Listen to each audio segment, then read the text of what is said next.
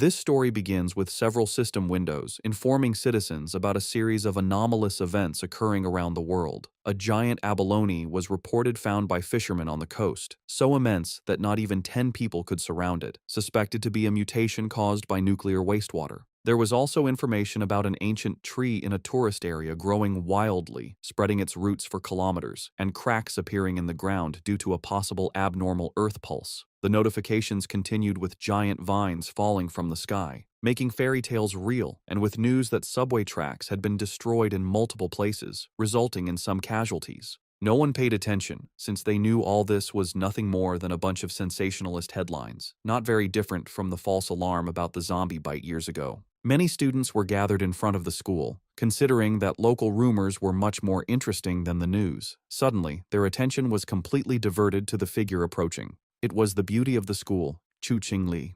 Immediately, the crowd wondered if she was finally about to break up with her boyfriend. According to them, the relationship was nothing more than an act of charity on her part. Chu Qingli had already been accepted into Qingcheng University, while her boyfriend hadn't even managed to get into a decent university. Because of this, their futures were on completely different levels. Chu Qingli approached Fang Yi and called his attention. Fang Yi turned around somewhat curious. With a cold expression, she explained that she had thought it over and their relationship wasn't realistic. School-time love always reached a point where one wakes up and realizes they are not meant for each other. A life together, according to her, required not only courage, but also compatibility. For all this reason, it was best to end things. She thought with disdain that no matter what he tried to win her back, it would be impossible. Fang Yi remained silent, and noticing this, people thought his lack of reaction was because he was so shocked that he had collapsed or lost his mind. After all, she was the beauty of the school. They expected him to be on his knees, begging for another chance. However, upon observing him, they simply concluded that he was no match for a rich and beautiful girl, a toad who coveted a swan. With a calm gaze, Fang Yi agreed to break up with her, leaving Chu Qingli and the others in shock. Seeing that she had nothing more to say, our boy turned his back on her and decided to leave. She panicked and called out to him. With a piercing gaze, Fang Yi turned around and asked what she wanted. While her eyes were shining with rage, she made it clear that she didn't care what he was thinking or what tricks he would use. She wasn't going back with him, and she wanted this to be completely clear. Fang Yi began to stare at her and asked her not to flatter herself, calling her the school beauty. Upon hearing this, her eyes widened in surprise, making her blush. The others were in shock at Fang Yi's attitude. Fang Yi was aware that Chu Qingli and the others had no idea what was about to happen. He knew that society's current rules, like money and education, would soon turn to ashes. They were unaware that he had returned from a future disaster, a man reborn in this timeline. Because of this, the Chu Qingli before him was, to him, simply a distant stranger from another life. Fang Yi left the school. He had more important matters to attend to. For him, school beauties and reputation were irrelevant, since everything was about to be completely reconfigured. The real crisis was one looming over all humanity on Blue Star. It all began the night before, when Fang Yi woke up and some strange cracks showed him the future, and then the system informed him that an aura recovery had been detected. Its full activation would take place in 364 days, 11 hours, and 59 minutes, and once this happened, the world would undergo an unprecedented transformation. Fang Yi was somewhat confused. Several figures appeared in front of him, and the system revealed that society's rules would be rewritten. The era of cultivators was about to arrive, and power would become the new standard. Our boy felt somewhat curious, extended his hand and asked who it was. Then a strange light began to appear in front of him. A system window appeared, explaining that it came from the confines of the universe and used top-tier algorithms integrated with cosmic secrets.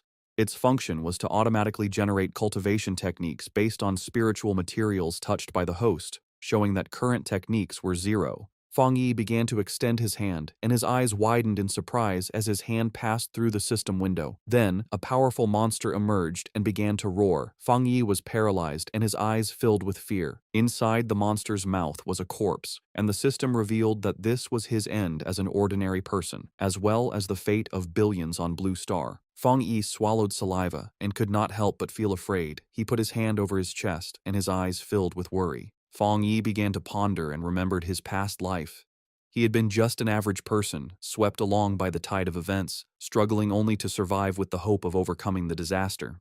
However, he witnessed the fall of his nation and the suffering of the people, and in the end, he could not escape from the mutated beasts. He remembered dying in despair, full of rage, and with a deep desire for revenge. His eyes began to shine with determination, as he thought that perhaps this was why he had been chosen by the system and brought back 1 year before the recovery of Aura. He began to extend his hand, knowing that at this moment, most people had no idea about the change that was coming. Fang Yi touched the fragments of the system and decided that he would use each anomaly caused by the aura to his advantage. The system began to initialize a new evaluation. The eyes of our boy began to shine as the system informed him that it had been successfully linked. A new path had been unlocked, and now everything in existence could be used as material. His mission was to collect powerful techniques and abilities to become a strong cultivator and save the world. In the city, people were informed that humanity now faced an unprecedented crisis. Answers could not be found in the past. The only option was to adapt with their own strength. Everyone was surprised, except Fang Yi. When he turned on his phone, he saw several notifications. He understood that the government neither confirmed nor denied the strange phenomena, limiting itself to telling people to prepare. This, he knew, was Jia Nation's subtle way of issuing a warning, since reports once considered mythical nonsense would never have gone viral in this way. His eyes filled with sadness as he began to remember the past. He knew that this indirect and silent approach by Jia Nation helped citizens remain calm and trust their country. It was a hard and slow method, but much more effective than the chaos and gunfire of neighboring nations. Then he remembered that the system had told him that he could use anything, which meant that he should go wherever anomalies occurred. His attention was fixed on the phone. It was the #1 trending news. The UV index at Qingcheng University had reached a historic record of the century.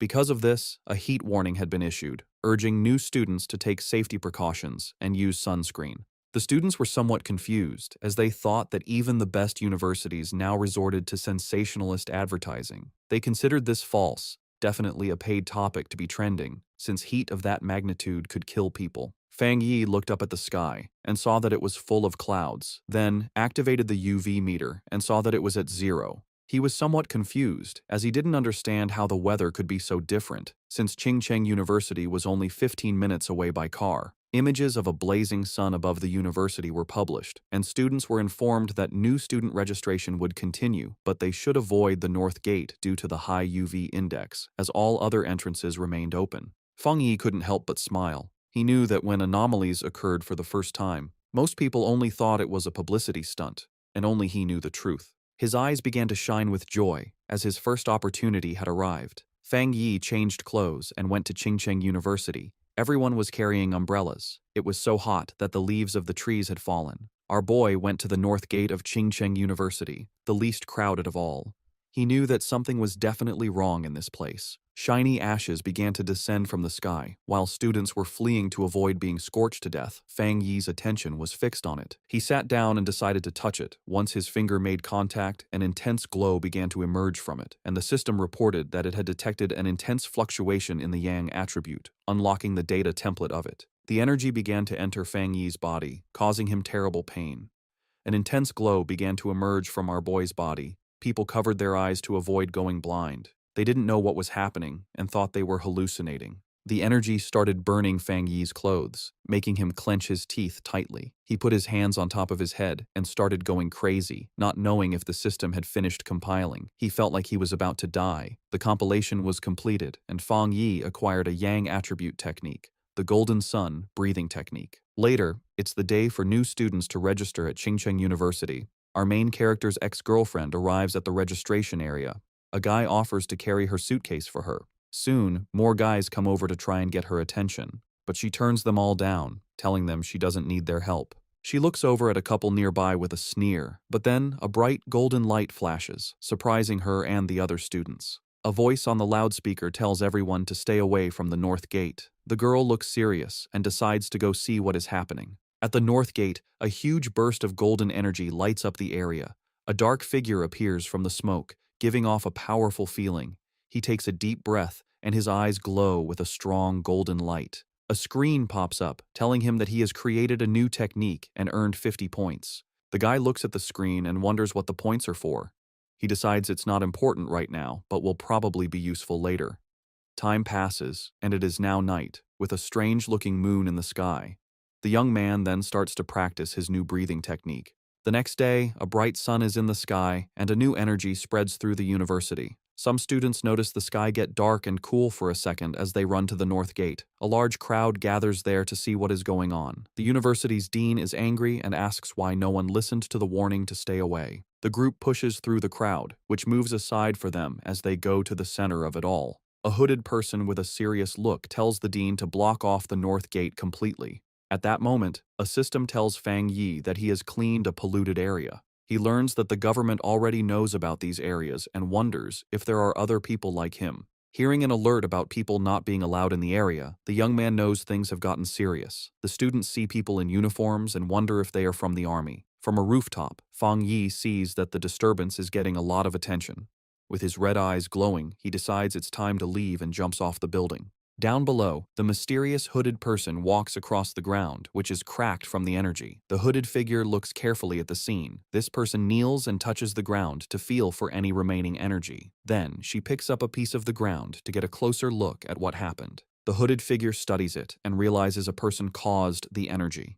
Just then, officials begin moving the students out, while the person in the hood watches from far away. In the crowd, the guy's ex-girlfriend is shocked to hear that only one person did this. At that moment, she sees a figure jumping away and wonders if it was her ex, but she quickly pushes that thought away. With his grades, he could never get into this school. Far away at Fang Yi's house, the sun goes down and night falls. Lying on his bed, the young man complains that his body is still hot, even after a cold shower. Because of the heat, he's afraid he won't get any sleep. He also worries that because of what happened today, someone might have noticed him. He then picks up his phone and sees a popular news story about a cultivation association. The young man remembers that everyone used to think it was just a joke on the internet. Just then, he remembers the hooded people at the university and thinks they must be from the association. Curious, he opens the news story to read the whole article. It explains the different cultivation levels, from ghost acts to total transcendence.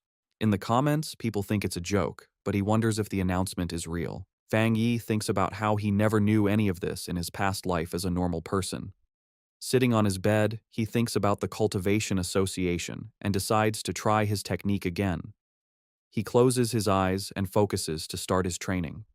In that moment, he begins to sweat as a strong, golden energy flows around him. He starts to float in his room, surrounded by a bright golden glow. A light shines on him. The first step is to strengthen his body to hold the power of heaven and earth. He successfully controls the energy and shapes it into a divine axe. His eyes glow brightly, and he smiles, feeling full of power. The system tells him he has reached the Dushui level and gives him 50 more points. The guy remembers the points and reads the screen, which says a new path is now open. The system explains that the points can be used to put the compiled data into any object. He thinks about the idea of putting power into an object and looks at his mug on the table. He holds his hand out toward the mug with a golden glow of power. The system asks if he wants to use 1 point to put the Yang attribute on the mug. He realizes this is like enchanting an item to give it a special power. The young man thinks that if he did this to a weapon, it would become his own special item for fighting. He decides that having a powered-up weapon will be very important for what is to come. The guy then finds a small sword on his shelf and decides to try the power on it. He thinks that if the test works, he will buy a real weapon to be ready for the monsters. Suddenly, a strange noise from outside the building gets his attention in the middle of the night. Outside, a dark creature with huge claws is watching Fang Yi's apartment. With glowing red eyes, the strange creature shows its sharp teeth in the darkness. It looks like a giant demonic rabbit and gets ready to attack the building. But inside the apartment, the guy has no idea that danger is coming. Lying in bed, the guy feels uncomfortable from his new cultivation technique. With his red eyes, he wonders where the sound, which was like a rat, came from. He thinks the sound is not from inside or from the pipes, and it might be a neighbor's pet. Walking through the living room, he thinks that with his better hearing, it is normal to hear the neighbors. Then the guy focuses his hearing to listen more carefully to the strange sound, but he soon realizes something is wrong and becomes alert. Fang Yi goes to the door and comes face to face with the scary creature right there in the dark hallway. In the hallway, the strange creature with red eyes appears and glares at him, ready to attack. He is startled and recognizes the mutated beast. A memory from his past life scares him. At the same time, a drone flies over the city at night, showing that others know about the danger. On top of a building, a girl complains that they still have not caught the rabbit that ate a rare fruit. With a lollipop in her mouth, the young woman seems very calm and confident about the mission. She then orders her team to keep sending her updates about the target she is hunting. After that, the mysterious girl jumps from the top of the building to begin the chase. Falling very fast, she moves with ease between the huge city buildings. Suddenly, the young woman feels the mutated beast's power and realizes she is getting closer to it. With her eyes glowing, she finally finds the creature and gets ready for a fight. The mysterious hunter lands hard on a rooftop, moving with amazing skill. Running down the side of a building, she gets the order to chase the target no matter what. With a perfect landing, the young woman continues her chase without stopping. Jumping from building to building, she warns that the creature ate a special fruit and might evolve. Just then, a man working late sees something fast go by his window and is very confused. He wonders if he is seeing things, but his boss yells at him for just standing around. Meanwhile, the hunter stands like a shadow in front of the moon on the 65th floor. Back in the apartment, Fang Yi faces the strange creature, which screams at him. With his golden eyes, he knows his body has changed, and now he can fight it fairly. The creature then attacks with its claws, but the young man dodges with amazing speed. Fang Yi thinks that his body has really changed, and now he can see the attacks in slow motion. With sun energy in his hand, he wonders why a mutated beast is here so soon. He then remembers things from his past life and faces the monster. The guy knows the creature has not fully evolved yet, and the night makes it stronger and angrier. So he rushes forward to attack, because he has to stop it, or everyone in the building will die. Fang Yi manages to grab the creature with his hand full of energy. With surprising strength, the guy bites the strange creature without any fear. He holds the monster tightly, and his golden eyes shine with a cold, focused look. Then the young man spins the creature in the air and realizes its tail is its weak spot. Taking his chance, he grabs the beast's tail with all his strength. Fang Yi throws the monster against the window, and it shatters from the force. With his fist glowing gold, he gets ready to land a powerful punch. The guy shoots a beam of energy that hits the creature right in the air. The monster is then completely covered by the bright golden beam of light, but the strange creature grabs the golden energy with its claws and tries to take its power. Fang Yi then realizes the monster is trying to steal his yang power, and he fights back. He thinks the power of the sun is too strong and that the rabbit is just destroying itself. Soon after, a golden explosion covers the monster, which can't handle that much energy. In the building next door, a couple wakes up from the noise, and the man wonders if it was thunder. He then goes to the window to check, but sees nothing strange outside. Our hero lands on the floor, surrounded by what is left of his golden energy. The young man thinks that the creature was like a starving ghost trying to eat his power. After the fight, the monster's eye falls to the floor, letting out a weird black smoke. With a serious look, he stares at what is left of the creature he just defeated. Without thinking twice, the guy stomps hard on the eye, crushing the rest of the beast. He understands that the creature of the night was desperate for his opposite Yang-type power. The young man thinks that if he were normal, the monster would have easily eaten everyone in the building. With that, he knows he needs to learn more techniques to face the dangers ahead. Meanwhile, a mysterious girl jumps through the air in the moonlight, looking like a hunter. With amazing speed, the young woman runs very fast down the side of a building. When she gets to the scene, the mysterious hunter's eyes open wide with shock. Standing there in the middle of the night, she wonders if someone else defeated her target. Kneeling on the ground, she notes that the target has been destroyed, and that she will try to get the night attribute back. But as she touches the monster's remains, she is surprised by a golden energy that is still there. The young woman then feels a strong heat and a burning power that makes her pull back right away. The young woman remembers the energy from the university gate and understands that this is not a coincidence.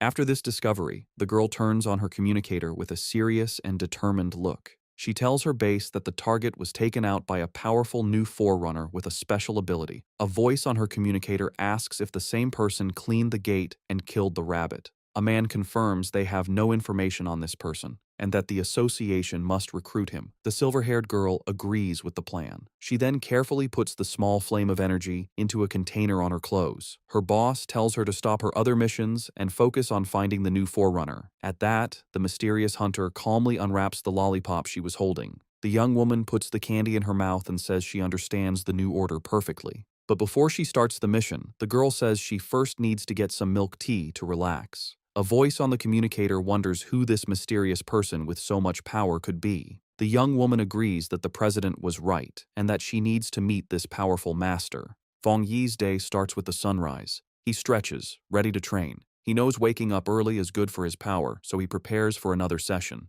The fighter uses his breathing method, taking in the morning's golden energy. As the energy fills him, his eyes glow with golden power. He enters the Ghost Axe realm and feels the technique's power appear. A sudden burst of energy surprises him. He realizes he's getting stronger again. Power flows through his body, and he focuses to control it.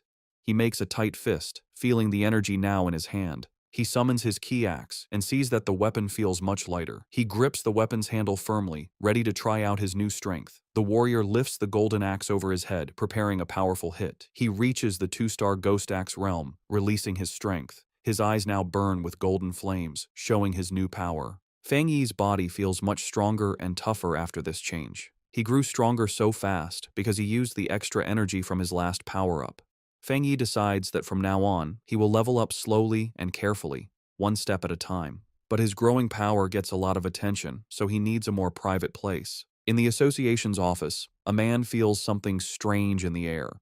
He sees the change in the sun's energy and wonders if it's the new guy again. Feng Yi finds a quiet spot by a river to continue his plans. A system screen appears, and he confirms he will add a special quality to his weapon. He remembers trying this with another item, but it couldn't handle the power. This time, the new blade works with his energy, making a strong connection. A system message confirms the item encoding worked. Excited by his new weapon, he gets ready to test its amazing power right away. The test result shocks him with the incredible power the sword let out. A huge golden beam of light shoots from the blade into the sky. The warrior lands with his sword in flames, feeling the power flow through him. He almost starts a fire with that swing and sees how dangerous his strength is.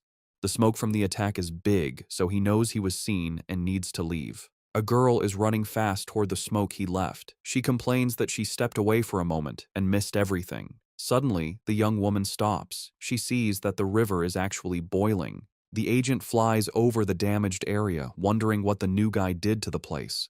She can already imagine being told off, since everything has gone wrong since he appeared.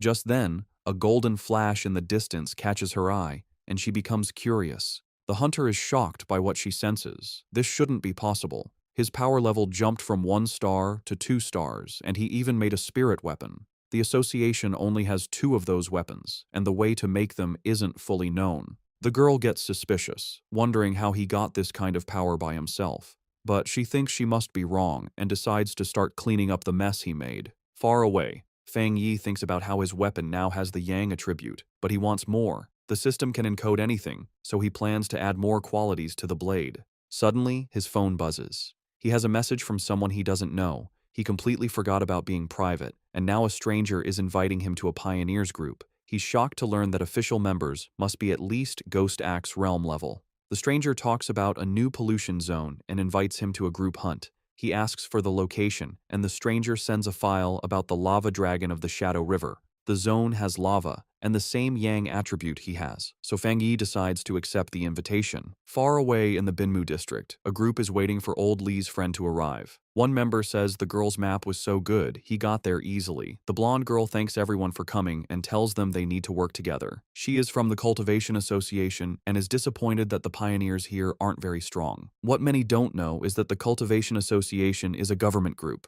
Getting into the group was hard and required her family to ask for favors, so she hates to fail. Just then, one of the explorers sees the newbie arriving and calls him by his name, Fang. Feng Yi makes a strong entrance with his new sword and introduces himself to the group. The agent is startled by his power, but sees his aura isn't scary, but warm. Since the team is all there, the leader gives the signal, and they go toward the cave entrance. Feng Yi decides to go first and asks the blonde agent to take care of the light. The group walks through the cave, and one of them warns Fang about the loose rocks.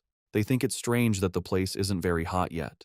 Feng Yi reflects on how quickly the team accepted him and feels that their friendship is real in these hard times. Feng Yi keeps moving forward, and the ground under his feet starts to change color, showing that danger is near. Suddenly, they get to a huge opening and are amazed to see a river of boiling lava right in front of them. Without hesitating, Fang rushes toward the danger and the blonde agent yells at him not to be so reckless. To everyone's surprise, the warrior pushes his sword right into the lava. The explorers panic and scream for help. A fiery explosion throws the team back, and Fang Yi's system detects a worldwide problem and starts to analyze the information. As he plunged his sword into the lava, Fang Yi's system analyzed the anomaly, revealing a new power, the inner flame, with an extremely high internal temperature and explosive properties, and the Scarlet Flame sword technique, which unleashed its power when the blade was drawn, coating it in fire and lightning. Resolved, Fang Yi gripped his sword. His eyes and the blade glowed with fiery power, a perfect technique for his Tang sword.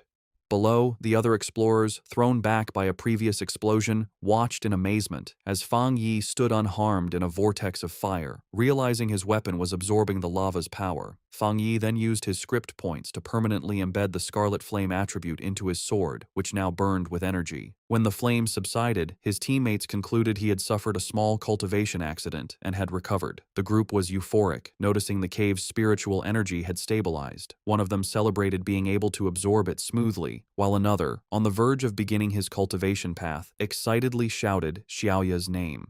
The blonde agent, Xiaoya, encouraged them to train while she kept watch, and the team thanked her for the opportunity. The peace was interrupted when Xiaoya detected figures approaching the entrance, warning that other pioneers were arriving. 3 muscular men entered, led by one with an eye patch and glowing red eyes who arrogantly declared the resource-rich land was now theirs. Xiaoya grew worried, recognizing all 3 newcomers were at the 1-star Ghost Axe realm, a level her team couldn't challenge. Despite the danger, Xiaoya tried to reason with them, politely stating they had arrived first and even offering to let them join. Her diplomacy was met with contempt. The eye-patch-wearing leader mocked her low level and ordered them to get lost or face the consequences.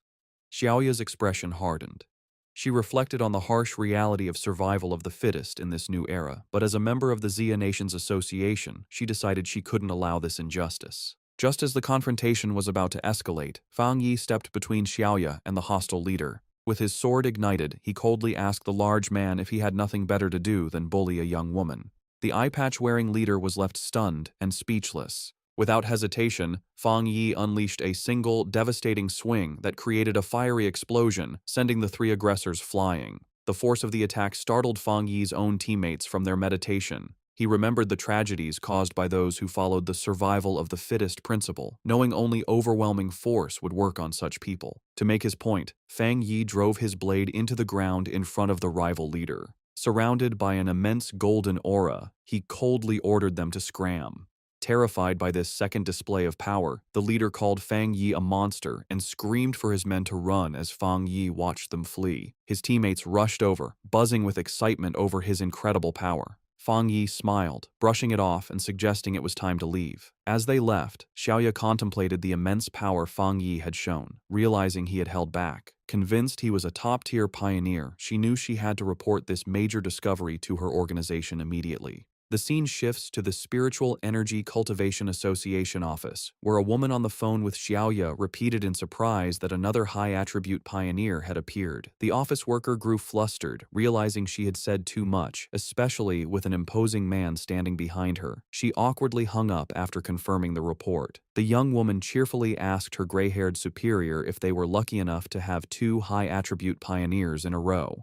He, however, grimly corrected her that luck had nothing to do with it, explaining that every high-attribute individual is destined to become a new center of power, a responsibility that stressed him immensely. Under a sunny sky, Fang Yi returned to the city. He tried to disguise himself as a cosplayer, but his powerful presence and authentic sword only drew more attention. His walk was interrupted when he saw on his phone that news of the cave incident had already gone viral. He chided himself for his carelessness, knowing the eruption of his internal flame was too noticeable. Dismissing the idea that his teammates would betray him, he focused on a more urgent matter. The massive yang energy he had absorbed was pushing him toward a new breakthrough. He needed to find a secluded place immediately and headed for the back mountain. 5 minutes later, on that same mountain, a silver-haired young woman named Su Qingying, a garden restoration expert, felt a sudden, powerful presence. She saw an intense burst of light, like a miniature sun, and recognized the signs of a cultivator breaking through to the 3-star Ghost Axe realm. The scale of the energy astounded her. She'd never imagined a breakthrough of that realm could be so monstrous. Driven by a sense of duty and a flash of recognition, she raced toward the disturbance, vowing to catch the mysterious individual this time. High on the mountain, Fang Yi was focused on his breakthrough.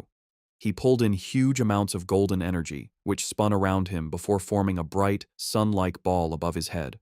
As he meditated in the air, the power behind him formed a complex, star-shaped divine shape.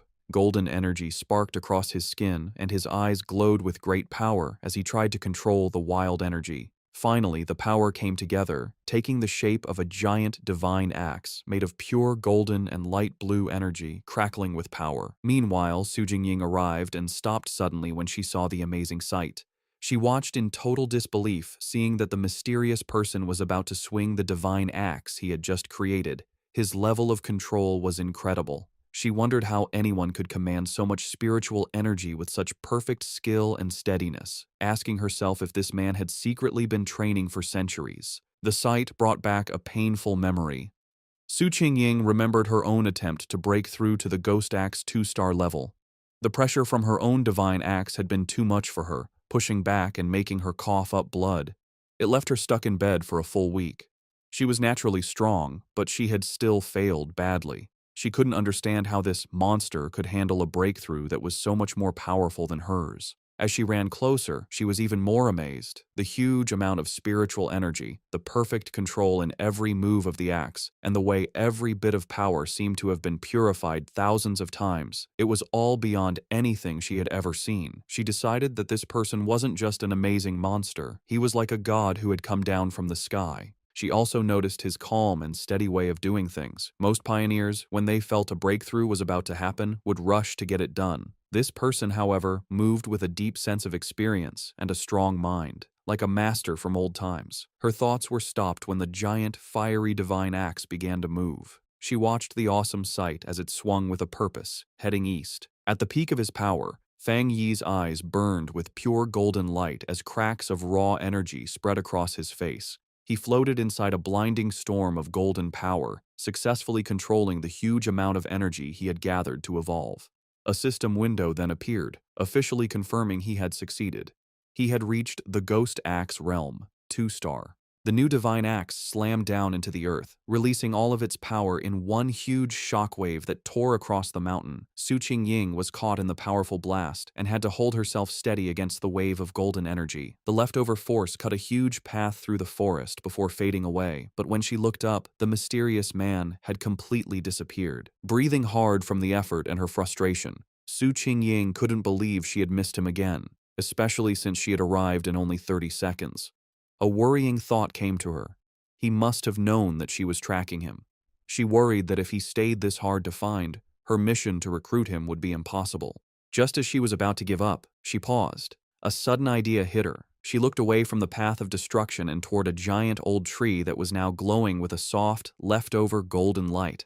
With a new feeling of certainty, she called out into the woods that seemed empty, calling him Senior and asking if he was still in the area. From the shadows of the forest, Fang Yi appeared, his hooded body giving off a cool confidence. His glowing red eyes were on Su Qingying. He immediately knew she was the person who had been looking into him for the past few days. Seeing she had been found, Su Qingying stood her ground and properly introduced herself. She said she was the captain of the Firefly Squad, a part of the Spiritual Practitioners Association of Xia Nation, and also one of the nation's first pioneers. On behalf of the association, she sincerely invited him to join them. She admitted she had been following him for 2 days and hoped her methods hadn't made him think badly of her. As she spoke, Fang Yi stayed quiet, and his face was hard to read under his hood. Su Qingying added that while the public didn't know yet, all the official papers for the association were ready. Inside, however, she was very nervous, choosing her words carefully, and worrying if she was bothering him or making the powerful man angry. She knew she had to sound soft and respectful. Her carefully planned speech was cut short by Fang Yi's simple, direct question.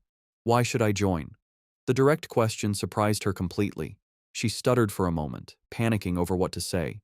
She quickly saw that empty, nice words would be useless against someone so smart. The truth was her only choice. Pulling herself together, she explained what the association was for. She told him that the Xia nation wanted to gather and unite all the early pioneers, to guide them on an organized path and also give them extra protection. She knew that growth was messy right now, and that an association might feel like a cage to a free spirit like him. But she asked him to look at the bigger picture. A great return of spiritual energy was coming, and they would all need to stand together to face the unknown enemies of the future. After listening to her passionate speech, Fang Yi leaned casually against a tree, looking tired and uninterested. He told her plainly that he was not willing to join. He explained that, for now, he still couldn't bring himself to fully trust her or the association she represented. Su Qingying was left completely stunned and speechless by his direct refusal, her eyes wide with shock. Facing his refusal, Su Qingying grew desperate. She quickly pulled out her identification card from her jacket.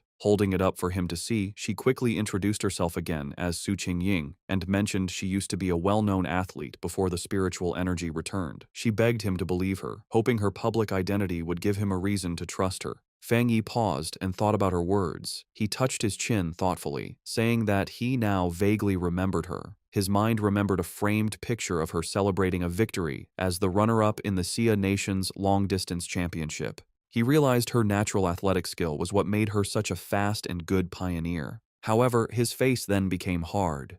A dark memory from his previous life came to mind, showing a vision of a ruined city. He knew that in his original timeline, the Xia Nation's work, including the association, had failed in the end, leading to the end of humanity. Now that he had returned with his system, he knew he had to be part of the solution, but joining the association at this point was not the right move. Putting on a more thoughtful look, he looked back at a hopeful Su Qingying and confirmed that he did remember her. He told her he would think about her offer, and before she could answer, he jumped into the air and sped away from the spot. Just as quickly, he reappeared right behind a startled Su Qingying. He gave her a firm condition. She must keep his location a secret from everyone for now. In his mind, he studied her respectful behavior and guessed that the association was careful about upsetting powerful pioneers who weren't with them. He saw this as a weakness he could use. Su Qingying suggested a deal. She explained that the association had detected the energy from his breakthrough and that she had to file a report. She suggested sending a report that was a mix of truth and lies to protect his identity while keeping her bosses happy. After a moment of thought, Fang Yi agreed to her plan. Su Qingying tried to call out to Fang Yi as he agreed to her plan, but in the blink of an eye, he was gone. She ran down the mountain slope after him, but it was no use. Tired and annoyed, she walked alone on a forest path, muttering in frustration about how many times she had failed to catch him and how he was now trying to avoid her. She sighed, complaining about the tiring work of erasing the powerful energy signs he left behind after every incident. Her thoughts were cut short by a voice in her earpiece, telling her to stop worrying about the hard-to-find pioneer and remember the mission she was on. The voice seriously told her that the strange creatures had appeared again. Su Qingying froze, her eyes wide with shock as she asked if they were really back. A scary memory flooded her mind, showing her surrounded by a crowd of terrifying wolf-like creatures with bloody mouths and glowing red eyes. She thought to herself that she would never forget those strange, bloody beasts. The story explained what they were. Cold, evil, and bloodthirsty monsters, born from the pollution zones made by the spiritual energies return. They got power from these zones, turning into monsters that ate humans. Some could even hide as natural disasters, killing anyone as they split up lands and made new pollution zones. If they weren't stopped, their very destructive nature would let them keep eating the human world until nothing was left. A heavy storm suddenly hit the city.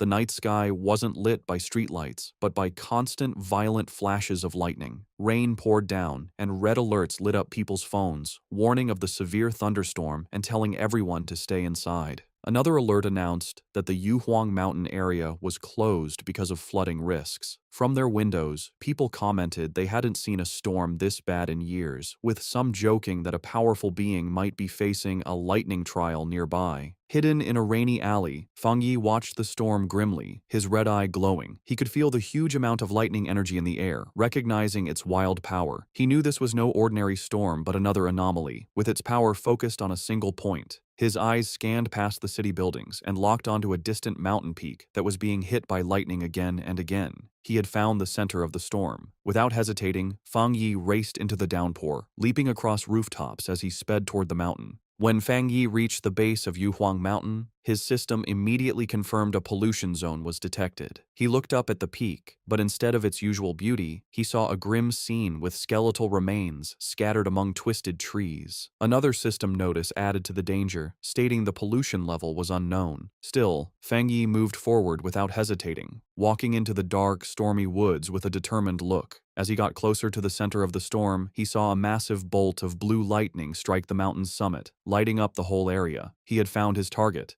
Inside the Spiritual Practitioners Association's command center, officials held a tense meeting. A large screen showed a vortex of blue energy over a mountain peak. An official reported that the danger on Mount Yuhuang was rising quickly, so they had to close it off and call it a new contamination zone. The grim-faced association leader said the situation was so critical, he had to pull Su Qingying from another important mission. He asked her to report on what was happening. Su Qingying told the officials that it was currently impossible to climb the mountain, as the unstable thunder energy was about to explode. Because of this, the area was officially classified as an A-level contamination zone. She continued with more worrying news. Based on how fast the energy was growing, the mountain would soon be an S-level threat, which would start their highest emergency plan. But she pointed out a major problem. Based on their data, no explorer they had could safely get near the area, admitting that not even she could handle it. A wave of shock went through the room, as calculations showed the mission would mean certain death even for highly advanced explorers. Facing this impossible situation, a man in a security uniform ordered the foot of Mount Yuhuang to be completely sealed off, with patrols sent out 24/7 to stop anyone from trying to climb it. The association leader firmly agreed. He declared they had to stop the threat by sealing the mountain and that no one could go near it until the energy concentration dropped.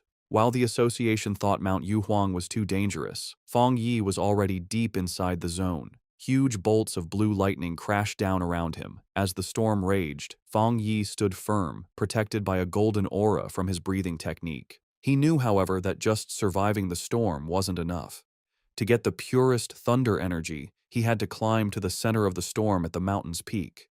His decision was fueled by dark memories of the past. He knew that the creatures they faced now were just the beginning, and even more terrifying monsters would appear in the future. He realized that his current fire-based powers were not enough for the challenges to come. He had to become stronger himself, not just rely on his weapon. Surrounded by the lightning, Fang Yi saw a rare and perfect opportunity to use the thunder energy to strengthen his own body. Fang Yi knew if he didn't take this chance to get stronger, he would face certain death from the disasters to come. His eyes glowing gold, he drew his flaming sword and, with a defiant roar, plunged it directly into a massive bolt of blue lightning. The wild energy surged through him, causing terrible pain, but his face remained determined. His body shook violently as the electricity coursed through him. He realized this thunder power was like a divine punishment, actively fighting against him. The storm was furious that he had entered its territory and seemed to demand that he give up. Staring at the chaotic sky, he wondered how he could possibly make such a raw force obey him. Then, he had an idea.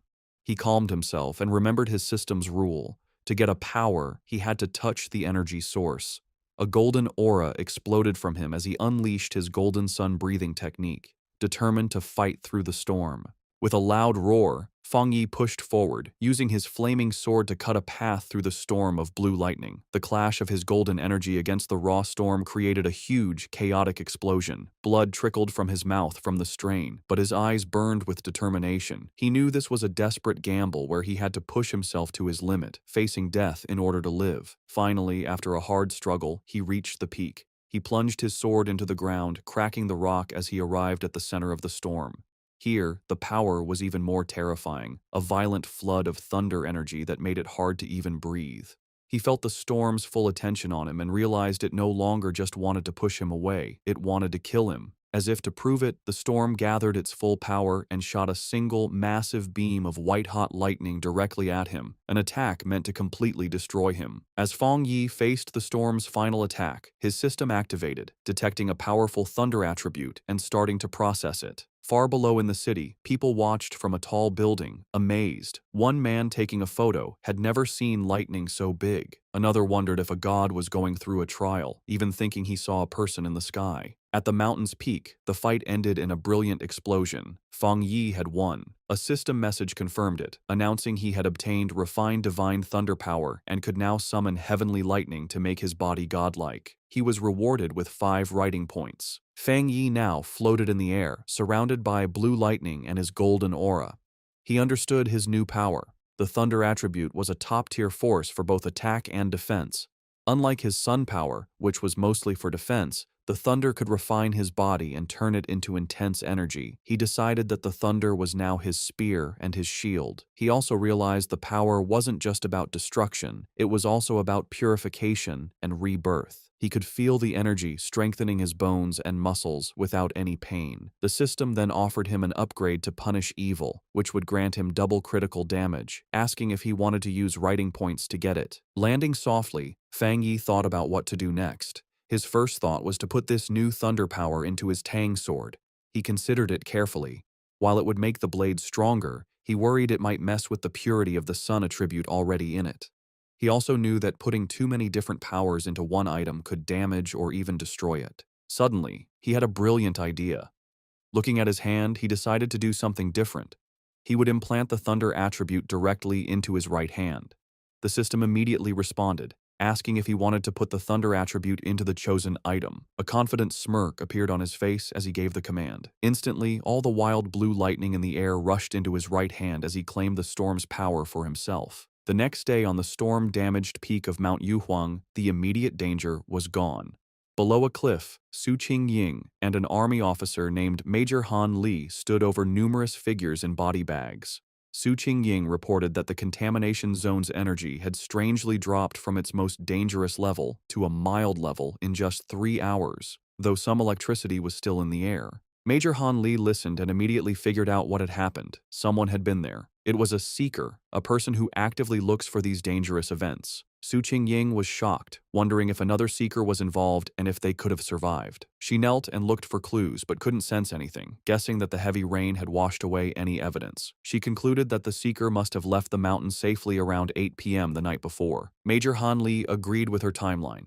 The strange event began around 6 p.m., and the army sealed the mountain at 7 p.m., so the seeker must have climbed the mountain before it was closed. He noted that their instruments predicted the danger would reach grade S, but after 8 p.m., the energy suddenly dropped. Standing where the lightning had been strongest, the major added his own theory. He believed the seeker not only survived the lightning, but probably had a thunder-related power, turning the disaster into a great opportunity. He concluded this person was the direct cause of the sudden change. The major then shared his biggest worry. People like this were the most dangerous because they didn't know whose side they were on. Su Qingying agreed, adding that if such a powerful person was a threat, the disaster they could cause would be huge. They had to be found quickly. Miles away, sitting on his couch and unaware of the military operation now focused on him, Feng Yi let out a sudden, loud sneeze. Back on the mountain, Major Han Li made his decision. He gave a firm order to his troops. Find this person immediately, at any cost. As his command was given, he assigned the mysterious target his temporary codename,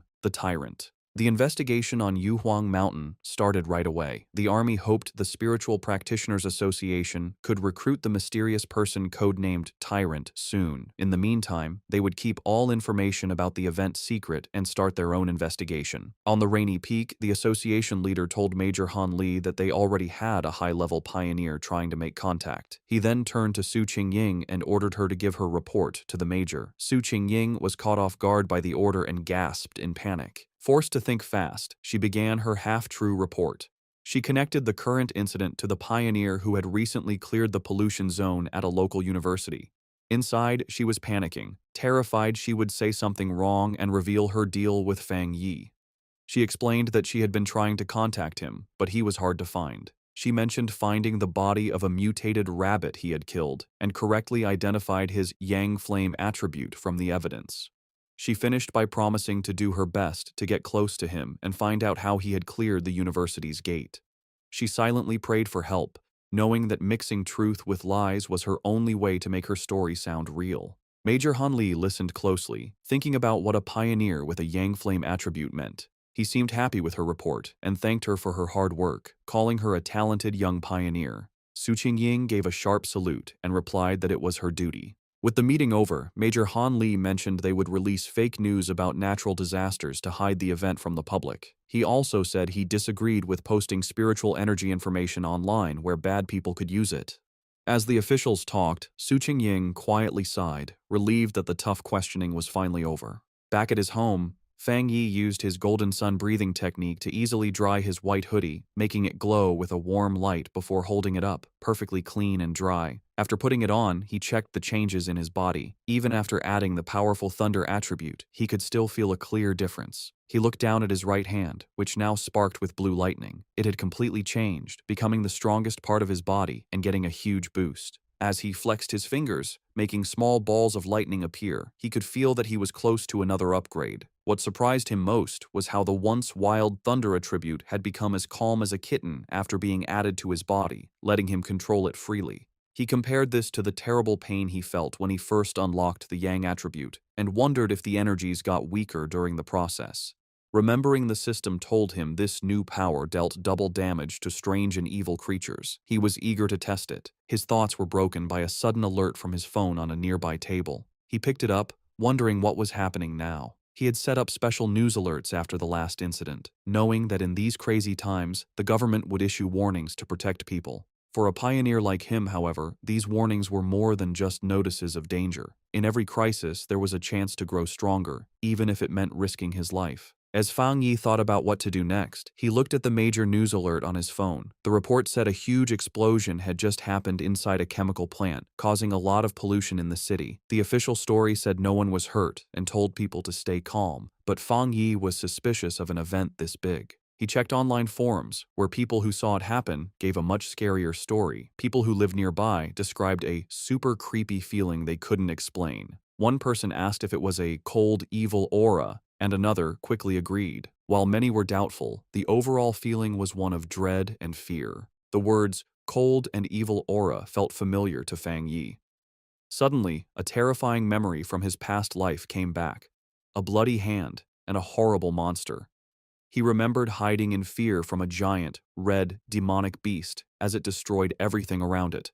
The creature, a gross, multi-eyed rat-like monster, was a threat he knew too well. Back in the present, he looked serious. He remembered the nature of these creatures. They were plants or animals that changed in a strange way after becoming self-aware, their power going wild and giving them terrifying hunting and killing abilities. They loved to appear in the dark of night. Realizing this new threat was 100 times more dangerous than the mutated rabbit he had fought before, Fang Yi knew he had to do something. Clenching his fist, which sparked with his new blue lightning, he decided he would go out that night to stop these creatures from surviving and getting stronger. Standing up, he was surrounded by blue electrical energy. It was time, he decided, to test his new 200% critical hit ability in a real fight. On a dark and stormy night, rain fell on the empty city streets. As a traffic light changed, a blur of motion sped across the wet road, a squad of cloaked figures moving with amazing speed. These were the members of the Destroyer Squad, and they were hunting. One member reported to their headquarters that they were tracking Anomaly File Number 7, codenamed Candle Knight, but had lost the target. The creature's known ability was to blend into the darkness, making it very hard to follow. The squad member added new, scary details to the file. The anomaly made a faint sizzling sound when it was close and liked to eat humans. As lightning lit up the sky, the squad landed on a rooftop to look over the city. Their leader, a determined man with light hair and a scar on his face, knew the stormy weather was perfect for the creature's hunt. He said with grim certainty that they could not let that happen.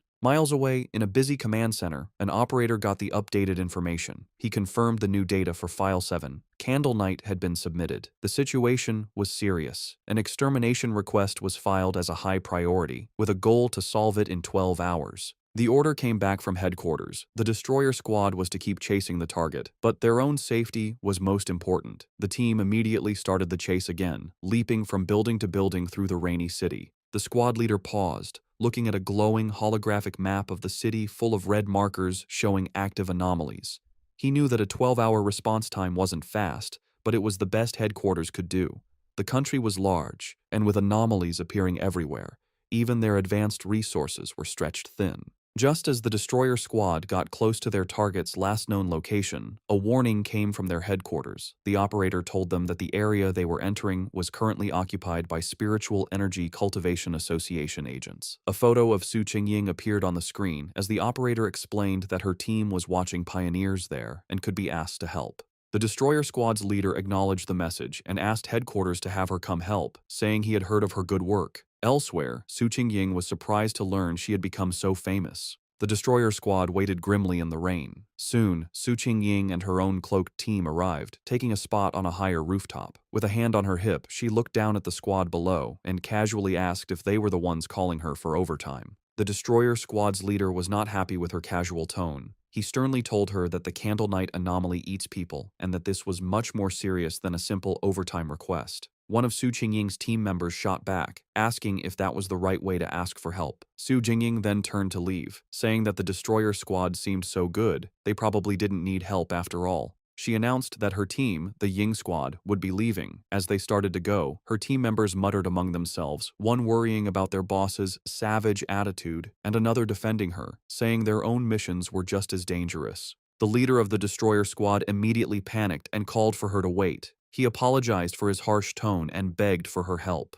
He explained just how dangerous Candle Night was, and that without her famous tracking skills, they would be at a great disadvantage. He stressed that if his team failed, the people of the city would be the ones to suffer, as the monster would kill them all. After agreeing to work together, the two teams stood on a rainy rooftop, ready to hunt. Su Qingying concentrated, and a glowing blue ball of energy appeared in her hand. She announced she had found the creature. The orb's energy expanded, showing the monster's location. Hidden in the dark, wet ruins of a chemical plant, the monstrous, multi-eyed rat-like creature called Candle Night was eating something. Its file noted that it liked darkness, dampness, and eating people. With the target found, Su Qingying gave the command for the joint operation to start. The creature's senses were sharp, and it instantly looked up, aware of their presence. It jumped away, just as an attack hit the ground where it had been. A member of the destroyer squad said the target had spotted them and ordered the team to form up. The squad members moved with incredible speed, their cloaks blurring as they chased it. They surrounded the creature from all sides, and with their prey trapped, they shouted together, ready to attack. One of the destroyer squad members lunged forward, shouting the order to attack. He hit the creature hard, sending it crashing into a pile of rubble. But instead of being weaker, the monster's body began to change, its back erupting with red sores and black spikes. With a furious shriek, the enraged Candle Knight fought back, creating a vortex of dark energy. Su Qingying desperately shouted for the teams to watch out for the sound wave and dodge. Her warning was a moment too late. A powerful sonic blast erupted from the creature, sending the squad members flying back. The destroyer squad's leader was thrown from the rooftop, crashing onto the street below. One of his team members rushed to his side. The leader pushed himself up, bruised but alive. He admitted that if he hadn't moved back at the last second, his bones would have been broken. He knew they were in grave danger. If the creature stayed in the city any longer, it would cause a huge disaster.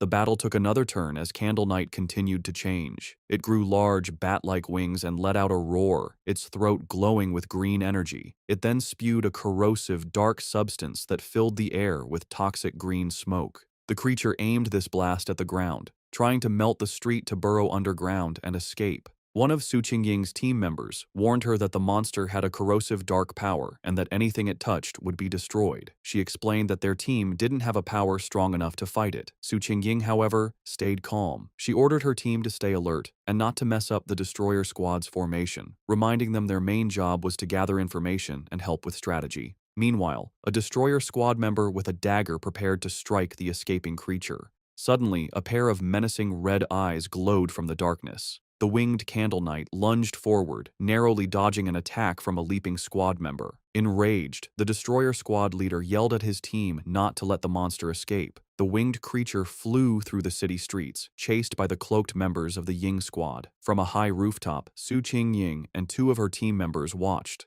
Suddenly, she sensed a sharp increase in spiritual energy from the creature's direction. Realizing something important was about to happen, she ordered her team to stay outside while she followed it in by herself. The chase led them to a large, dark, abandoned factory. Inside, Su Qingying said she would scan the area's spiritual energy.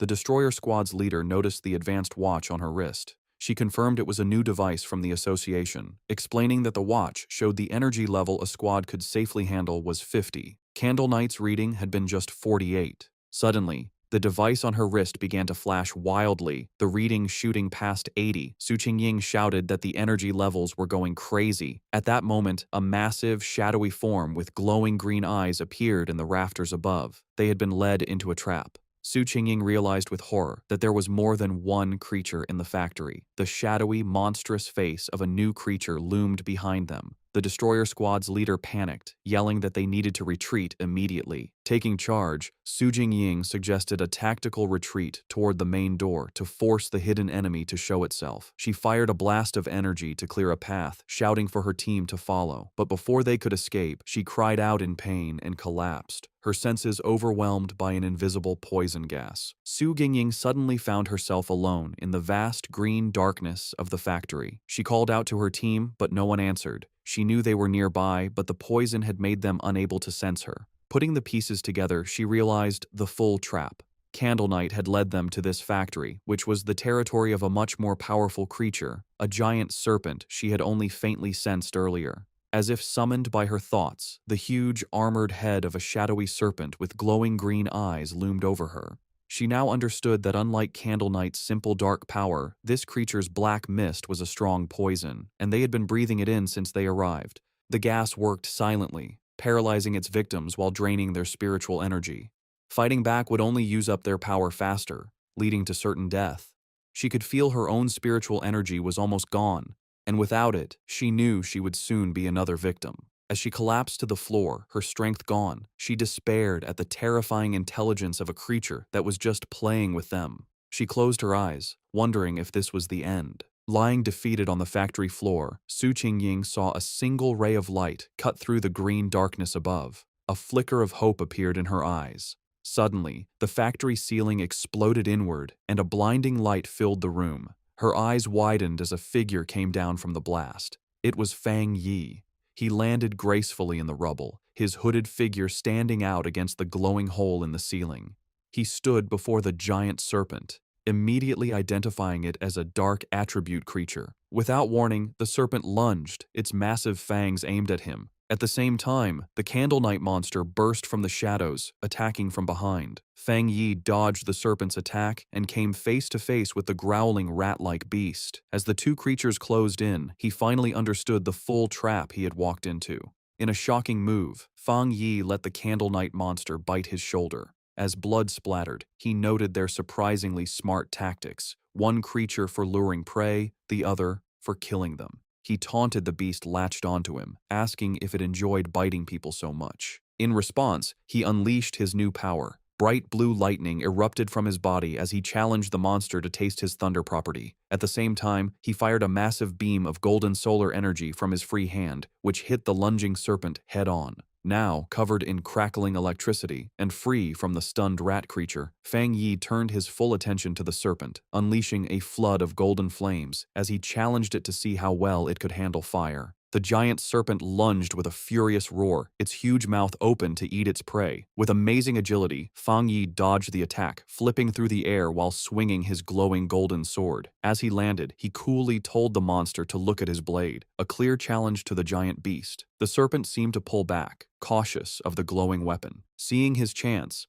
Fang Yi counterattacked. Leaping through the air, he delivered a powerful slash to the serpent's face, his sword covered in the crackling blue energy of his thunder power. The force of the blow was huge, but the result wasn't what he expected. Instead of crushing its skull, the creature's head split down the middle, revealing a second identical head underneath as if it were shedding its skin. Fang Yi landed on his feet, his eyes wide with surprise at this strange development. The creature's split head then pulled apart completely, shedding its outer layer to reveal its true, healed form. As green energy pulsed in its neck, Fang Yi knew the fight was far from over. The serpent reacted with shock and pain as the leftover thunder energy from Fang Yi's sword ran through its body. It roared in fury as the electrical energy grew stronger, overwhelming its dark power. Watching the creature twist in pain, Fang Yi gave a small, confident smirk. He knew he had the advantage, as he had already sensed this serpent's dark aura was stronger than Candle Knight's. He then revealed his clever plan. When he attacked with his sword, he had held back the full force of his fire. Instead, he had used the blade to carry and channel the thunder power from his hand directly into the snake's body. He compared the two creatures, realizing this serpent was a far more dangerous and evolved monster than Candle Knight. Suddenly, he felt a sharp pain in his shoulder where the rat creature had bitten him. He hissed, looking down to see strange purple snake scales growing from the wound. He understood immediately. Just as he'd thought, this was a smart, mutated species. Its poison, delivered by its partner's bite, had a paralyzing effect that let it kill silently. He could feel a sharp pain from the wound, but he also felt his Golden Sun breathing technique working to fight the venom. With a determined look, he knew he had the perfect counter. The Yang Flame power could dissolve the poison, the Golden Sun technique would protect and heal his body, and the Thunder power would purify anything left. As the energy from his powers pulsed through him, Fang Yi recognized the benefit of his combined abilities. The mix of his Yang Flame and Thunder powers now gave him a clear pain signal to any poison, acting as an early warning system. He knew he was lucky. For others, the serpent's sneaky poison would have been impossible to cure. He guessed that for the serpent to have grown so large, it must have relied on surprise attacks. He thought of the monster's den, filled with the skulls of its victims. With Candle Knight acting as the perfect bait, the two creatures had become a deadly trap even for top pioneers, which explained why so many had disappeared.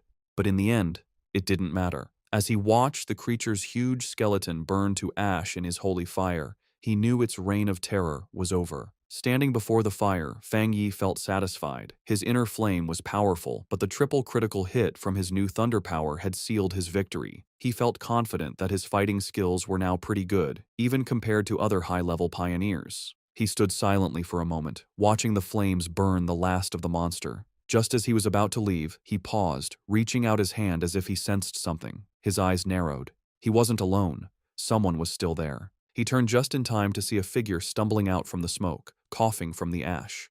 It was Su Qingying. She stood silently, covered in soot and clearly tired, but she was alive. As the smoke cleared, Fang Yi found himself looking at the unconscious members of the other squad, with Su Qingying sitting among them. He recognized her as the agent from the association and coolly told her that there was no need to pretend. He added that her playing dead act needed work, which surprised her. Embarrassed, Su Qingying covered her face. Realizing this was the same powerful pioneer she had been tracking, she tried to make an excuse, claiming she woke up from the smell. Fang Yi, however, wasn't fooled. He complimented her, pointing out that while her teammates were out of energy, she was strong enough to keep a small reserve to protect herself. If she had really been unconscious, he explained, she wouldn't have been able to smell anything. Flustered, Su Qingying could only offer an awkward thank you. In her mind, she was amazed.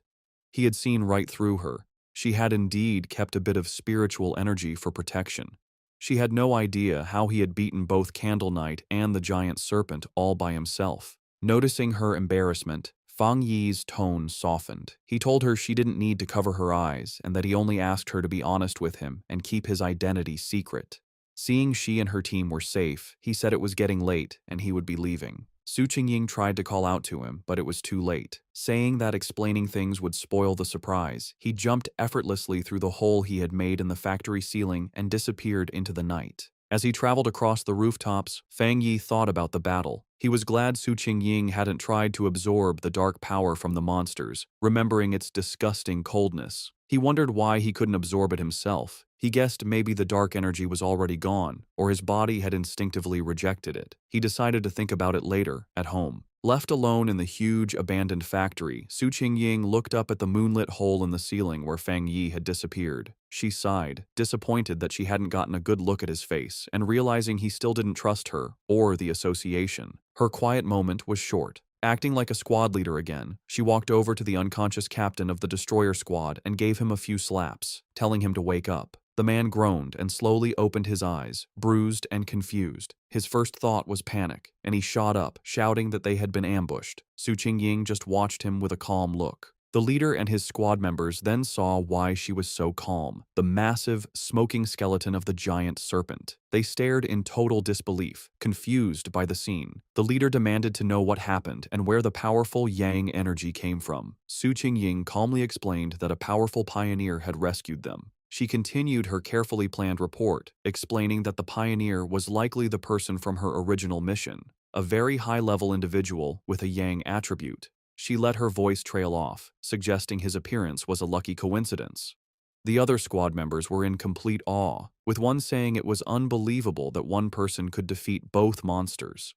Su Qingying added that she hadn't managed to recruit him yet, and that he had even managed to track her back, which only made him more mysterious. Getting back to their grim job, the destroyer squad leader asked where Candle Knight's body was. As he began using a green energy technique to clean the scene, he said they needed to collect the remains for the association. As the squads began the cleanup, the destroyer squad's leader used a green orb of energy to gather the strange, dark remains left from the battle. As he stepped forward, he accidentally crushed a piece of debris on the floor, which suddenly exploded in a blast of bright blue electrical energy. He jumped back in pain, yelling at the force of the shock as Su Qingying looked on in surprise. This new discovery only made things more mysterious. The remains, which they now realized belonged to Candle Knight, were crackling with leftover electricity. The squad leader turned to Su Qingying, questioning her report. He reminded her she had said the Pioneer had a Yang attribute, yet this incredibly strong electrical power told a different story. The two leaders knelt to look at the electrically charged body. Su Qingying was stunned by the pure strength of the thunder power left behind, confirming it was a high-tier power. This led the destroyer squad's leader to a new idea. Maybe two high-level pioneers had appeared, one to kill the serpent and another to kill Candle Knight, before leaving together. Su Qingying knew that wasn't right. She struggled with how to explain the unbelievable truth, remembering the image of the lone pioneer holding both crackling blue lightning and roaring golden fire. She knew no one would believe that a single person could have two different top-level powers. Having just one made you a genius. Having two was almost unheard of. The impossible proof was right in front of them. The burning skeleton of the giant serpent was the work of a Yang flame walker, while the electrified body of Candle Knight was the clear mark of a thunder tyrant. The combined squads could only look on in complete disbelief, wondering what kind of monster this mysterious pioneer really was. As reinforcements from the association arrived, Su Qingying was glad she had left team members outside. If she had been inside too long without checking in, they would have reported her missing. She grimly realized the rescue team now at the scene had originally been sent to collect their bodies. Her two subordinates, who were knocked out by the serpent's poison, finally woke up. They scrambled to her side, crying with relief that their captain was still alive. With the threat gone, the association's team began their work. Their job had changed from a rescue to a forensic investigation. Using advanced scanning tech, they carefully analyzed the leftover spiritual energy and the battle signs, trying to piece together what happened for their report back to headquarters. Soon, one of the specialists approached Su Qingying and the destroyer squad's leader with his findings. He reported that after comparing all the data, from fighting habits to the way both monsters were killed, there was a 99% probability that one person was responsible for killing both of them. The two squad leaders stared at each other, their faces showing both shock and serious concern. The other squad members murmured to each other in disbelief. They were processing the fact that they had been saved by a pioneer with two different high-tier powers, something they never thought was possible. They knew either monster could have easily killed them all, yet this powerhouse had finished them both off, seeming to use single strikes. The power difference between them and this mysterious person was just ridiculous. Understanding the huge importance of this discovery, Su Qingying contacted her superior. She reported that the information on her target had been significantly updated. Looking up at the hole in the ceiling, she confirmed that the mysterious pioneer from the university and the powerful individual codenamed Tyrant were, in fact, the same person. Back in his office, the association superior listened calmly to her report. After thinking about the information, he gave a new command, telling Xiao Su to pause her mission for now. He explained that the pioneer had saved her team, killed the monsters, and secured the area. These were not the actions of an enemy. He added that he and Old Han, Major Han Li, didn't agree on the matter, and for her own safety and to avoid leaving a bad impression on their powerful potential ally, she was to stop all contact with the Tyrant for the time being. While on the phone with her boss, Su Qingying, though she had agreed to pause her mission, couldn't help but add one more piece of information. She told him she had one more theory, based on what happened when she had tracked Tyrant to the back mountain where he was advancing his power. Her boss, interested, asked her to explain. She explained that during that encounter, she had sensed an incredibly strong aura where he was active. At the time, she suspected he might have a spiritual weapon but thought it was unlikely. However, now that it was confirmed he had two high-tier powers, the possibility seemed much more real. The association superior was surprised by this new information, questioning if the pioneer really had a spiritual weapon. He quickly became skeptical, leaning back and saying it was highly unlikely. He argued that no matter how talented, a solo pioneer couldn't possibly have such a rare item without outside help. Furthermore, he added, the team had found no traces of a third spiritual energy, which would usually come from a separately made spiritual weapon. Su Qingying quickly corrected him, clarifying an important detail. The spiritual weapon aura she had sensed during her first encounter with him was clearly a yang attribute. This new information completely changed things. The superior's eyes widened as he understood what this meant. If the weapon's attribute came directly from the user's own yang energy, it meant he wasn't just using a weapon, he was creating it. This led to an amazing conclusion. If he could create his own spiritual weapons, then he had to be a spirit creation realm cultivator. Such a being could theoretically do this alone, but that level of power was almost mythical.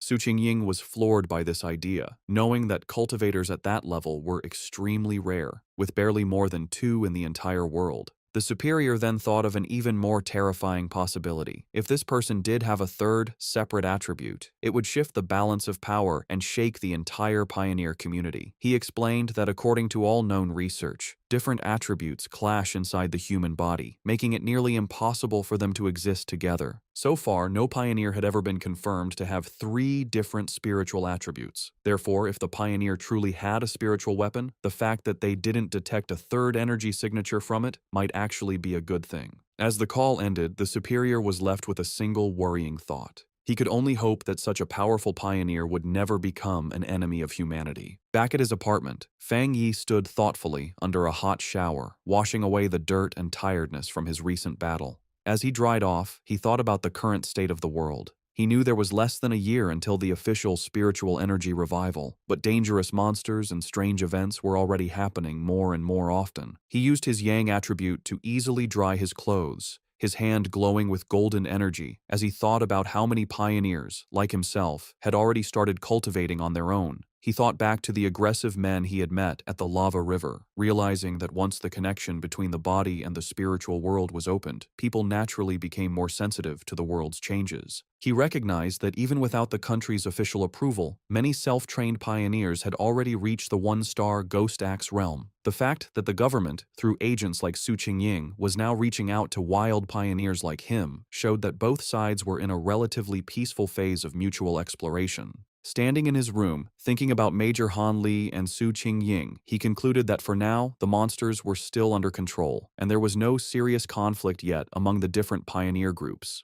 However, as he finished getting dressed, he knew this peace was fragile. The government had already created the Spiritual Energy Cultivation Association, but it still hadn't told the public about it. He understood their strategy perfectly. While people were talking more about local problems and strange events, the government was walking a fine line, trying to both protect humanity and give subtle early warnings without causing mass panic. Despite his recent victories, Fang Yi's analysis of the world situation was still grim. He knew the problem was the government's lack of confidence to officially start a full-scale cultivation era. With such a huge population, he understood that once the full truth was revealed, society would likely collapse into chaos and death. In the current state, even official pioneers couldn't stop the inevitable chaos, and the mix of internal problems and external threats from monsters would only make things worse. He admitted that the government's gentle, careful approach wasn't wrong, knowing that human fear and panic could be more destructive than any monster. However, what truly worried him was how fast the monsters were developing, which was far exceeding his expectations. He reviewed the information on the creatures he had just fought.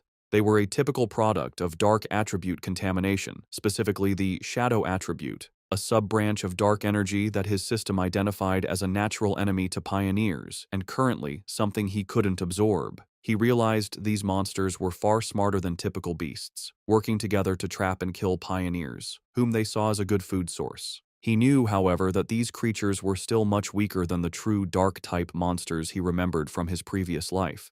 Monsters that could destroy entire countries on their own. Still, the close call was a serious reminder of the growing danger. He was certain that if he hadn't been there, Su Qingying and her entire squad would have been wiped out. A bit of hope sparked inside him as he thought about the system's wording. The fact that the dark attribute was only temporarily unabsorbable suggested that once certain conditions were met, he might be able to use its power himself.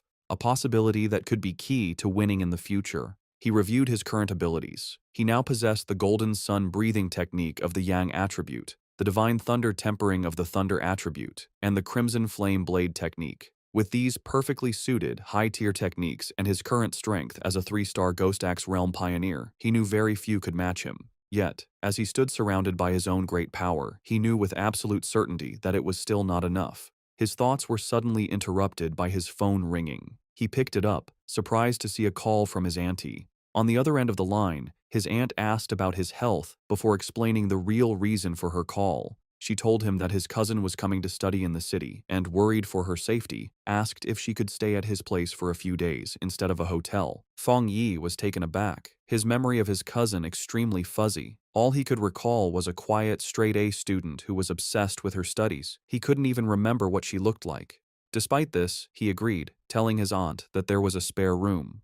When he asked when she would be arriving, his aunt simply replied that she would give the cousin his address and let her come over by herself. Elsewhere, in a dark room lit only by a computer monitor, a person with long, almost claw-like fingers typed quickly on a keyboard. The person, wearing a big hoodie with bare ears, was finishing a phone call with her mother. Her mother, who was Feng Yi's aunt, told her that she should arrive at her cousin's place by tomorrow afternoon and that she would bring some specialty snacks. The person politely ended the call, saying it was no trouble and that she had something else to do. On her screen was a chat window for a group called Spiritual Energy Revival, Martial Arts Vanguard Team.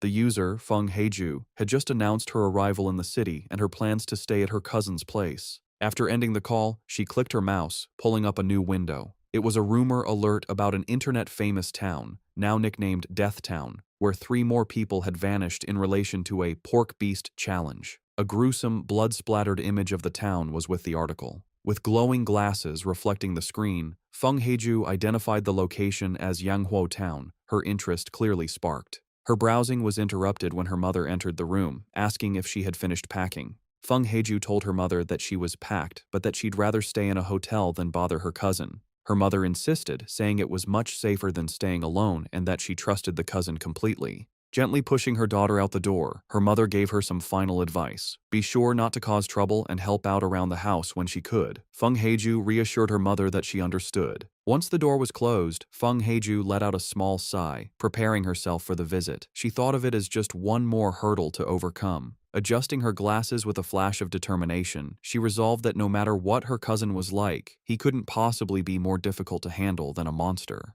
The next day, under a bright blue sky, a young woman with long dark hair and glasses pulled a suitcase toward an apartment building. She checked her phone, confirming that the map had led her to the correct destination.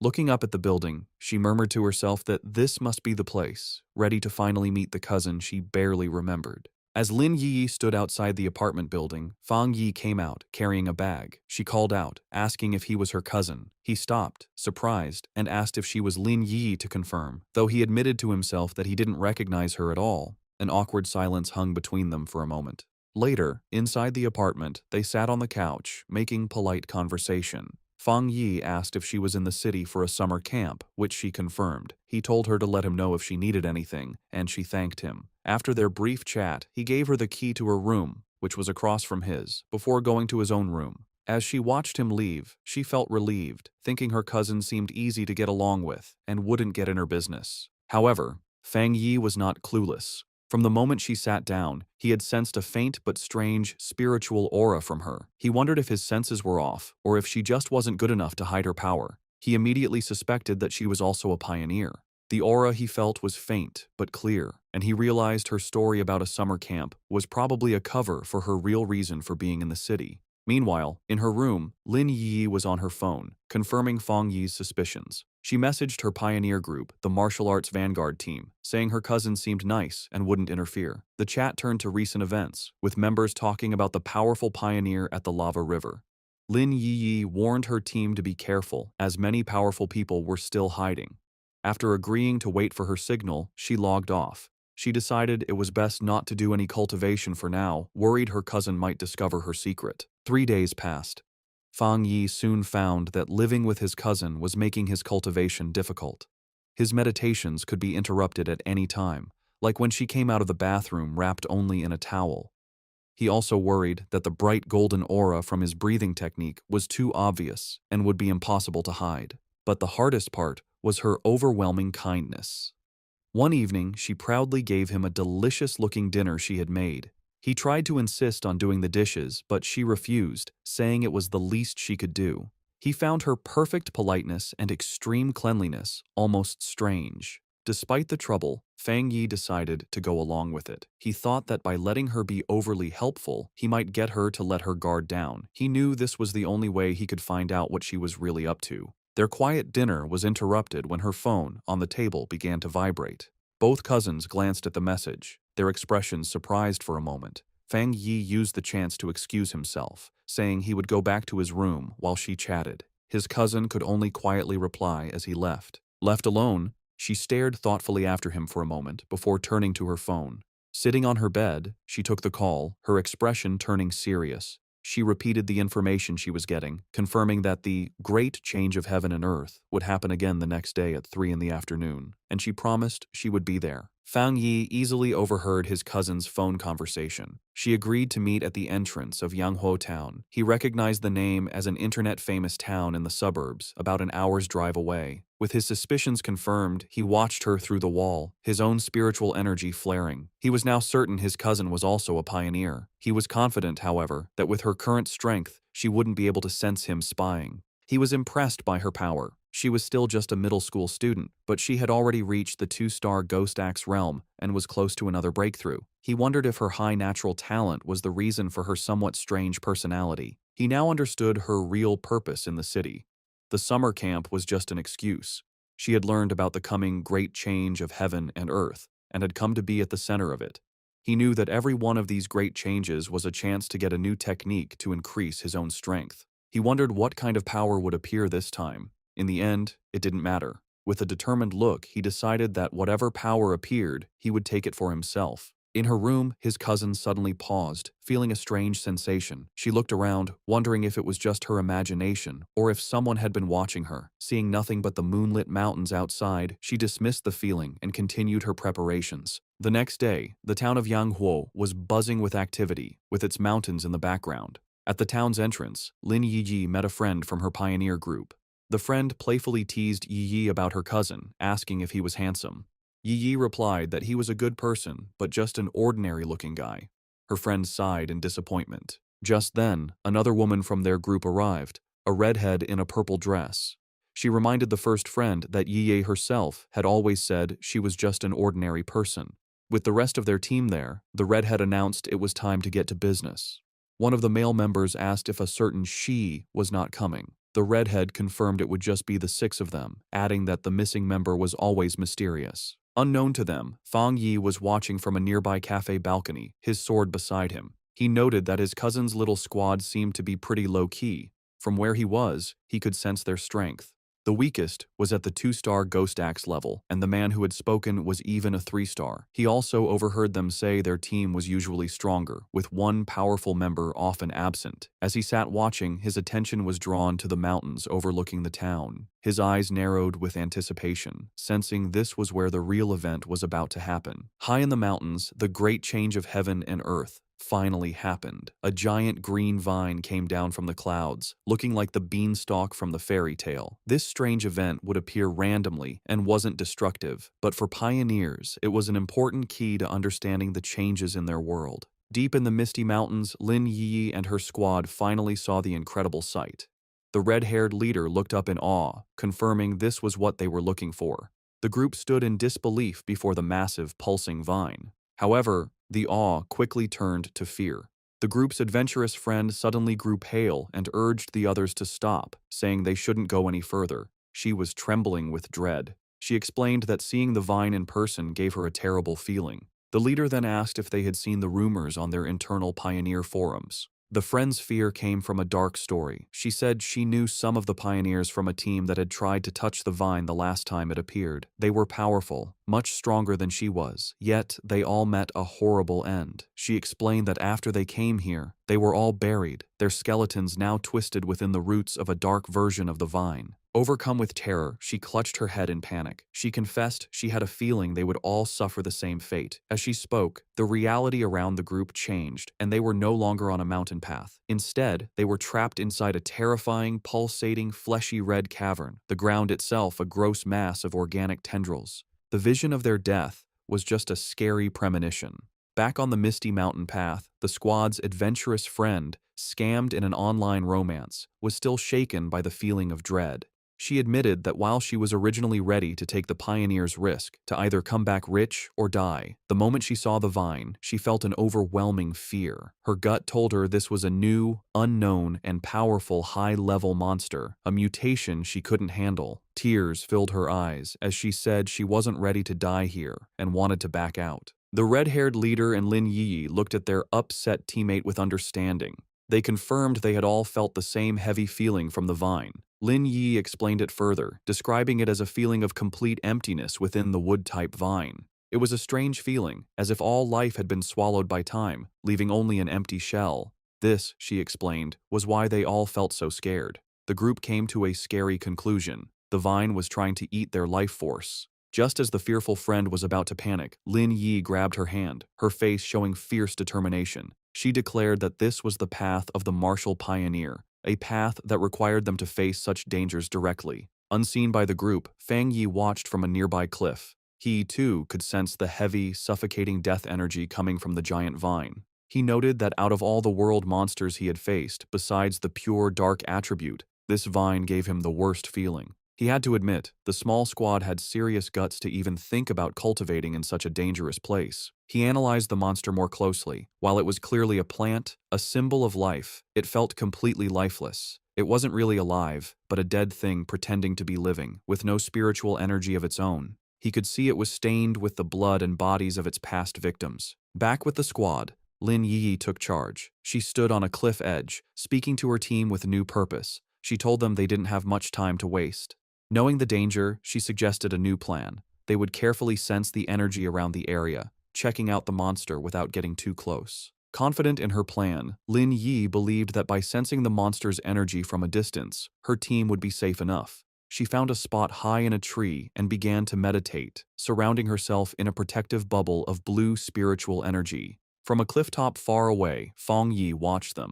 He was impressed by their caution, noting they had chosen a distance that was both safe and good for cultivating. He gave credit to his top student cousin for correctly figuring out the best range, a position that was neither too reckless nor too timid. As Yi's cultivation grew stronger, the spiritual energy around her began to surge. Fang Yi watched in surprise, realizing she was about to have a breakthrough to the 3-star Ghost Axe realm.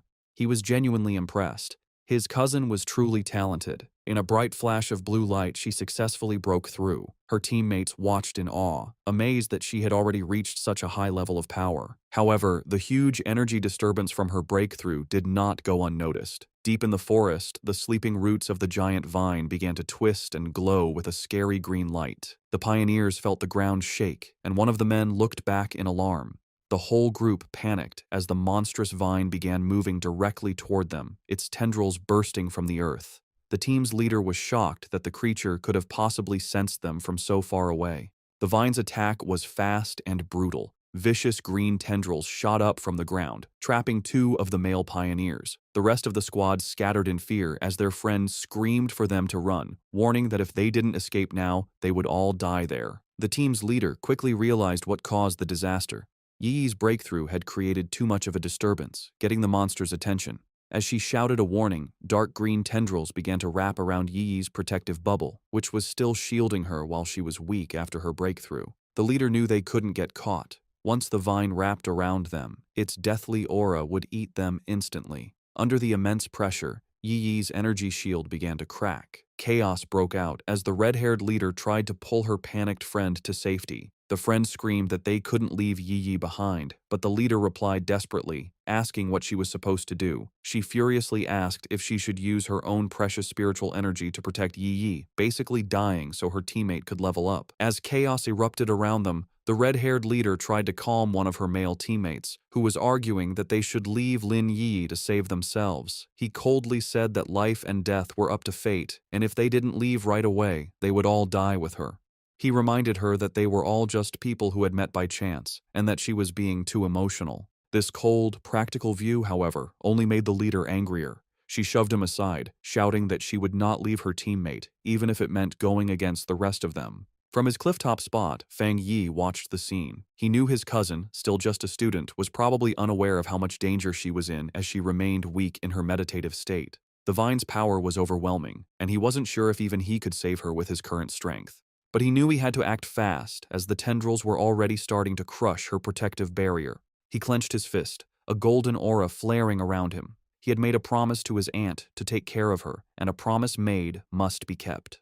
The red-haired leader jumped into action, leaping through the grabbing vines to reach Yi Yi. She landed a powerful kick against one of the tendrils, breaking it with the force of the hit. But her victory didn't last long. Dozens more vines shot out, wrapping around her and trapping her completely. Just as the vines were about to crush her, Yi Yi's protective shield finally broke. But before the monstrous plant could grab its new victims, Fang Yi stepped in. Leaping through the air, he sent out 2 arcs of bright golden energy from his sword. The rest of Yi Yi's squad could only watch in horror, screaming her name as they saw her shield break. A massive, fiery, phoenix-shaped blast of energy shot down from the sky, hitting the mass of vines with explosive force. Fang Yi landed gracefully in the now cleared area, a small pillar of golden flame rising from the ground where he stood, having saved both his cousin and her brave leader just in time. As Fang Yi floated in a bright aura of golden light, just his presence was enough to overwhelm the deathly vine. The surviving members of the pioneer squad watched in stunned silence as the monstrous plant, which had just been moments from killing them all, stopped its attack and began to pull back from the overwhelming yang energy. The tendrils pulled back from the intense light, hissing and dissolving as they retreated. As Fang Yi came down, surrounded in a radiant glow, the pioneers could only cover their eyes from the blinding light, barely able to understand what was happening. The practical male pioneer who had suggested leaving Yi Yi was completely shocked, questioning if this newcomer was another pioneer. The red-haired leader, just as stunned, recognized the power for what it was, the purest form of the yang attribute. She knew that only a high-tier power of this level could possibly push back such a powerful, life-draining monster. The male pioneer had a crisis of confidence. He had always thought of himself as extremely talented, having reached the 3-star Ghost Axe realm in a very short time, a feat few in the country could match. He knew that even the talented Lin Yi Yi's skill barely matched his own, and yet this mysterious stranger was on a completely different level. He looked down at his own hands, then up at the glowing figure on the clifftop, feeling completely insignificant. If pioneers like that existed, he wondered, then what were they? The newcomer hadn't just beaten him, he had beaten all of them with his pure, overwhelming power. As Fang Yi stood bathed in the golden light of his power, his system activated. It had detected the extreme wood attribute from the deathly vine and had started the auto-writing process, quickly finishing a new technique. The system window then showed the details of his new ability. Endless Vitality, a technique that could instantly absorb all nearby life force to quickly heal injuries. As the power of the vine flowed into him, he was surrounded in a surge of green, life-giving energy. He was amazed at the incredible wood attribute technique he had just gotten, realizing that as long as there was life nearby, he now had what was basically a non-stop energy-absorbing engine. As Fang Yi absorbed the last of the anomaly's power, his system successfully extracted the vine's main attribute. A notification confirmed it. Extracted attribute, Desolation. The system described its scary power, the ability to instantly create a desolate aura that would destroy all surrounding life. Fang Yi stood calmly in the swirling green energy, fully taking in the new power. When he opened his eyes, they glowed with the same vibrant green as the desolate vine. He stood in the now lifeless clearing, a faint green aura around him. He now understood why the vine could only grow in such a dangerous, remote place. If it grew anywhere else, it would drain every bit of life for miles around. He thought about the ruthless nature of the desolation attribute, a powerful force that forcibly stole the life force of others. His thoughts were interrupted by a grateful voice. The red-haired leader of the pioneer group approached, her clothes torn and her body bruised, but she was alive. She thanked him greatly, saying that without him, they would all be dead. She then asked how they could possibly repay him for saving their lives. Fang Yi simply waved her off, coolly telling her there was no need and that they would meet again someday. He then turned and walked away. In his mind, however, he didn't feel like a hero. He knew that he had only found this opportunity because of their information. In his mind, he was the one who had benefited from the situation. As for the conflict he had seen among the pioneers, he wasn't concerned. With a final leap, he launched himself into the air, leaving the stunned squad behind. He knew that people's true characters are easily shown in a crisis, and a disorganized team like theirs would not be safe in the dangerous new era. Left in the empty clearing, the adventurous girl and the shaggy-haired man watched him go. The girl, still in shock, wondered aloud what they should do now. The man, however, answered her with a bitter, blaming tone, asking if she now regretted her earlier hesitation to save their teammates. With the immediate threat gone, and Lin Yi now at the third tier, the red-haired leader knew their best option was to stick together. Sometime later, Yi's eyes opened, glowing a brilliant blue as she came out of her meditation. Her teammates rushed to her side, relieved she was finally awake. The male pioneer who had suggested leaving her now said that their fate depended on their leader's wisdom, but another teammate said their focus should be on the mysterious stranger who had saved them. Still confused, Yi asked what had happened. Noticing her other teammates lying unconscious on the ground, she stood up and was immediately hit by the powerful burning warmth of a leftover yang attribute on a nearby tree. She could feel its intense heat even from a distance. The shaggy-haired man then stepped forward, offering to explain what had happened while she was unconscious. Later that day, back in front of her cousin's apartment, Yi was still trying to understand the incredible events. She couldn't believe that someone so powerful actually existed. Her teammates' words echoed in her mind. He had called the mysterious pioneer a monster.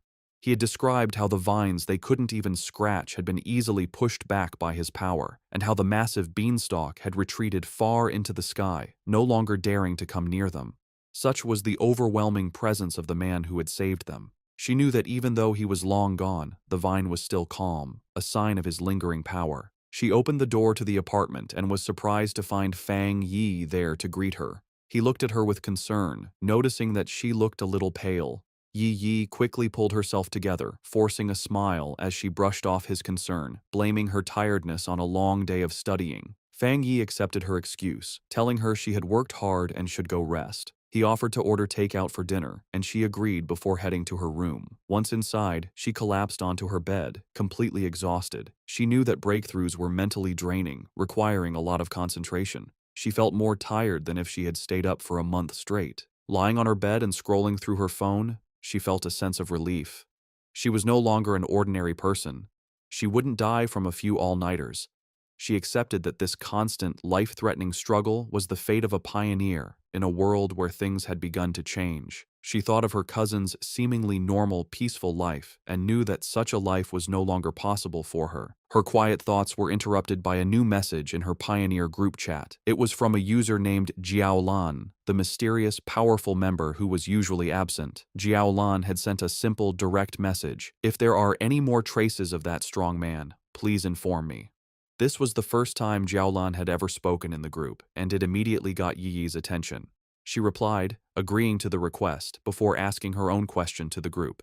She asked if they thought the man who had saved them could be the same one from the Dark River Lava Dragon incident, and if so, why he would have helped them. The group chat immediately lit up with a post about the mysterious high-tier Yang attribute master. The post described his sun-splitting slash in great detail, telling how the witness had been forced out of the cave by a blast of white-hot light. The author of the post declared with total certainty that no other pioneer in the Xia country could match his power, and warned everyone to stay away if they ever met him. Meanwhile, Fang Yi was heading out for the evening on his bicycle. He was confident that after the day's events, his cousin would have let her guard down around him, letting him come and go without making her suspicious. With his new freedom, he had a new mission in mind. It was time to find a suitable carrier for his new desolation attribute.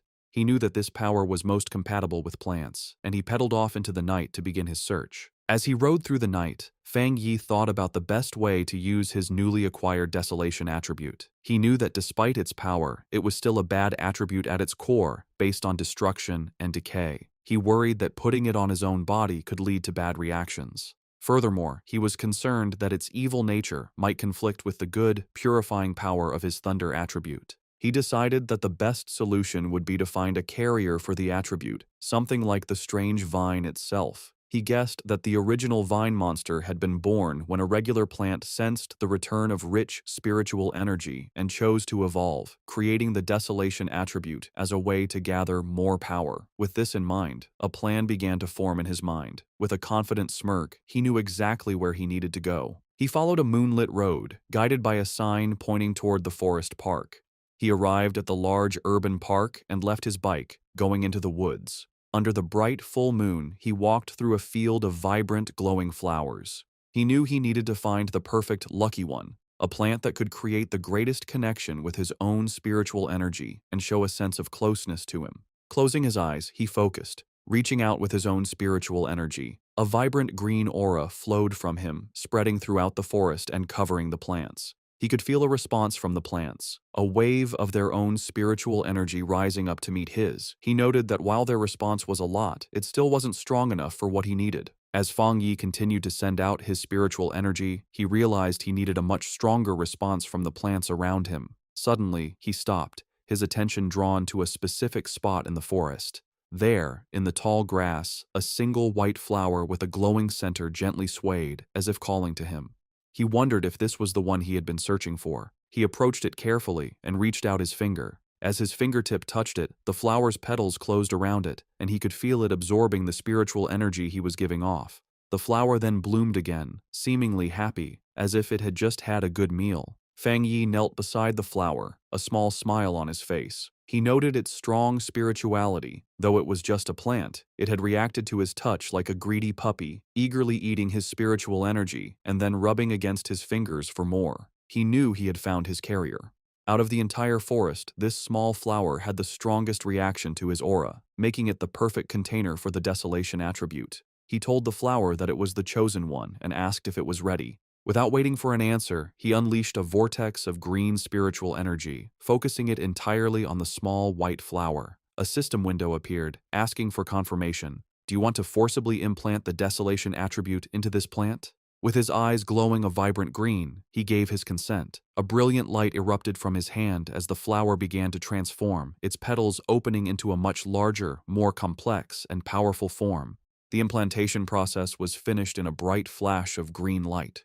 Fang Yi was surprised for a moment by the sudden burst of power. The small, simple white flower had been completely changed. Its petals had opened into a beautiful, lotus-like flower, and its leaves had grown thick and bright, all of it glowing with a powerful green aura. The newly powered flower immediately began to show its influence. It released a massive wave of desolation energy, its roots digging into the ground as it drew power. The effect was instant and destructive. The green, healthy forest around Fang Yi was drained of its life in seconds, the trees dying and the ground turning to dust. He was amazed at the pure, evil power of the desolation attribute. In just a few moments, the energy had eaten the entire section of the forest and was still spreading quickly. As the flower's light began to fade and its form shrank to a smaller size, Fang Yi knew he had to leave. If he let the process go on any longer, the huge energy disturbance would surely get the attention of the Spiritual Energy Association. He reached down and plucked the glowing flower from the ground, roots and all. He knew this park was a risky place for such an experiment.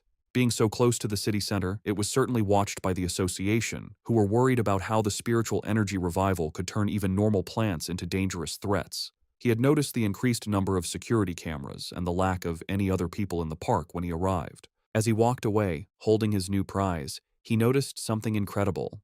The flower was still absorbing energy from the air, surviving and even doing well without its roots connected to the earth. He looked at it more closely, a smile of wonder on his face. He found it magical that its spirituality hadn't weakened at all since being pulled up, especially since it had been just an ordinary wildflower moments before he chose it. This led him to a deep conclusion. By giving the desolation attribute to the plant, he had unlocked its evolutionary potential, setting it on a path to becoming something far greater than it was ever meant to be. Just as Fang Yi was about to leave the park, a loud alarm blared through the forest, its red light flashing. A loud robotic voice gave a serious warning. Abnormal value exceeded. Fang Yi immediately realized that even though he tried to be quick, he had still set off the park's monitoring system. With no time to waste, he grabbed his newly acquired desolation flower and quickly left. Miles away, in a high-tech control room labeled Spiritual Energy Revival Plant Research Department, the same alarms blared. Technicians scrambled, shouting that the anomaly value was going crazy and demanding to know what was happening. An order was quickly given. All staff were to put on their protective bracelets, enter the park, and immediately block off the area, stopping anyone from entering or leaving. A team in full protective gear entered the now lifeless section of the forest. One member checked the reading on his wrist device, which showed a dangerously high value of 30. He noted that this was terrifyingly high. For comparison, the incident at Qingcheng University had only ranged between 8 and 10, and even the powerful Dark River lava dragon had peaked at 25. Another team member added that the park's original spiritual energy level had never even gone above 10. As one of the researchers took a soil sample, another reported his strange findings. The air humidity, surface temperature, and sunlight were all completely normal. Yet, all the plants in the area looked as if they had been drained of their life in a matter of seconds. The team leader decided they needed to get closer to the center to figure out what kind of spiritual attribute could have caused such an event. However, as one of the members stepped forward, another researcher with glasses, who seemed to be a senior member, shouted at him to stop and not get any closer. He warned them with serious authority not to touch anything, identifying the leftover energy as the desolation attribute. He then asked if any of them knew about the vine that had recently come down from the sky. The younger researchers were stunned into silence. One of them finally found his voice, realizing with growing horror that the senior researcher was talking about the infamous devil-like vine that had already been classified as an A-level mutation. The senior researcher confirmed their fears. Standing before a ghostly image of the vine with the souls of its victims trapped at its base, he explained the source of its terrifying power. The reason it was so deadly, the reason it had killed so many pioneers, was its natural desolation attribute. A powerful parasitic ability that drained the life force from all surrounding creatures, making everything it touched its own. The young researcher, who had been about to step into the dead area, clutched his chest, sweating and gasping in terror. He thanked his superior, realizing that he had just been saved from certain death. The senior researcher explained that the area around any plant that had awakened the desolation attribute was a dead zone, where anyone who entered would have their life force eaten. He remembered seeing data on another such plant in the Xia country, a rotting ancient tree in a forbidden zone in Wan City that instantly destroyed any life that came near it. He looked around at the lifeless clearing with serious concern, noting that the mutation of plants in this new era could not be ignored. From what they knew, the desolation attribute was the strongest a plant could awaken, and now, in addition to the ancient tree and the celestial vine, a third had been born. His lecture was interrupted by a hand clapping him on the shoulder. The research team turned in surprise to see the stern face of Major Han Li, who had arrived with his own group of soldiers. The major had already been told about the situation. He ordered all the researchers on site to change into the advanced protective suits his men had brought and to follow him into the contaminated area. With Major Han Li leading the way, the newly equipped team, now joined by Su Qingying, stepped firmly into the dead zone. As they moved forward with their scanners, they made a series of confusing discoveries. They couldn't find a source for the desolation energy, and the aura itself was quickly fading, the level having dropped to 25 in the few minutes since they arrived. This went against what they knew about the celestial vine, which was supposed to be able to move. Major Han Li turned to Su Qingying, suggesting they investigate the area more closely. She agreed, her expression serious. As Major Han Li and Su Qingying began their investigation, two members of the team with glowing blue auras started tracing the flow of the leftover spiritual energy. The energy trails led them from the outer edges of the dead zone back to a single starting point. As they got closer, they stopped, their faces filled with shock. The Major and Su Qingying realized the horrifying truth at the same time. The source of the desolation energy had been dug up and taken away. A researcher in a protective suit couldn't believe what he was hearing, questioning how such a thing was even possible. Major Han Li knew that if someone truly had the power to enter a desolation dead zone and steal its source, their identity was extremely important. Su Qingying, however, had another theory. She showed a glowing data pad to the Major, explaining that after running a big data analysis, they had found a person whose movements matched both this incident and another recent mutation.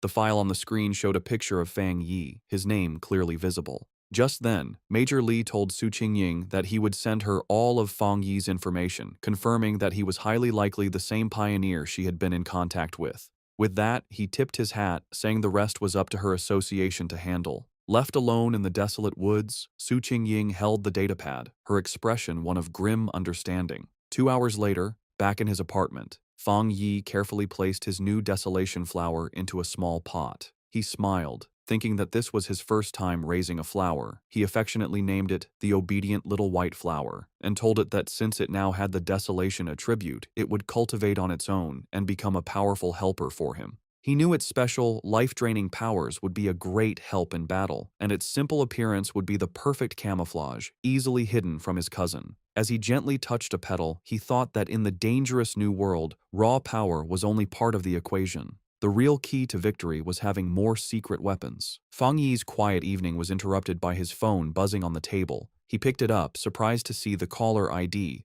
Old Wang. He immediately recognized the name as his childhood friend, Wang Liang, whom he hadn't seen in the 3 years since he'd left to join the army.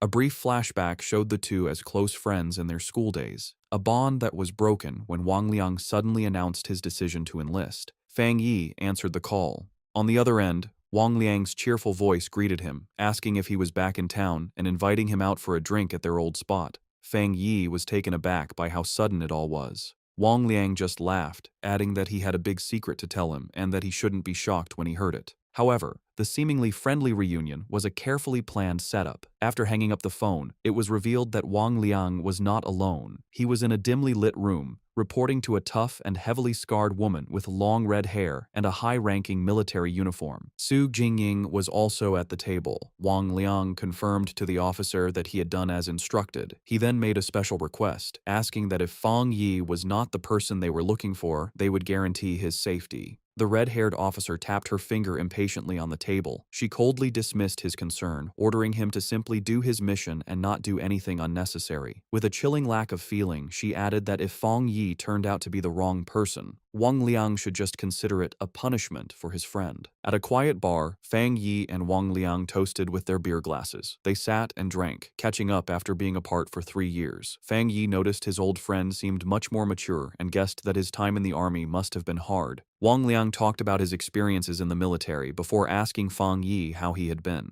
Fang Yi gave a simple reply, saying he was doing well and had gone to college. As he drank his beer, he thought back to his past life. In that chaotic time, he never had the chance to see Wang Liang again. He remembered that his friend, as a soldier, had probably died in some forgotten battle. He wondered if this time, in this new life, he could change his old friend's fate. Wang Liang then changed the subject, his tone becoming more serious. He asked Fang Yi if he had seen anything strange lately, like zombies or monsters from movies. Fang Yi was immediately on guard. He knew it wasn't surprising for someone in the army to know about the spiritual energy revival, but the direct question felt like a test to see what he knew. Playing dumb, Fang Yi asked what he was trying to say. Wang Liang sighed and explained that he wasn't trying to comfort him, but to warn him. He told Fang Yi that in the near future, everything they valued, education, wealth, status, would become worthless. The entire world order was about to change. Fang Yi listened closely, his face showing no emotion as he stared at his empty glass. He knew that ordinary soldiers were sworn to secrecy and couldn't leak any details about the spiritual energy revival. This confirmed his suspicion. The military had identified him as a target, and Wang Liang, his childhood friend, had been sent to test him. Wang Liang, seeing his friend's silence, tried to reassure him. He told him not to worry, that as long as he didn't reveal anything, he would be fine. But Fang Yi understood the situation. Despite his pretended ignorance, his friend was still trying to help him. Even at the risk of breaking military rules, Wang Liang was kindly warning him to be careful of the coming changes. Their conversation was suddenly cut short when Wang Liang's phone began to vibrate urgently. He answered the call, and a furious voice on the other end ordered him to return to his team immediately and report to the target location within 10 minutes. Wang Liang snapped to attention, accepting the order as Fang Yi watched in silence. He immediately jumped up, apologizing to Fang Yi and explaining that he had an urgent mission and couldn't see him home. As his friend was about to leave, Fang Yi dropped his act. He asked if the mission was related to the spiritual energy revival and told his friend to take him along. Wang Liang stopped, turning back to look at Fang Yi with a mix of shock and confusion. Fang Yi stood up and grabbed his friend by the collar. He told Wang Liang to take him to see his superiors, letting him know that he was aware of the real reason for their meeting. He reassured his friend, telling him that while he didn't know exactly what his superiors knew, he knew Wang Liang would never hurt him. He explained that he was more interested in what the military was dealing with, knowing it had to be related to the great changes happening in the world. Since the Spiritual Energy Association was already handling the monsters, he was curious what the military's role was, and he wanted to see it for himself. Wang Liang agreed, and the two of them walked toward a massive, heavily guarded military base in a mountain valley, labeled Military Number 19 Spiritual Forbidden Zone. As they got closer, Fang Yi was struck by the incredibly dense spiritual energy in the area. He noted that the concentration level was so high it had likely surpassed a standard pollution zone. As they were met by a squad of soldiers, one of them ordered Wang Liang to return to his team. After a quick check, the soldiers allowed Fang Yi to enter the base, leading him through a brightly lit corridor. Inside the military base, Fang Yi and Wang Liang were led into a massive, cavern-like training ground. There, a large group of soldiers was in a desperate battle, using crackling blue energy to hold back a monstrous, spiky black creature with a single glowing red eye. The beast fought back with fierce power, shooting a devastating beam of red energy that tore through the soldiers' ranks, causing cries of pain and fear. Standing on a raised platform, the tough, red-haired officer watched the scene with a critical eye. Fang Yi, who had been brought before her, immediately recognized the creature's power as a mix of two different attributes. The officer confirmed his thought, saying the monster was a perfect mix of the dark and flame attributes, making it exceptionally fierce and cruel. She added that it had already seriously injured several of her soldiers. A caption identified her as a 3-star Ghost Axe Realm officer named Ji Ruoyan. Spotting Wang Liang, she barked his name, and he immediately stood at attention.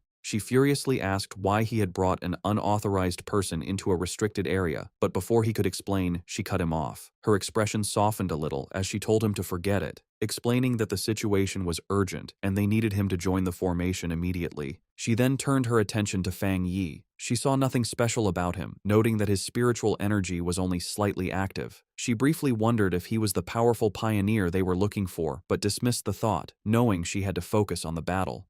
She gave him a stern warning. Since he was Wang Liang's friend, she wouldn't say much, but he was in a restricted area, and his life was now his own responsibility. He was also sworn to secrecy about anything he saw. Fang Yi simply replied that he understood. With that done, Ji Ruoyan took command. She picked up a massive energy cannon and shouted the names of two of her soldiers. The two men immediately jumped into action, their bodies covered in blue energy as they fought the monster up close. Ji Ruoyan then aimed her cannon and fired a massive blast of pure energy at the creature. The attack hit the monster head-on, creating a huge explosion, but the creature was far from beaten. It let out an angry roar as its shadowy form began to pulse with a terrifying red light, its fanged mouth growing larger and more threatening. It was clear that the attack had only made it angrier, causing its mutation to get worse. The enraged monster lashed out with its massive claws, and one soldier shouted a warning to his comrade. The other soldier managed to block the attack, but the force of the blow sent him flying backward. Ji Ruoyan immediately took charge, ordering her team not to be careless and to keep their distance. She knew they had to finish the creature off before it could complete its evolution. Watching from the side, Fang Yi was impressed by the soldiers' performance. He saw a well-trained team of comrades who trusted each other completely, with incredible discipline and coordination. He knew that every person was essential, and that when they worked together, they could unleash a power far greater than their individual strengths. This thought, however, was immediately broken when he realized the monster's power was increasing at a scary rate. He shouted at them to run, warning them that they were no match for the creature in its current state. But his warning was lost in the chaos. The monster shot out a massive blast of dark purple energy, sending the soldiers flying. Ji Ruoyan refused to back down. She ordered her team to raise their alert level and upgrade the restricted area's mutation level. With a furious roar, she commanded that no one was to retreat. It was too late. The monster's transformation was complete. It now stood as a huge, demonic beast, covered in black and red flames, its eyes glowing with pure evil. One of the soldiers shouted a terrified warning. The evil dog had fully mixed with the dark attribute and completed its mutation. The creature's single eye, now a burning red orb, focused on a new target. It fixed its gaze on Wang Liang, who could only stare back, frozen in terror. As the monster prepared to strike, Ji Ruoyan and Fang Yi both reacted in horror, realizing with a jolt that Wang Liang was in mortal danger. Just as the monster completed its evolution, lunging forward in a blast of power, a soldier was violently thrown backward by a surge of energy. Ji Royan immediately shouted for her team's attention, announcing that the C-level evil dog had fully mutated and was now reclassified as a B-level threat, requiring an immediate change in their battle plan. The soldier who had been thrown to the ground coughed up a spray of blood. Fang Yi rushed to his side, catching him and asking if he was all right. The injured soldier explained that he had been trying to send spiritual energy to the monster's restraining collar, but the creature's evolution had caused the device to violently explode.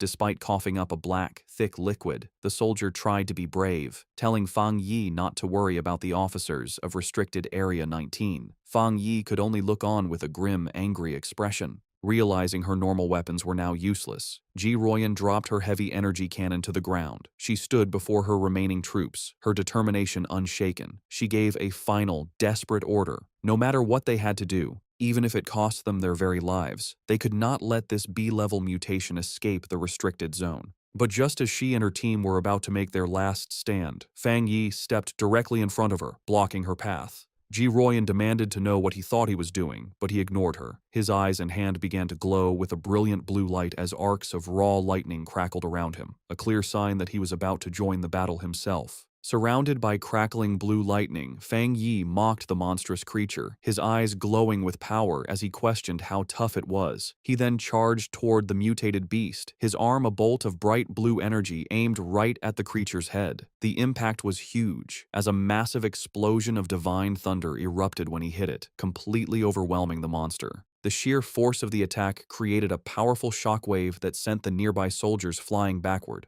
One of the soldiers, stunned, said he couldn't believe it, realizing this was the same B-level monster that even their commander, Ji Royan, couldn't beat alone. Wang Liang, just as shocked, turned to Ji Royan and asked if his friend was really who they thought he was. With a serious look, she confirmed that none of them were wrong.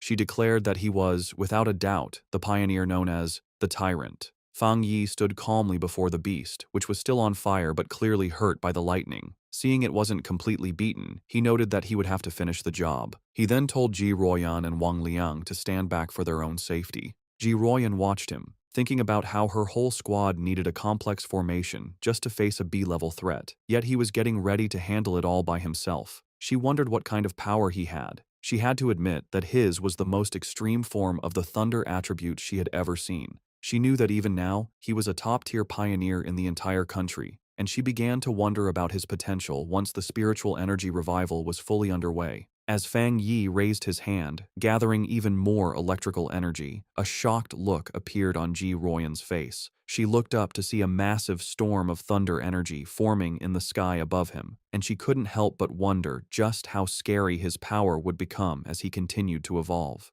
With a final step forward, Fang Yi unleashed the full power of his thunder attribute. A massive pillar of bright blue lightning erupted from the ground where the monster stood, a display of power that truly matched his codename, the Tyrant. His eyes, still crackling with leftover electricity, showed a calm determination as the blinding light from his attack began to fade. The surviving soldiers watched in terror. One commented to another that the sight made his whole body shake. While he could handle the monster's corrosive dark power, the pure, destructive force of the thunder was on a completely different level. Once the dust settled, Fang Yi casually gave a thumbs up to his friend, announcing that the threat was gone. Wang Liang rushed over, shouting with relief that Fang Yi had scared him to death. Overjoyed, Wang Liang playfully punched his friend on the shoulder, laughing that he never expected his old buddy to be so powerful. The mood then shifted as Wang Liang apologized, admitting he had suspected Fang Yi was a pioneer but had to follow orders. Fang Yi brushed it off, asking why his friend was being so formal after 3 years apart and telling him he understood. Their reunion was interrupted as Ji Royan approached them. She formally thanked Fang Yi for his help, extending her hand as a sign of respect.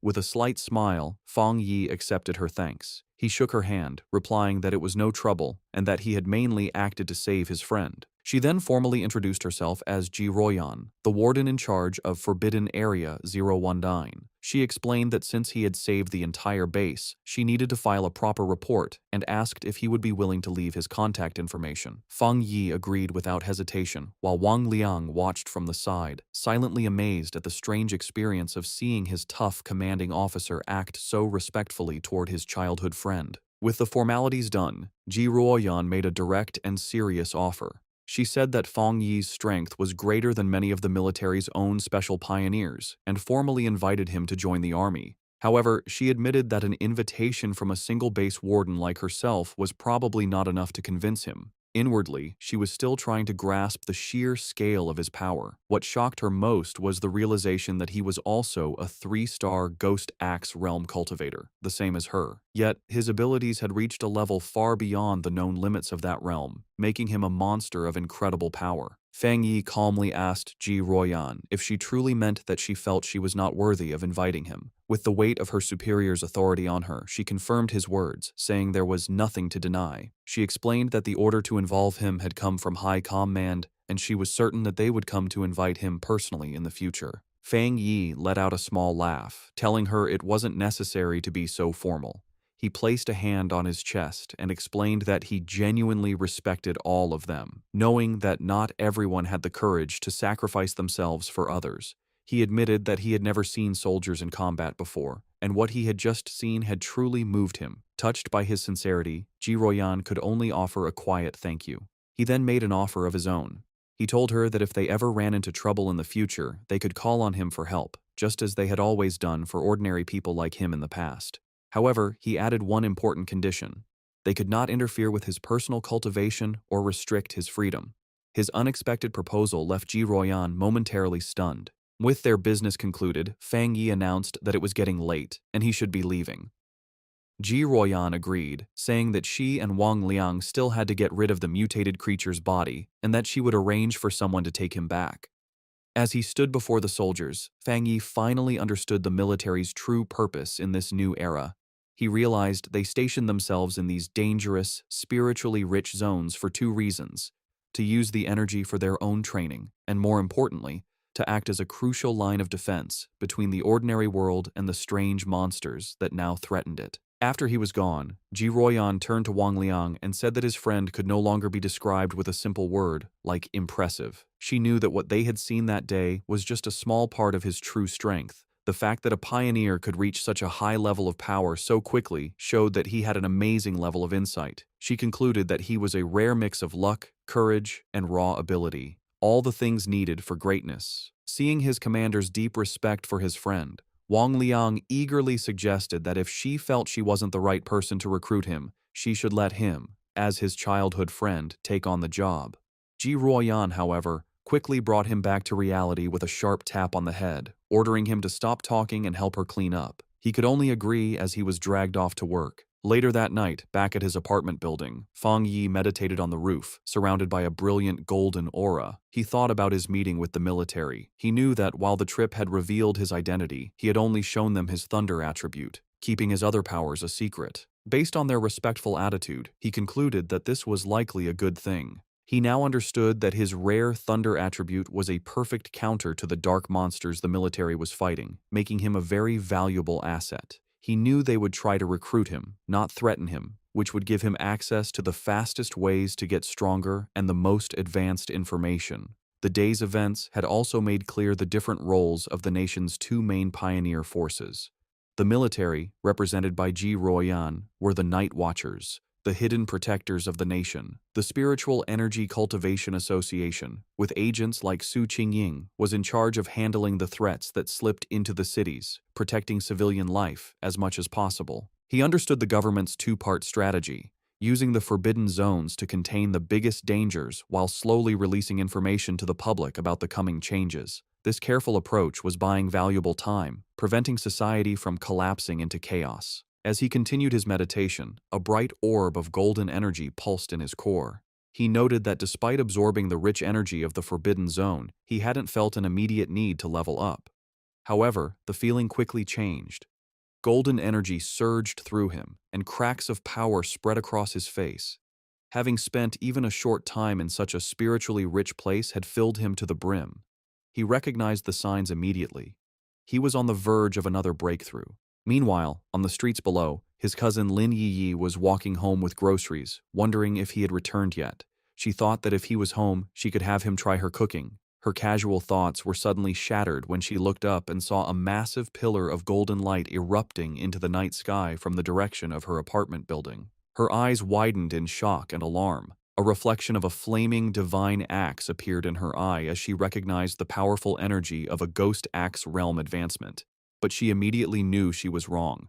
The sheer scale of the power, showing up as a massive, fiery divine axe in the sky, was far too terrifying for an ordinary breakthrough. She could only stare in disbelief, wondering if another powerful pioneer was making their move in the city. On the street below, Lin Yi stared at the sky in complete disbelief. She recognized the immense power of the Ghost Axe realm, but this was something else, a force so powerful it was changing reality itself. As a giant, divine hand made of pure golden energy formed in the clouds above, she realized the terrifying truth. This was the power of the legendary spirit creation realm. The realization that a pioneer of such incredible strength was living right next to her sent a wave of shock and fear through her. The massive energy surge did not go unnoticed. Miles away, in a high-tech command center, red alarms blared as technicians scrambled. An urgent warning flashed across their screens. The anomaly value had reached a catastrophic level of 99, its location pinpointed to the southeast of the city. An official and Su Qingying reacted with alarm. The official demanded to know what was happening, ordering all units to the target area. Su Qingying wondered how such a powerful anomaly could have gone undetected, noting that an energy reading of this size was powerful enough to destroy an entire city. Before a holographic map of the city, military leaders held a tense emergency meeting. They debated the two terrifying possibilities. Either a new, godlike spirit creation pioneer had just appeared, or the city was on the brink of a massive disaster. One grim-faced officer suggested it could very well be both. The situation escalated as the senior official frantically called headquarters, demanding they send all advanced equipment, short of large-scale weapons. His panic was cut short, however, when a subordinate burst into the room, breathlessly announcing that the alert had been cancelled.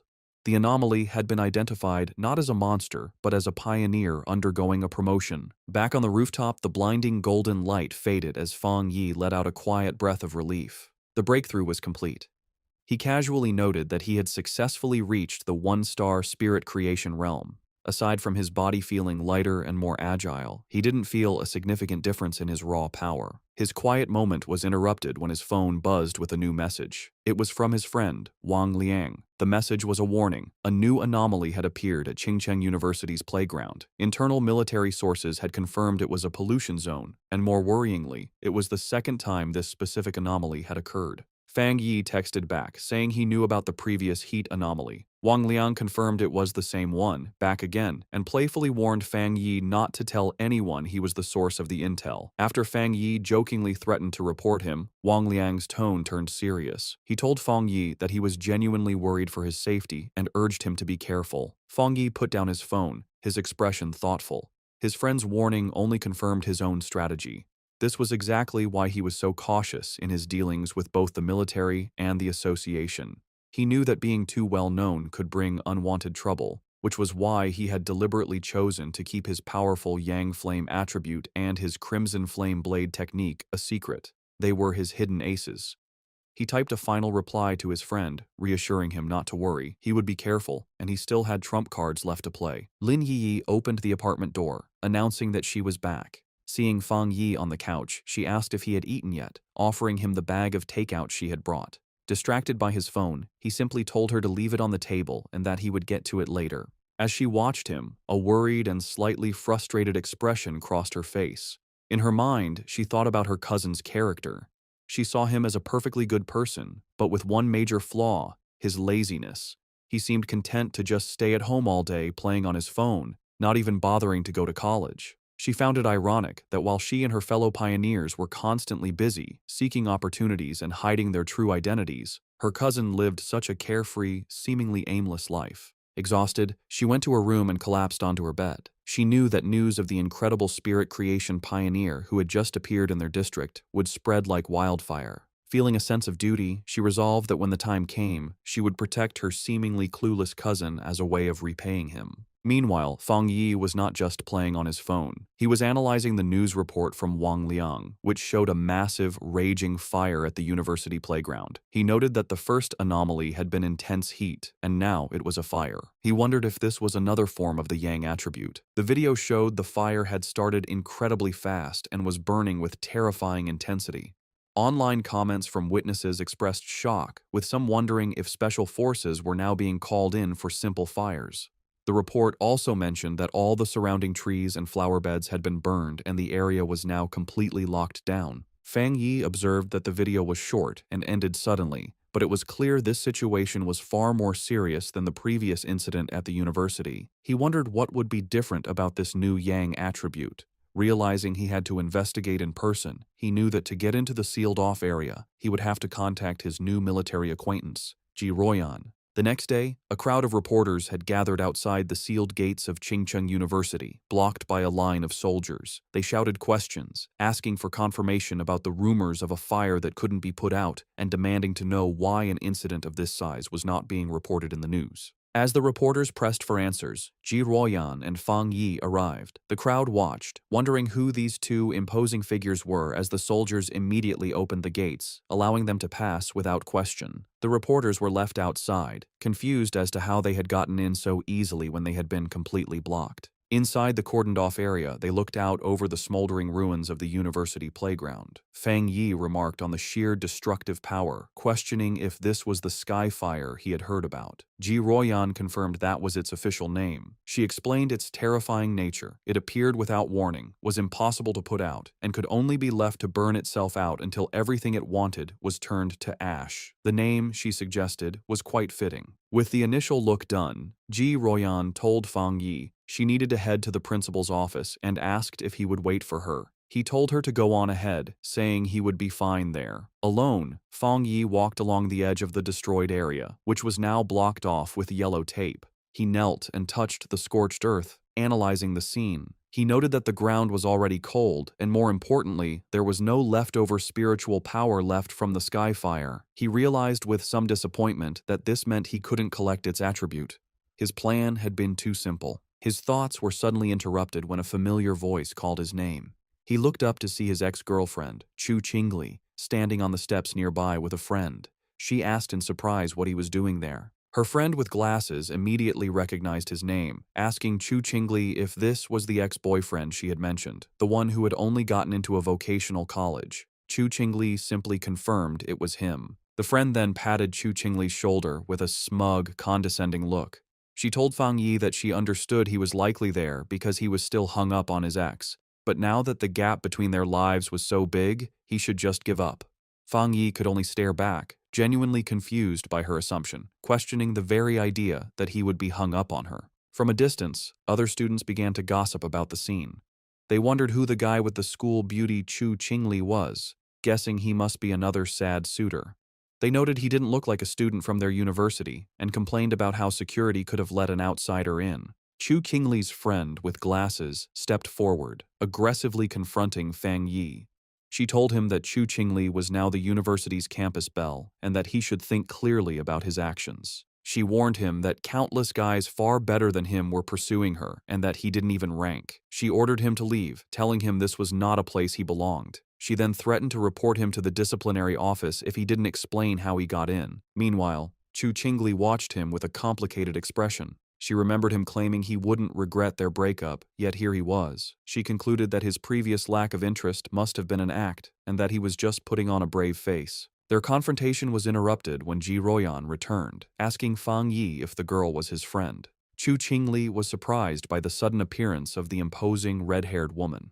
Fang Yi coolly dismissed the idea, clarifying that they were merely high school classmates and couldn't be considered friends. Ji Ruoyan accepted his explanation, simply saying they were just classmates. Ji Ruoyan then put on a pair of sunglasses, her already intimidating presence growing even stronger. Both Chu Qingli and her friend were visibly nervous by the woman's powerful aura, wondering who she was and how she could possibly know someone like Fang Yi. Ji Royan then turned to Fang Yi with an update. She explained that she had spoken with the principal, and the matter of the skyfire was more complicated than they had thought. She told him that the principal was coming to take them to the fire's starting point, and since Fang Yi was now a special military consultant, his presence was required. Fang Yi agreed without any issue. Just then, a group of stern-looking officials in suits arrived, ordering everyone to scatter and announcing that the playground was to remain sealed off. Chu Qingli gasped in shock, recognizing the man leading the group as the university's principal. The other students were equally stunned. The principal was known to be an incredibly busy and hard-to-find figure, someone who was rarely seen on campus. They realized with awe that he had come personally to meet with Fang Yi and the mysterious red-haired woman. Chu Qingli's friend, however, completely misread the situation. She smirked, thinking that the principal had finally arrived to deal with the two people who weren't supposed to be there. Chu Qingli, however, remained silent, a look of uncertainty on her face. To the absolute shock of Chu Qingli and her friend, the principal and his group did not approach Fang Yi and Ji Royan as trespassers. Instead, the elderly principal walked directly up to Fang Yi and greeted him with a warm, respectful handshake. He addressed Fang Yi as the consultant introduced by Ji Royan, explaining how worried he had been about the school's recent anomalies and the safety of the students. He expressed his immense relief that they had come to solve the situation. In an even more stunning display, the principal then bowed slightly to Fang Yi, formally putting him in charge of the entire playground matter. From where she stood, Chu Qingli could only watch, her eyes wide with total disbelief as her entire view of her ex-boyfriend was shattered in an instant. The principal's security then moved to secure the area, forming a human barrier and ordering all unrelated people to step back. As the crowd of students, including Chu Qingli, was pushed away, they buzzed with confusion, unable to understand why their respected principal was bowing to such a young man. Lost in the crowd, Chu Qingli listened as the students' opinions changed around her. They now guessed that Fang Yi must have some extraordinary special identity to deserve such treatment. Someone recalled that just moments ago, he had been dismissed as Chu Qingli's suitor or ex-boyfriend. Another person remarked on the complete reversal of status, suggesting that now, even if she were to pursue him, she might not even be able to get his attention. The final cutting realization settled in as the crowd noticed that throughout the entire exchange, the young man had not once looked at or acknowledged the campus belle, leaving her to stand alone and completely ignored. At Qingcheng University's North District, the principal led Fang Yi and Ji Royan to the site of the anomaly. He explained the series of events, starting with the Golden Sun incident, which he had hoped was the end of their problems. However, a few nights ago, a fire had started on a playground, a fire so intense that even the fire department couldn't put it out. He was thankful it happened at night when no students were around, allowing them to quickly seal off the area. The principal continued, his face growing more serious. While a single fire might have been a fluke, it was followed by fires on 2 more playgrounds. He said he had personally seen a crimson flame come down from the sky and float in mid-air, a clear sign of a supernatural event. He told them that while the other fires were eventually put out, one still remained. As they got closer to the final location, Fang Yi noted the sharp, choking smell of something burning. They arrived at a basketball court where a single hoop was on fire with a raging eternal flame. The principal confirmed this was the starting point, the one fire that simply could not be put out. As they watched the anomaly, Ji Royan checked a device on her wrist, which showed a reading of 11. She explained to Fang Yi that it was a basic spiritual anomaly detector. She clarified that any reading over 10 was considered a disaster for ordinary people, requiring a complete lockdown. Suddenly, the device began to flash and beep wildly, the reading shooting up to 60. Ji Royan cried out in alarm at how high the value had become. Panicked, she warned the principal that if the energy kept rising, it wouldn't just affect the university, but the entire city. She declared they needed to immediately send an elite squad of pioneers to contain the threat. Before they could act on the plan, however, Fang Yi took matters into his own hands. Without a word, he leaped over the chain-link fence, ignoring the no-entry sign and heading directly into the fire. He was instantly covered by the intense flames, as Ji Royan and the principal watched in shock. At that exact moment, the reading on Ji Royan's device jumped again, now showing an incredible 110. She shouted that the anomaly had just been upgraded to S level. The principal, panicked, asked what they were supposed to do now that Fang Yi was inside. Ji Royan could only stare into the fire, questioning his recklessness and muttering that even the strongest soldier from the Forbidden Zone wouldn't dare to enter such a dangerous area alone. Inside the fire, however, Fang Yi stood completely unharmed, his silhouette calm against the raging flames. He knew that just as his Yang attribute had protected him from the divine thunder, it could also shield him from this skyfire. But he quickly found a major problem. While his power was protecting him, it also stopped him from touching the source flame itself, which meant he couldn't activate his system's ability to create a new technique. Realizing his protective aura was both a help and a hindrance, Fang Yi knew he had to get to the source flame. He watched as the fire wrapped around the basketball hoop like a great fiery dragon, understanding that he needed to get to its heart. Without hesitation, he prepared to face the fire head-on as the fiery dragon lunged toward him with a ferocious roar. In an incredibly risky move, he deliberately turned off his Golden Sun protective aura, leaving himself completely vulnerable. The skyfire instantly rushed in, covering his body in a storm of raw, burning energy. He gritted his teeth against the searing pain as the flames burned him, but he forced his hand forward, determined to touch the anomaly's core. His gamble worked. The moment his hand touched the source, his system activated, confirming it had detected the strong fluctuation of the skyfire attribute. Despite the pain, a determined grin spread across his face. He was amazed at the skyfire's power, noting its will was even stronger than the desolation attribute he had recently gotten. With fierce determination, he declared that he would absorb this power no matter the cost. The system began its final calculation, successfully compiling the new data. With a triumphant smirk, he knew he had succeeded. A new system window appeared, announcing his reward. He had obtained the Skyfire attribute technique, the Nine Dragons Skyfire Sealing Art, a power designed to eliminate evil and seal all demons. As he mastered the new ability, the once wild flames became extensions of his will, wrapping around his arm like a tame dragon. The system confirmed that the compiled technique was now unlocked and ready for immediate use. As he focused his will, he began the final process of extracting the Skyfire attribute itself, absorbing its essence directly into his being. His eyes began to glow with a burning red light as fiery markings appeared on his face, a physical sign of his new power. With his hands clasped in a seal and his eyes burning with red energy, he prepared to unleash his newfound ability, calling out the name of the Nine Dragons Skyfire Sealing Art. As Fang Yi unleashed his new power, massive, glowing red chains erupted from his back, lashing out into the fire. Outside the fence, Ji Royan and the principal watched in awe. Ji Royan immediately recognized the energy signature, identifying it as a sealing aura. She remembered seeing a high-level military pioneer seal a forbidden land once before. While their methods were different, the powerful sealing aura was unmistakably similar. With a single command to shrink, Fang Yi commanded the chains to pull back. They pulled inward with immense force, gathering all of the wild skyfire and squeezing it into a single, tightly bound orb of pure energy. Floating in the air, Fang Yi held the chained ball of fire, the sealing process now complete. The sealed orb of fire then gently floated back down towards the basketball hoop. Fang Yi landed gracefully and explained the situation to the principal and Ji Royan. He stated that he had temporarily sealed the skyfire and told them not to unseal the playground or allow anyone near it for repairs. This, he explained, would at least stop the fire from spreading any further. The principal readily agreed, assuring him that the playground would remain sealed, adding that it wasn't a problem since the university had 7 or 8 others. Ji Royan, however, watched Fang Yi with a silent, intense look, her expression hard to read. The principal, very impressed, remarked on how humorous Fang Yi was and offered any further help he might need. Ji Royan, however, interrupted, telling the principal she needed to speak with Fang Yi about some things.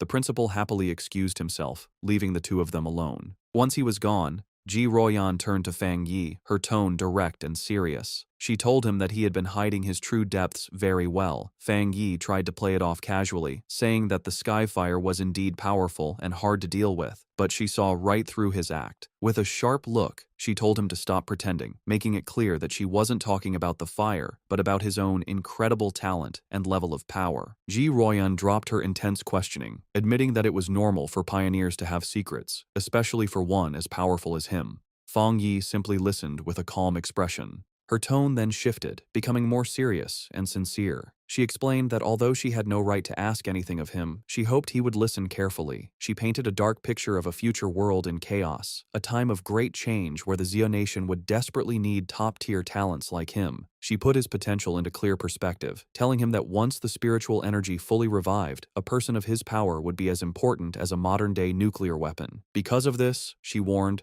Every major power, from the various military forbidden zones to the Spiritual Energy Association, would rush to recruit him. She told him to be prepared for high-level officials to personally give him invitations with incredibly generous offers. She admitted she had her own reasons for telling him this. If he were to join her military unit, it would be a great asset, and they would gain a powerful friend. Therefore, she advised him to start thinking about his options now, so he wouldn't be caught off guard when the time came. Fang Yi, however, was silent for a moment before asking a curious question. He asked why both she and Wang Liang seemed so hesitant to recruit him for their own forbidden zone, even acting as if they weren't worthy. Ji Ruoyan explained that it was because of another legendary military region, a group so insanely powerful that she felt he would be far more interested in joining them instead. A small smirk appeared on Fang Yi's face as he confirmed if she meant a top-level unit. She confirmed that was the case, though she admitted she hadn't seen them much herself. She had heard they were extremely busy lately, so much so that even officers from other military regions were feeling the pressure of their activities.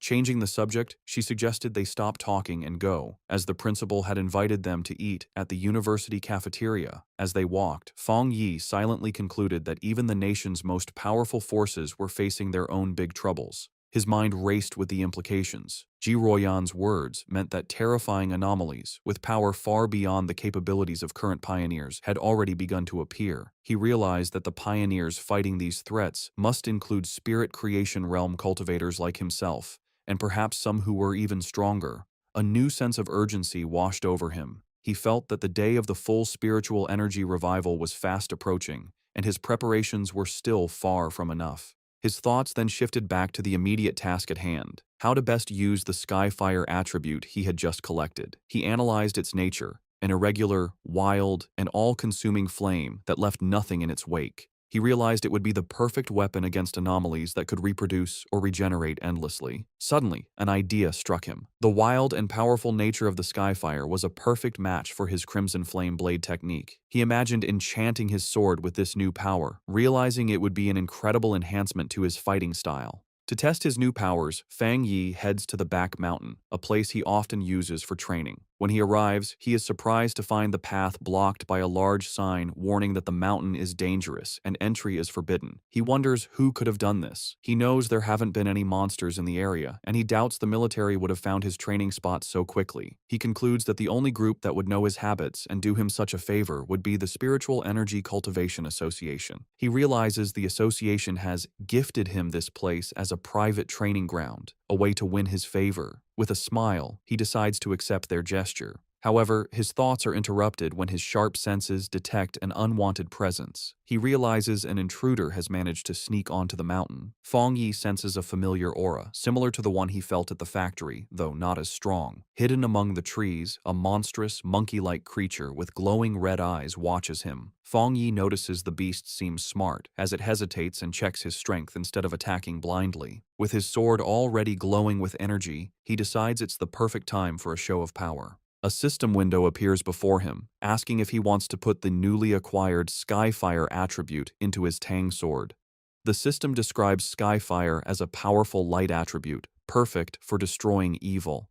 With a fiery determination in his eyes, Fang Yi accepts. Immediately, his sword erupts in a column of endless, crackling flames. With an excited smirk, he looks forward to combining the endless power of Skyfire with his Crimson Flame Blade technique. He decides the mutant creature will be his first test subject. Fang Yi unleashes a massive firestorm on the monster. The creature is taken by surprise, its eyes widening in terror before it is completely covered by the storm of flames, screeching in pain. Standing in the middle of the flames he created, Fang Yi checks his new ability. He realizes the energy of his attack is now double, or even triple, what it was before, and most importantly, the flames do not harm him. He touches the blade of his sword, still covered in fire, and notes that it feels cool.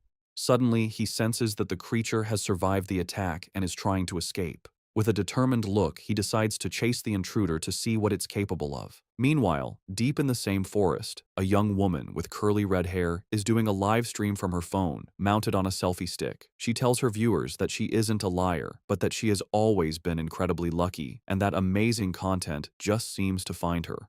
Her viewers are doubtful, with one commenter daring her to prove her luck by going to Qingcheng University to film the mysterious Skyfire that everyone is talking about.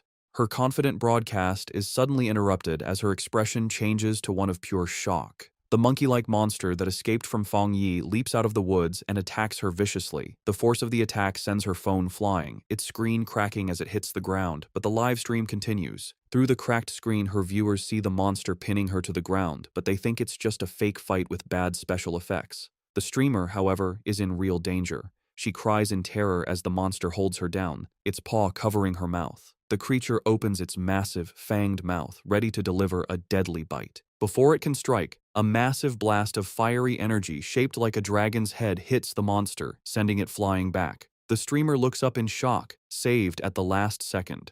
Her viewers are now blown away, not by the realism of the danger, but by what they believe are incredible fire dragon special effects. The sudden, dramatic turn of events causes her viewership to shoot up to over 13,000 people. Still terrified, the streamer looks over her shoulder, asking who is there. She scrambles to grab her phone from the ground.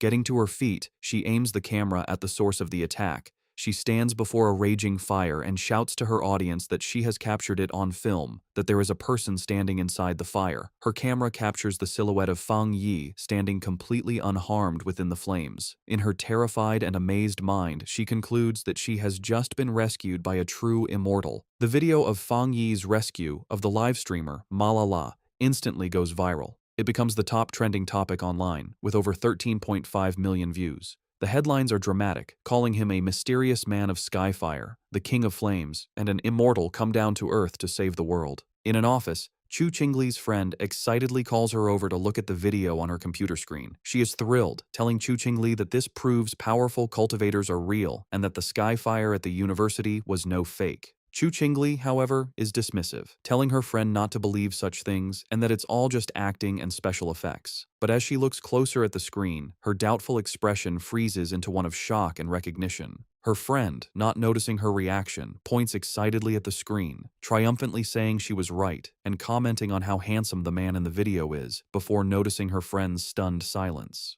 Internally, Chu Qingli is in turmoil. She desperately tells herself the video must be fake and that the figure only looks like Fang Yi. She reasons that if it were really him, he would have been burned to ash by such intense flames. Her denial then shifts to fear as she considers the possibility that it truly is him. She worries that he might use his new power to get revenge on her for their breakup, but she stubbornly resolves that she will never bow her head to him, no matter what. Elsewhere, the red-haired leader of Lin Yiyi's pioneer squad shows the same video to Yiyi on her phone. The leader asks if the man looks familiar, suggesting he's the same person who saved them from the monstrous vine. Yiyi agrees that he does, and then adds a stunning piece of information. She recently learned that a powerful master who broke through to the spirit creation realm lives in her neighborhood. She begins to wonder if her quiet cousin and this incredible pioneer could possibly be the same person. In yet another location, Zhang Xiaoya and a male pioneer from the lava cave incident also watch the video. The man recognizes Fang Yi's fighting stance and points out how much stronger he has become, while his companion notes that the way he wields his blade is identical, realizing they were incredibly lucky to have had such a powerful figure on their side. The news of Fang Yi's public display of power reaches the highest levels of the nation's two main organizations. Inside a sleek, modern skyscraper, likely the association headquarters, the city's crisis seems to be getting worse, with the current pioneers struggling to keep up. In a high-level meeting room, Su Qingying addresses a group of officials. She informs them that the military has already been in deep communication with Fang Yi, and she expresses her firm belief that he will agree to help them. Meanwhile, in a military command center, Ji Ruoyan, Major Han Li, and other officers discuss the new intelligence. They are astounded by his rapid progress, calling him a monster for reaching the spirit creation realm so quickly. They debate how many high-tier attributes he could possibly possess, with one officer concluding it must be 3 or even more. They agree that trying to intimidate him was foolish and that their only option is to recruit him. Major Han Li asks if the High Command has decided to approach him personally. Ji Ruoyan confirms they have, but adds that the top brass is still hesitant to humble themselves, as all previous top-tier pioneers have come from within the military's own ranks. Taking charge, Major Han Li outlines their new strategy. He orders his subordinates to find out what new weapons or equipment Fang Yi might need and to provide him with information on suitable training locations as a gesture of goodwill. He also gives a crucial final command. The viral livestream video and all the rumors spreading from it must be properly managed and controlled. The entire spiritual energy circle in the Xia nation has now turned its attention toward Fang Yi. Both Su Qingying and Ji Ruoyan think about his future. Su Qingying appears concerned about the immense pressure he now faces, while Ji Ruoyan wears a slight, confident smile. Both women, leaders of their respective groups, eagerly await to see what this extraordinary young man will do next. In a quiet hospital room, a heart monitor beeps steadily. A mysterious woman with long purple hair sits by the bedside of an unseen patient, whom she calls her teacher.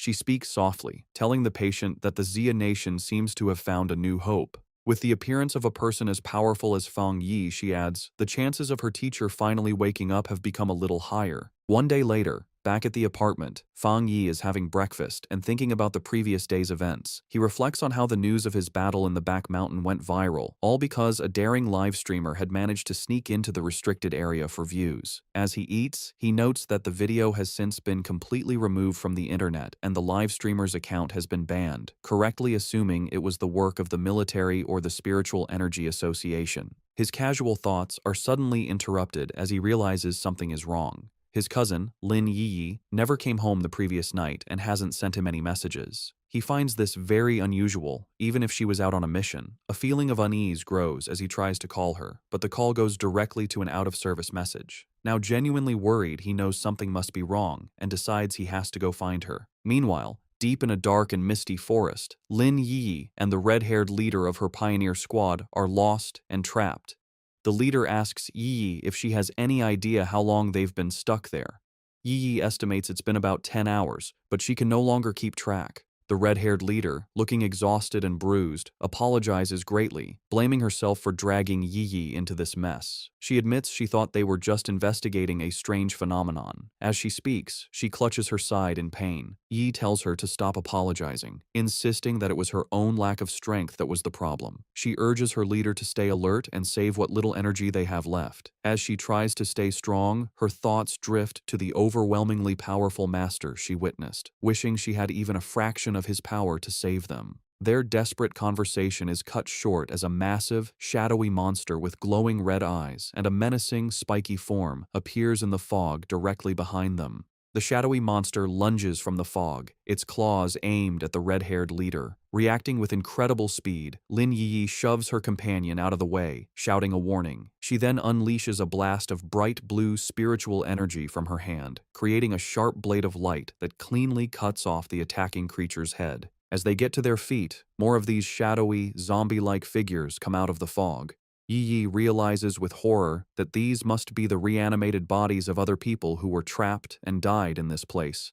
After defeating one of the creatures, which dissolves into a puddle of black mist, Yi explains that the main monster is just playing with them, turning its victims into these strange puppets. The red-haired leader adds that their attacks have no real effect on the mist itself, and their spiritual energy is being drained quickly, all while the real enemy stays hidden. They soon realize they are trapped in some kind of illusion created by the monster, a swirling gray space where the creature seems unbeatable. It is a waiting game. The monster is just letting them get tired. A bead of sweat rolls down the leader's face as the seriousness of their hopeless situation sinks in. Suddenly, the sky above them tears open to reveal a single, massive, blood-red eye staring down at them. The leader screams Yi's name in terror. The eye is a gross, pulsating ball of flesh that begins to bubble and multiply, splitting into numerous smaller, slimy eyeballs. Angry and desperate, the red-haired leader lashes out, furiously chopping at the flying eyeballs and destroying several of them in a frenzy.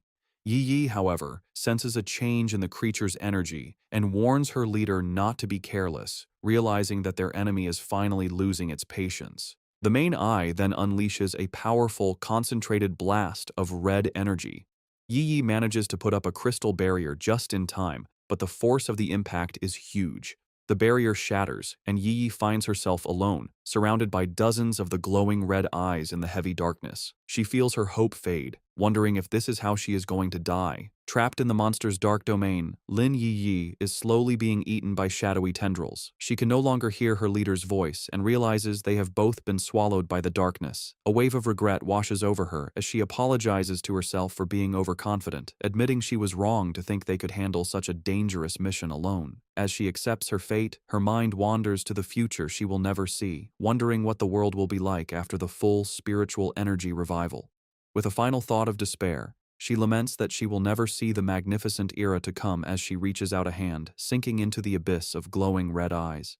Tears stream down her face as she closes her eyes, ready for the end. Just as all hope seems lost, a massive explosion of brilliant blue light erupts, tearing the darkness apart. A figure bursts through the shadows, radiating an immense aura of crackling blue energy. It is Fang Yi, his eyes glowing with power. He remarks to himself that he almost didn't make it in time. Yi stares in utter shock and disbelief, tears still fresh on her cheeks, as she recognizes her rescuer and gasps his name, identifying him as her cousin. With a powerful blast of divine thunder, Fang Yi completely shatters the monster's shadowy domain. He lands gracefully in the now clear forest, his hand still sparking with leftover electricity. He has saved both his cousin and her unconscious leader. Yi can only stare, her world turned upside down by the stunning revelation that her seemingly ordinary and lazy cousin is, in fact, an incredibly powerful pioneer.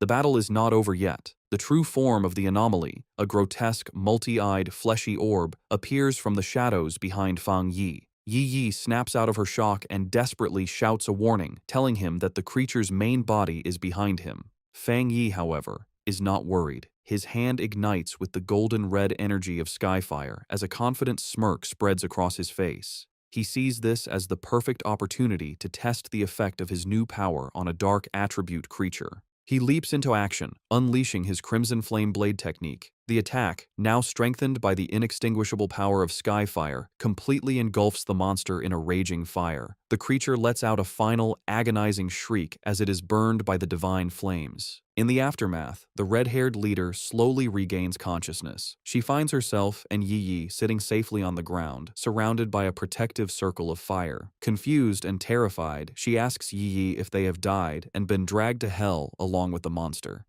Yi, now much calmer, reassures her leader, telling her to look closely and that they are still alive.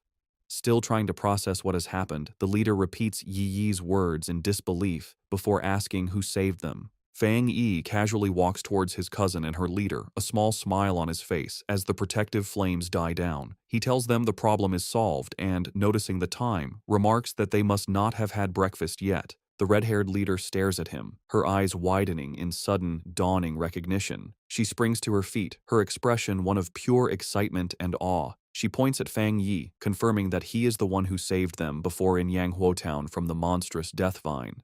Fang Yi looks slightly surprised, thinking to himself that he was recognized so easily. Lin Yi is completely stunned by this new revelation. She asks her leader if she's saying that the powerful fire attribute master who saved them from the vine was also her cousin.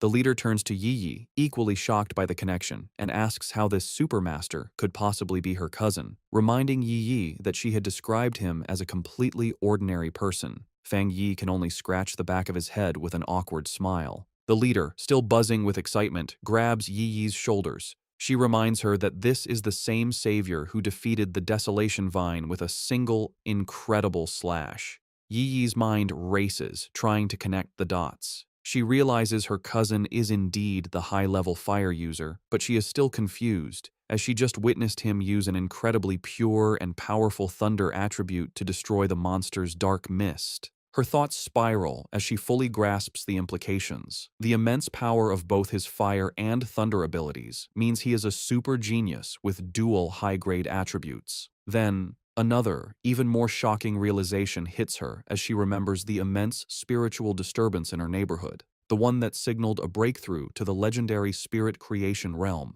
She wonders if that incredible display of power was also her cousin's doing. Tired of the confusion, Fang Yi cuts in and confirms that yes, it was all him. He then changes the subject, asking them about the dark attribute anomaly. He says that they should have known this type of creature was not to be taken lightly, and asks why only the two of them came, and where the rest of their teammates were. The red-haired leader explains that their other teammates were unavailable. One was sick and grounded at home, while another was on a more difficult mission, clarifying that their squad doesn't always operate as a full unit. Yi then admits it was her own fault, confessing that she had become reckless after her recent breakthrough and wrongly believed she could handle the mission alone. Fang Yi listens, his expression thoughtful. He recalls the infighting he witnessed within their team before. He notes that the leader, who had been openly critical of her teammates, is now defending them to an outsider. He sees her loyalty, and he knows his smart cousin has likely sensed the team's instability as well. With his identity now revealed to two people he feels he can trust, he makes a proposition. He turns to his cousin and her friend and asks if they would like to form a team with him. Both women are stunned into silence for a moment before the red-haired leader erupts with joy. She clasps her hands together, overjoyed at the prospect of teaming up with such a powerful master and exclaiming that she is incredibly lucky to benefit from Yi's connection. Yi, however, is having a more profound realization. She understands that a pioneer as powerful as her cousin must have known her secret all along and had been quietly watching over her. The thought that on this difficult and lonely path of cultivation, she has a reliable and powerful family member helping her without asking for anything in return brings her an overwhelming sense of happiness and relief. A single tear of gratitude rolls down her cheek. Wiping it away, she flashes a bright, happy smile and a peace sign at her cousin, thanking him greatly and promising to make him 2 extra eggs for dinner. Just then, Yi's phone buzzes with a notification. She announces that Sister Jiaolan, the mysterious and powerful member of their pioneer group, has just posted a new mission. The message is an alert for a high-risk collection task in a place called the Extreme Dark Zone, which is explicitly stated to be related to the dark attribute. Jiaolan's message ends with a stern warning for everyone to think very carefully before signing up. Fang Yi asks if they know about this zone. Yi explains that it is a border area that is strictly forbidden by the Xia nation. The dark attribute energy there is so overwhelmingly powerful that most pioneers make it a point to avoid the area entirely. She adds that most of the strange anomalies that have been appearing in their city are actually energy leakages from this forbidden zone. Because of the extreme danger, even the government has been unable to explore it deeply, as past attempts have resulted in severe accidents. Intrigued, Fang Yi suggests they should give it a try and asks Yi to message Jiaolan for more specific details about the mission's content. Yi replies that it's useless, as Jiaolan is famously mysterious and rarely says more than a few words at a time. Fang Yi considers this information. He deduces that for Jiaolan to be able to issue a mission in a top-secret government-controlled area, she must either be an incredibly bold rogue going against the authorities, or she holds a high-ranking position within the military or the Spiritual Energy Association. He concludes that the latter is far more likely. Despite her doubts, Yi, using her online handle Feng Heiju, sends a message to Jiaolan, stating her interest in signing up and asking for more details. To both her and the red-haired leader's surprise, Jiaolan replies with uncharacteristic detail. The mission is to collect something called a shizai flower.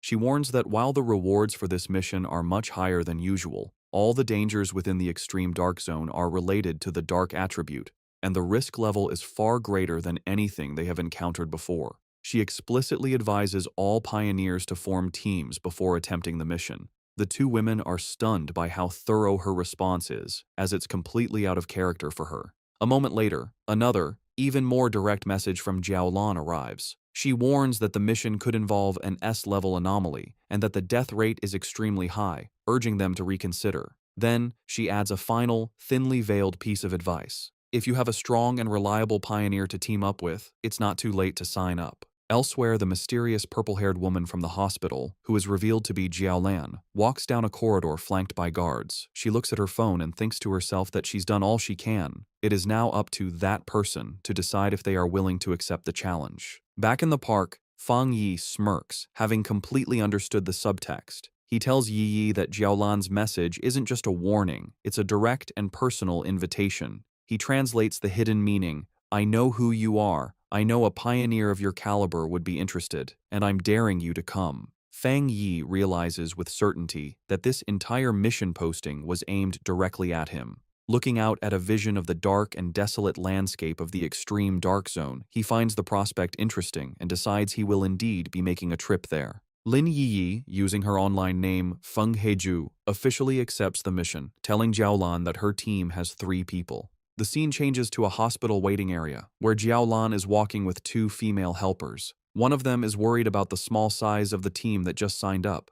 Jiaolan, however, is calm and confident. She says that if he is a pioneer that the Xia nation can truly trust, he will come. The helper asks more, worrying about what will happen to the other pioneers if he doesn't show up. Jiaolan simply replies that if he doesn't come, then it means their fates were not meant to be. As they walk, a smirk appears on Jiaolan's lips. She asks her helpers if they really believe the purpose of a mission to collect the Shizai flower is to send powerful pioneers to their deaths. She explains that the true goal of this incredibly dangerous task is the exact opposite of what it seems. A vision reveals what the flower is. It blooms from a dark, evil pool, fed by the bodies and souls of fallen pioneers. Jiaolan says that getting this flower is a necessary step to strengthen the nation, as it is the only way to save even more pioneers in the long run.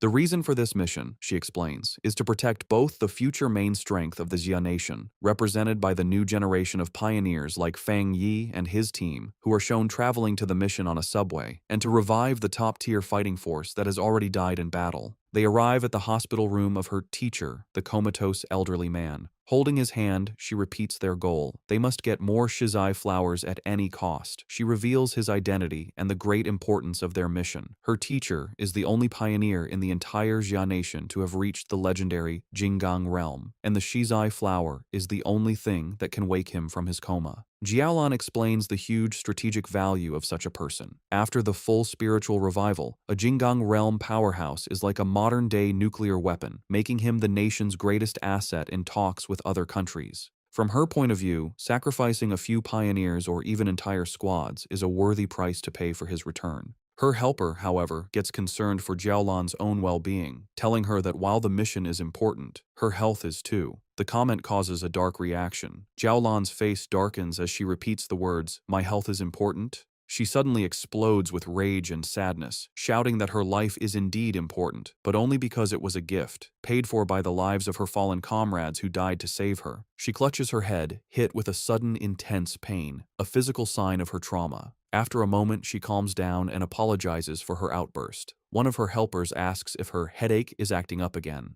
Jiaolan dismisses their concern, saying it's not yet time for her medicine. A vision of her former happy team flashes in her mind, and she looks away with a sad, tired expression, murmuring that it's all in the past. The story flashes back to a traumatic memory from Jiaolan's past. In a dark, empty landscape, a voice screams for the sword-wielding squad to leave immediately. A younger Jiaolan kneels among the bodies of her fallen comrades as her dying captain tells her the mission to get the Shizai flower is now in her hands. As she trembles in despair, thinking of her teacher and her country, she realizes the extreme dark zone is a truly unforgiving place. She screams in protest, refusing to leave her captain. In his final moments, the captain places his hand on hers, transferring his spiritual energy to her. He tells her he hopes their powers will be of use to her and pleads with her to make it back alive. Back in the present, Jiaolan stands in the hospital, thinking about that tragic day. She reveals the bitter irony of her team's sacrifice. They gave her their power, but they didn't know that a Shizai flower is useless if it is touched by blood or not picked perfectly whole, meaning their mission failed even as they saved her life. Later, after a long journey, Fang Yi's new team arrives at the empty outskirts of the extreme dark zone. The red-haired leader complains about the long walk. She asks why they don't just fly, given their power. Yi explains that even for pioneers, flying for a long time is not possible until one's spiritual energy is overwhelmingly large. Fang Yi remains silent, his glowing red eyes focused on their destination. They finally arrive at a massive, heavily guarded checkpoint that marks the entrance to the zone. Beyond rows of tank traps and fencing, they see a shimmering blue energy barrier. Fang Yi confirms that this must be the extreme dark zone. Even from a distance and through the multiple barriers, he can feel the deeply unpleasant aura of the dark attribute coming through. Yi and her leader are clearly disturbed by the heavy energy, with the leader saying that it's 1,000 times more terrifying than the monster they fought before. Fang Yi simply tells them to stay calm. He then points out that they are not the only ones who have answered the call. A large, diverse crowd of other pioneers has already gathered at the checkpoint, waiting for the mission to begin. Yi guesses that the pioneers are not just here for the big reward. She explains that the dark attribute is known to be very difficult to deal with, ruthless, and naturally hostile to humans. However, with the increasing number of violent dark attribute monsters appearing in the cities, pioneers have realized they can no longer afford to ignore the source of the problem. Many have come here to face the threat directly and find a way to fight back. The red-haired leader agrees with her logic, and Fang Yi looks on with a slight smile, impressed by his cousin's sharp mind. The scene shows the various wild pioneers, each with unique gear and styles, all waiting for the gates to open. As they wait, Fang Yi explains his reason for taking on such a dangerous mission. He says that he has already faced dark attribute monsters twice before. The first was the mutated rabbit, which was more like some kind of gross, rat-like beast. The second was the serpent and its rat-like partner, Candle Knight, a smart pair that worked together to lure and trap pioneers, a mission that nearly wiped out an entire squad from the Spiritual Energy Association. He explains that the most important detail, as his cousin Yiji correctly pointed out, is that these creatures seem to be cleverly and purposely bypassing the military defenses at the city's borders. He suspects they are using some unknown method to get into urban areas, and these incidents have happened so often that they can no longer be ignored. The situation has become so bad that if they don't face the source, the cities will eventually be overrun. Therefore, he concludes, they have no choice but to go to the extreme dark zone. At the checkpoint, a military officer watches as Su Qingying briefs a group of pioneers before the energy barrier. She stands with a grim and serious expression, ready for the dangerous mission ahead. Her focus is broken when she spots a familiar group approaching. She is completely shocked to see Fang Yi walking up with Lin Yi and the red-haired leader. Her green-haired subordinate, Zhang Xiaoya, is equally surprised and calls out to her, but Su Qingying is frozen, covering her mouth in a panic. She silently prays that the great master won't notice her in the crowd, but her hopes are crushed when Fang Yi looks directly at her, a questioning look on his face as he calls out her name, identifying her as Captain Su. Resigned, Su Jingying walks over with her cloaked squad members, having already received military information about Fang Yi's team. The red-haired leader, always mischievous, sizes up the beautiful silver-haired girl and asks Fang Yi if this is Yi Yi's sister-in-law, a teasing term for a potential girlfriend. The suggestion sends both Yi Yi and Su Qingying into a panic. Su Jingying blushes and waves her arms, exclaiming what a huge misunderstanding it is. Fang Yi calmly clarifies that she is not, explaining that she is Captain Su from the Spiritual Energy Association who helps him out with miscellaneous tasks. This explanation, however, only seems to make Su Qingying more flustered, as she finds the description even more annoying than the romantic idea. Their conversation is interrupted by a loud, arrogant voice. An imposing older man in heavy red armor with two other armored pioneers steps forward and calls them a bunch of shameless brats. He complains loudly that the new generation of pioneers is younger and more disrespectful, not even greeting their elders. He scolds them for talking casually in such a dangerous place. He finishes with a sarcastic comment, saying he hopes they can all rely on each other inside the extreme dark zone. The red-haired leader gets angry, but Yi Yi holds her back, trying to calm the situation. Fang Yi calmly steps between them, signaling for his teammate to calm down. Not intimidated, the red-haired leader points a finger at the arrogant man, telling him to mind his own business and warning him that it's anyone's guess who will be scared to death inside. The man's expression turns into an angry glare. Just then, the sound of an approaching vehicle breaks the tension. The man smirks, seeing that their car has arrived. A large armored transport with police lights pulls up, and its back doors open. The mysterious Jiaolan steps out, and her presence immediately gets the attention of every pioneer there. The crowd gasps, recognizing the infamous Sister Jiaolan. She walks forward with an air of authority, with her guards on either side as the pioneers murmur in awe, wondering who she is to deserve such a grand entrance. Fang Yi watches her approach and figures out her purpose. She is the one who will open the gate for them. Jiaolan stands before the massive, crackling blue energy barrier. She raises her hand, gathering a swirl of pure energy until a glowing blue symbol forms in her palm. With a powerful push, she shoves the symbol forward, and the huge energy barrier tears open, revealing a dark path into the forbidden zone. With the gate now open, the S-Class mission has officially begun. With the huge energy barrier torn open, Jiaolan stood before the dark portal, with red and black energy whipping around her. She announced that the pioneers could now enter but gave them one last, important warning. The Shizai flowers they were sent to get had to be perfectly whole and must not be touched by human blood. She said that if the flowers didn't meet these rules, there would be no reward, and with that, she told them to start. The large group of pioneers began to walk into the scary portal. As they walked, a member of the arrogant pioneers group grumbled to his leader, complaining that Jiaolan was sending them to their deaths without going in herself. The arrogant pioneer's teammate told him to be quiet, reminding him that if they died, the government would pay a lot of money to their families. As Fang Yi's group watched the others enter, Su Qingying analyzed the strength of the various teams for him. She identified the arrogant pioneer as a one-star spirit creation realm cultivator, the same level as Fang Yi. She also noted that there were several other powerful people who were hiding their auras, making them hard to judge, while the rest were solid pioneers at the 1-star or 3-star Ghost Axe realm. She concluded that the teams were all about equal in strength. Fang Yi was surprised to hear that the arrogant man was also at the spirit creation realm, as he hadn't sensed a high level of spiritual energy from him. He thought to himself that the mission must be very difficult to have attracted so many elite teams. Back outside, one of Jiaolan's helpers gave her a final report from a tablet. She confirmed that a total of 37-star Ghost Axe Pioneers, 7 1-star Ghost Axe Pioneers, and 3 1-star Spirit Creation Pioneers had entered. The mission involved monsters ranging from B level to S level in danger. Jiaolan calmly told her helper to get the monitoring equipment ready, assuring her that she was prepared. Inside the portal, the pioneers found themselves in a deserted, dark, and misty place filled with dead trees. As Fang Yi's group stepped into the extreme dark zone, they were immediately surrounded by shadowy black tendrils of energy. Fang Yi warned everyone to stay close, explaining that the overwhelming dark attribute in the area would block their vision and that they could easily get separated and lost. His warning was followed by the red-haired leader suddenly kneeling over, feeling sick. She apologized, saying she couldn't stop herself from throwing up. Su Qingying calmly went to her side and told her it was a normal reaction. She explained that the terrible smell was a mix of rotting bodies and brain fluid, a scent that most people couldn't handle.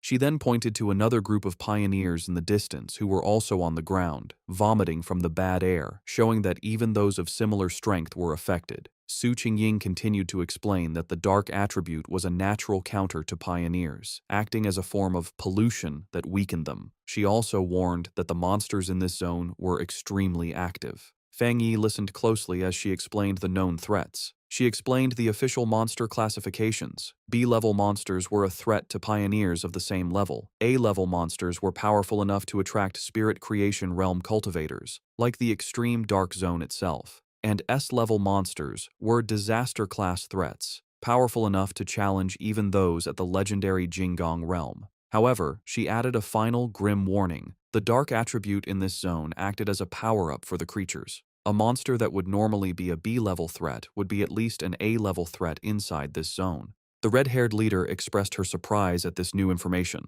Lin Yiyi, worried, asked Su Qingying if she and her team were unaffected by the pollution. Su Qingying chuckled, explaining that she was not affected because she and her team were used to dealing with similar monsters and were not bothered by the smell. She also revealed that she had recently broken through to the 3-star Ghost Axe realm and was working hard to evolve her water attribute into an ice attribute. Lin Yi then spoke up, addressing Su Qingying. She noted that since they were both at the same level, she wondered if she also felt her spiritual energy being heavily suppressed, even more so than during her previous missions. Su Qingying confirmed her suspicion, adding a grim warning that many high-level masters, including 1-star spirit creation military elites, had died in this zone, so they needed to be extremely careful. As they went deeper into the deserted landscape, Su Qingying took the lead. She saw that they could no longer see the group ahead of them and urged her team to move a little faster. She then gave an important instruction. They should all speak less to save their physical strength and concentrate their spiritual energy to prevent the heavy dark mist from taking advantage of any weakness. As he walked, Fang Yi thought about his own condition. He was surprised that he didn't feel the same severe discomfort as the others. He concluded that it was likely because his enhanced yang and thunder attributes naturally pushed back the dark attribute, or perhaps his spiritual power had simply become stronger after his breakthrough to the spirit creation realm. Elsewhere in the zone, the arrogant pioneer and his team were in a fierce battle. With a powerful slash of his glowing green sword, the leader easily cut off the head of a monstrous beast. He laughed arrogantly, mocking the zone's dangers. His teammates cheered him on as he declared that they would be the ones to get the Shizai flower, vowing to show the younger generation what true strength looked like. Back with Fang Yi's group, Lin Yi was still struggling with nausea, making small gagging sounds. Fang Yi noticed her distress and thought to himself that despite her power, she was still just a child.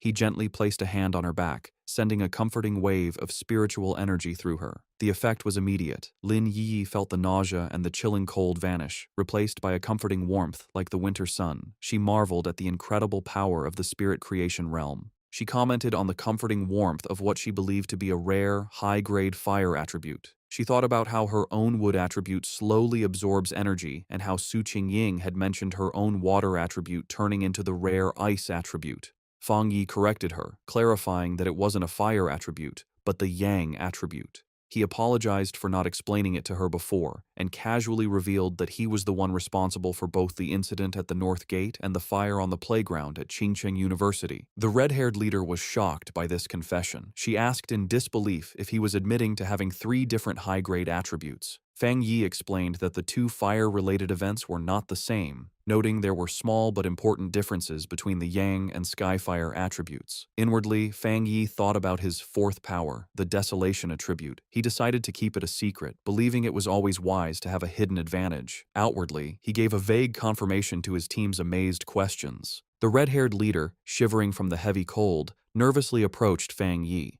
She explained that she had not yet reached the 3-star Ghost Axe realm and couldn't sense attributes very well, but she knew his Yang attribute could help her.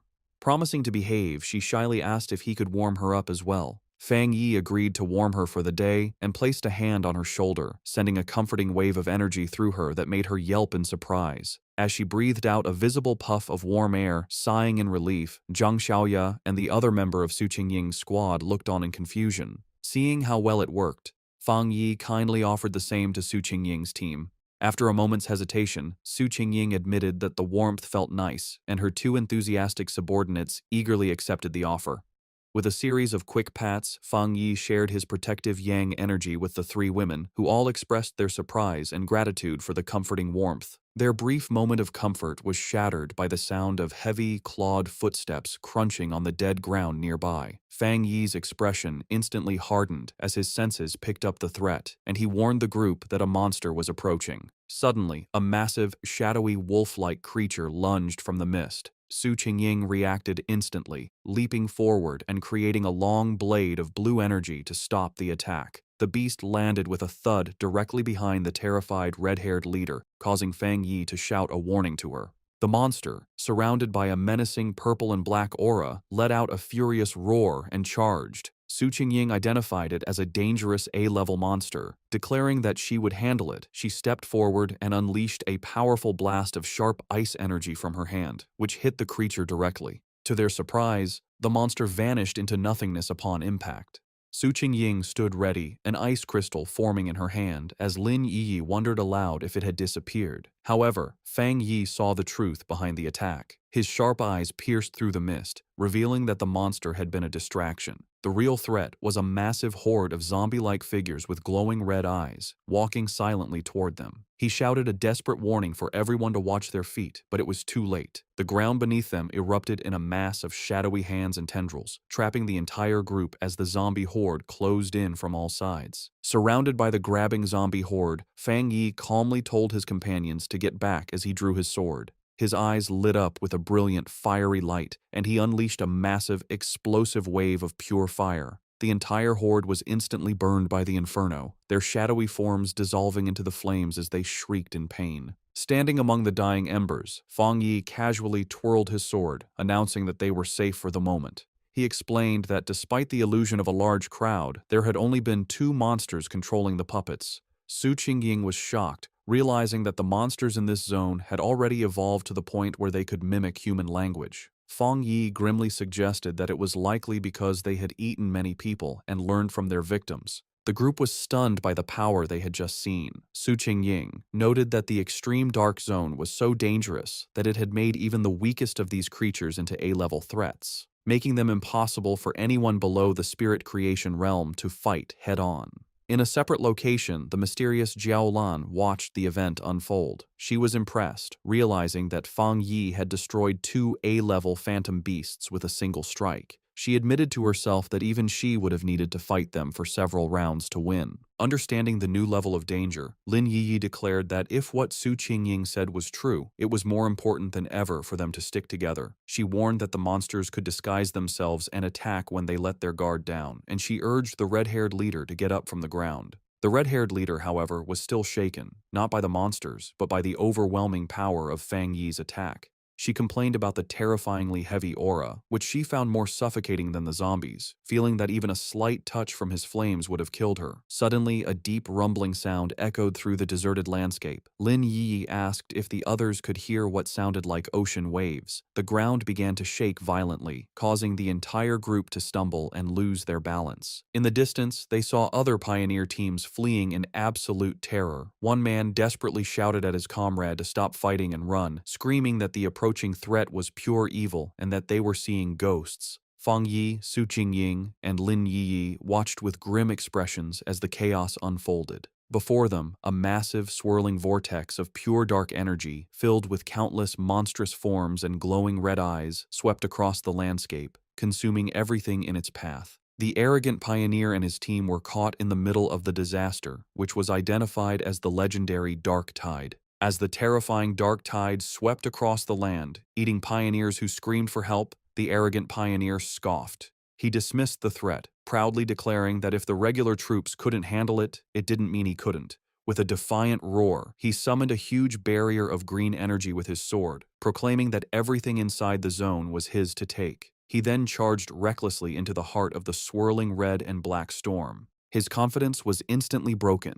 The moment he entered the tide, he was covered by its suffocating dark tendrils. He realized with horror that the monsters inside were far more powerful than he could have ever imagined, far beyond A level or even S level. Full of terror, he knew he couldn't let himself be caught, but it was already too late. He and many other pioneers were swallowed by the overwhelming darkness, their screams echoing as they were pulled into the deep. From a safe distance, Fang Yi's group watched the horrifying sight. The red-haired leader, shaken, wondered if the others were all dead and if they had any chance of escaping. Lin Yiyi asked Su Qingying to explain what the dark tide was. Su Qingying grimly described it as the ultimate form of the dark attribute, a tide of pure corruption that ate everything in its path, including other monsters. She was confused and terrified, explaining that their mission was supposed to have been planned to avoid the Day of the Tide, and she feared that all the pioneers who had gone ahead were now gone. Lin Yi remembered hearing about the dark tide on pioneer forums, where it was described as a force that could destroy an entire city.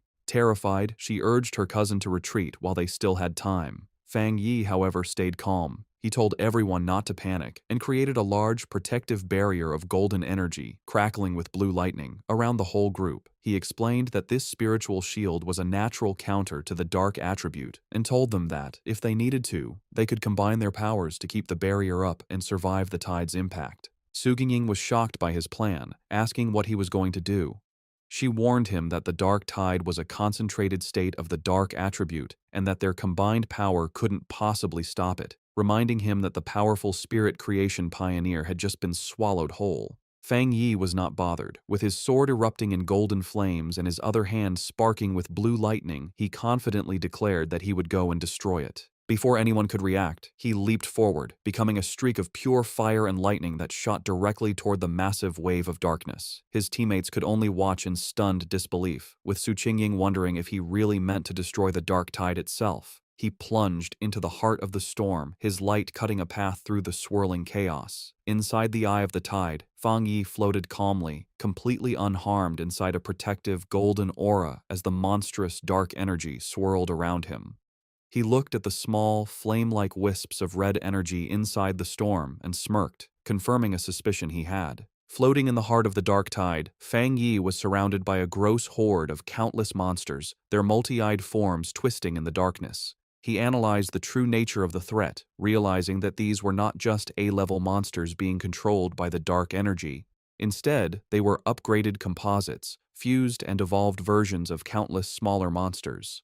He understood that the tide was a living incubator, constantly evolving its creatures from B level to A level and then to S level. The whole event, he concluded, was at least an SSS level threat, which explained why it could so easily eat even powerful spirit creation realm pioneers. A monster lunged at Fang Yi. His eyes blazed with golden fire, and with a single powerful slash of his flaming sword, he unleashed his crimson flame blade technique, easily destroying the A-level composite beast. He thought about his incredible growth. The combination of his new Spirit Creation Realm power and his Skyfire-enhanced sword allowed him to instantly kill a creature that would have previously been a tough fight. As he scanned his surroundings, he noticed something familiar. It was the arrogant pioneer, still alive, but being consumed by the tide's dark energy. The man was still conscious, struggling against the corruption that was taking over him. Fang Yi saw that since the man was still responsive, his spiritual energy hadn't been completely drained. He figured that even if his spiritual foundation wasn't as solid as his own, being a true Spirit Creation Realm pioneer gave him a small chance of survival. Deciding to act, Fang Yi gathered his divine thunder power. He unleashed a massive blast of purifying lightning, striking the dark mass that held the arrogant pioneer. The man was thrown clear of the tide, landing hard on the ground, unconscious but free from the corruption. Standing over his fallen rival with his sword still burning, Fang Yi noted that the man could be saved, but just barely. His victory didn't last long. The dark energy around him began to twist and come together, and the monsters he had just destroyed began to reform before his eyes. He watched as a massive, multi-eyed creature regenerated from the darkness, realizing with grim certainty that the tide could infinitely reproduce its minions. He wondered if this terrifying regenerative power was the special characteristic of monsters that were above S level. Facing the endlessly regenerating horde, Fang Yi decided on a new, much riskier plan. With a confident smirk, he proposed to try something different. He deliberately dropped his protective spiritual energy aura, leaving himself completely exposed to the full, overwhelming power of the dark tide. The moment he was unprotected, his system activated, detecting the extreme dark attribute. However, it quickly reported a failure. The attribute's power was too special and could not be taken at this time. Fang Yi was disappointed but not entirely surprised. He realized that even after reaching the Spirit Creation Realm, the dark attribute was still beyond his reach, confirming that it was fundamentally different and more complex than any other power he had faced. With his options running out, a determined smile appeared on his face. He concluded that since he could neither destroy the tide nor absorb its power, he would have to find another way to deal with it. As the monsters closed in again, he briefly regretted not bringing his little white flower, the Desolation Flower, knowing its life-draining power would have been a perfect counter. He wondered what other options he had left. Then, his eyes widened with a sudden realization. He knew he had a ready-made solution right in front of him. Outside the tide, the rest of the team watched from the safety of their golden barrier. The red-haired leader, still shaken, asked Su Qingying if she had ever seen such a situation before, but Su Qingying could only admit that she hadn't. Suddenly, the chaotic, swirling energy of the dark tide grew unnervingly still, pressing silently against their protective shield. The strange calm only increased the tension. Lin Yi was terrified, admitting that even when they faced the monstrous Desolation Vine, she hadn't felt so anxious. She was consumed with worry for her cousin, fearing the worst. Su Qingying tried to reassure her, pointing out that his protective barrier was still active, just flickering. She took Yi's hands, telling her they should focus their own spiritual energy to help strengthen the shield. She added with grim logic that if a pioneer as powerful as Fang Yi were to fall, their own fates would be sealed anyway. Su Xingying continued to boost their morale, reminding them that Fang Yi was a Spirit Creation Realm cultivator who used several powerful attributes, and she suspected his true strength was even greater than they knew. She told them that it was not up to pioneers at their level to worry about rescuing someone so far beyond them. Her surprisingly humorous and confident words managed to calm Lin Yi, who thanked her. Su Xingying simply smiled, admitting that her own teammates often said she was too serious, and asked if Yi felt a little better. Their tense weight was shattered as a massive column of pure fire erupted from within the dark tide, pushing back the oppressive darkness. From the heart of the inferno, Fang Yi unleashed his ultimate technique, the 9 Dragons, Skyfire Sealing Art. He rose from the flames, his body glowing with a mixture of blue and golden energy. Outside, his teammates watched in absolute awe. The red-haired leader excitedly pointed him out to a stunned Lin Yi, while Su Qingying stared in disbelief at the sheer scale of the power on display. The technique appeared as 9 colossal, fiery dragons that swirled and danced, their combined light completely overwhelming the dark tide. Elsewhere, the mysterious Jiaolan, who had been monitoring the mission, was thrown off balance by the immense spiritual pressure. She recognized the power as the legendary Skyfire attribute and the technique as a powerful seal. She watched in utter disbelief as the 9 dragons came together, compressing the entire, city-destroying dark tide into a single, unstable orb of fiery energy, questioning if he had truly managed to seal the entire event. But Fang Yi was not finished. Having contained the tide, he gathered his divine thunder power in his hands, unleashing it in a massive vortex of crackling blue energy that swirled around the sealed fiery sphere. With a powerful roar, he invoked the name of his combined technique, the 9 Dragons' Edict. The 2 immense powers of fire and thunder crashed together, creating a massive explosion that shook the very foundations of the extreme dark zone. With a final, decisive command to seal, Fang Yi brought his hands together, forcing the chaotic energy to collapse in on itself. The vortex of fire and lightning compressed into a smaller, more stable sphere, finally settling into a small, brightly glowing orb of perfectly contained, pulsating power. After Fang Yi's incredible display of power, the arrogant pioneer lies unconscious on the ground. Fang Yi thinks that, for now, they are safe, and that he has unexpectedly rescued someone, wondering what he should do with him. Lin Yi runs to her cousin, very relieved that he is okay. Su Qingying, standing by the fallen pioneer, offers to have her team take care of the unconscious man. Later, Su Qingying approaches Fang Yi, asking why he does not seem happy after successfully sealing such a high-level dark attribute. In her mind, however, she is completely amazed, thinking that he truly kept his word to destroy the dark tide, and that he is a truly incredible person. Fang Yi explains to the group that they must move quickly. He says that the seal he used is only temporary, and that the overwhelming dark attribute energy in the area is still strong. They must hurry to find the Shizai flower before the seal wears off. Su Qingying understands and confirms that her team will take the man back to the association for treatment, while her teammates carry the unconscious pioneer on their shoulders. The group stops at a cliff, looking out over the empty landscape. Su Qingying realizes that none of the other pioneers who went ahead made it out, sadly concluding that they were all eaten by the dark attribute, as not a single trace of them remains. The red-haired leader mourns how people who were alive just moments ago have completely vanished. Fang Yi, for his part, thinks that maybe he is cold-blooded, but he feels relieved that he didn't have to watch them die. As they approach a scary dark pool, Fang Yi takes command. He tells Lin Yi and the others to go ahead with Su Qingying's team, explaining that this pool is now the most dangerous thing and it's better for him to stay behind to protect them. The group agrees and moves forward. When he is left alone, standing on a rocky ledge, a system window appears before Fang Yi, telling him that it has detected a new, strong fluctuation of the dark attribute. Immediately, a powerful vortex of purple and black energy erupts from the ground around him. The system confirms that the detection was successful and announces that it is activating its ultimate computing power to begin writing a new technique. Fang Yi is lifted into the air, his arms outstretched, as huge pillars of pure dark energy rise around him.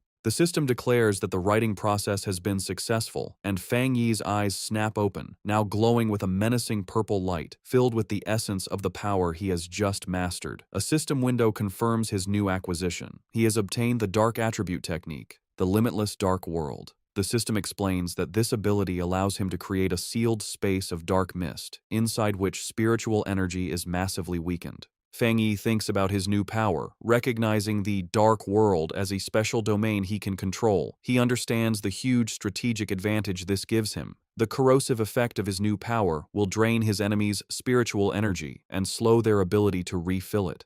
He imagines himself rising over a sea of desperate hands.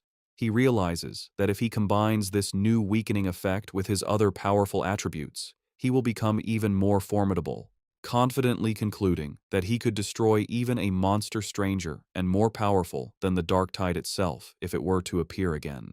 As the last of the purple energy settles, Su Qingying, still in disbelief, asks Fang Yi if he feels the dark mist reforming around them. Her eyes widen in shock as she fully processes the immense spiritual fluctuation she is sensing. She stares as Fang Yi is surrounded by the leftover energy, wondering how he could possibly be having another breakthrough without any of the usual big signs like a change in heaven and earth. The realization then hits her with stunning force. He hadn't just sealed the S-Class Dark Tide, he had absorbed its power. She finds the very idea ridiculous and unbelievable.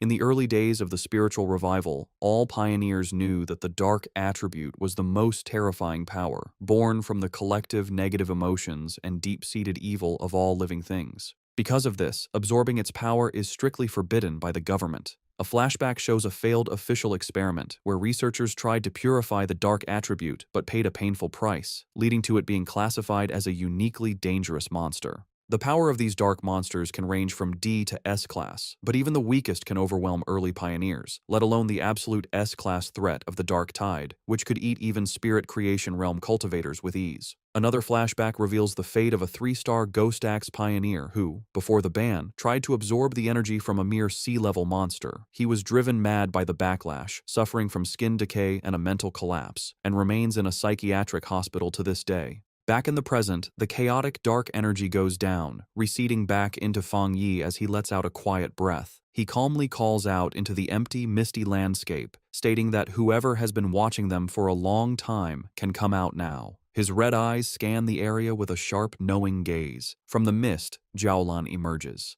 She confirms that if she is not mistaken, Fang Yi was the one who single-handedly sealed the Dark Tide. Su Qingying is stunned by her sudden appearance, gasping her name in disbelief. Jiaolan floats down, landing before Fang Yi and asking what he was just doing, specifically questioning if he was absorbing the dark attribute. Fang Yi calmly confirms that he was. The directed mission sends another wave of shock through Su Qingying. In a swift and shocking motion, Jiaolan draws a pistol and aims it directly at Fang Yi's head. The red-haired leader shouts Jiaolan's name, demanding to know what she is doing, while she and a terrified Lin Yi can only watch in confusion and fear. Su Qingying immediately leaps into action, placing herself between Jiaolan and Fang Yi and blocking the gun with her arm. She confronts Jiaolan fiercely, reminding her that if she recalls correctly, Fang Yi is the military's highest priority recruitment target. She then challenges Jiaolan, pointing out that the association had also wanted to recruit him before the military intercepted him, and demands to know the meaning of this hostile action. Ignoring Su Qingying's defense, Fang Yi calmly places a hand on her shoulder and addresses Jiaolan directly. He finds it strange, asking if their mission wasn't to find the Shizai flower. He points out that while she seems eager to complete the mission, she also appears very unhappy that they did not die there. Jiaolan remains silent, her expression unreadable as she continues to aim her weapon, the light glinting off the barrel. The red-haired leader, however, is not so calm. She erupts in anger, shouting at Jiaolan. She reminds her that their squad had always trusted her, and she furiously questions why Jiaolan didn't step in when they were facing the Dark Tide. She declares that without Fang Yi, they would have been doomed, pointing out that Yi is still just a child. She accuses Jiaolan of simply standing by and watching, only to now threaten the very person who saved them. Jiaolan suddenly lowers her weapon, a smirk playing on her lips. She dismisses the entire confrontation as a joke, remarking that Fang Yi seems to be very well liked by his teammates. She then congratulates him, announcing that he has passed the test. The sudden change leaves the red-haired leader and Su Qingying completely confused by her words. Fang Yi, however, understands immediately. He asks if her true purpose was to test him. Jiaolan confirms his suspicion, explaining that because of his incredible talent and strength, she didn't want to rely on cold, impersonal data. Instead, she wanted to see for herself what kind of person he truly was. She then turns to address the red-haired leader's earlier accusation. She explains that she didn't step in because pioneers must follow the harsh rules of this new world. She states that this is their shared fate, a life where fortune and disaster can change in an instant. However, she tells them they are lucky to have a trustworthy and powerful person protecting them. She asks if they have noticed that no other monsters have dared to attack them since the tide was defeated, explaining that the creatures are terrified of the power Fang Yi displayed. Fang Yi looks on with a grim expression, agreeing with her assessment. He adds that the dark tide itself follows the same principle. It bullies the weak and fears the strong. With the test concluded, Jiaolan offers to lead them to the Shizai flower, stating that she knows the area better than they do. As they follow, Su Qingying whispers to Fang Yi, expressing her feeling that something is mentally wrong with Jiaolan. She reveals a crucial piece of information.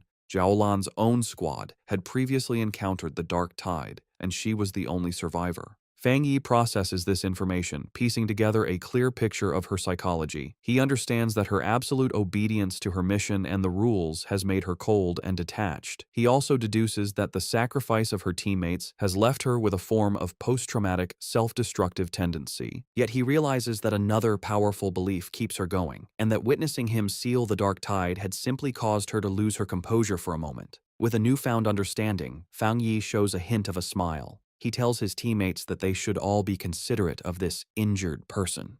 The red-haired leader asks if Jiaolan is injured. Fang Yi, observing her closely, confirms that she is. He explains to his team that her spiritual barrier is severely damaged, estimating that while she has the power of a 2-star spirit creation realm cultivator, her protective aura has dropped by at least 2 levels. A visual of her crumbling spiritual energy confirms his assessment, indicating she has suffered a significant internal injury. She even stumbles slightly as she walks, a clear sign of her weakened state.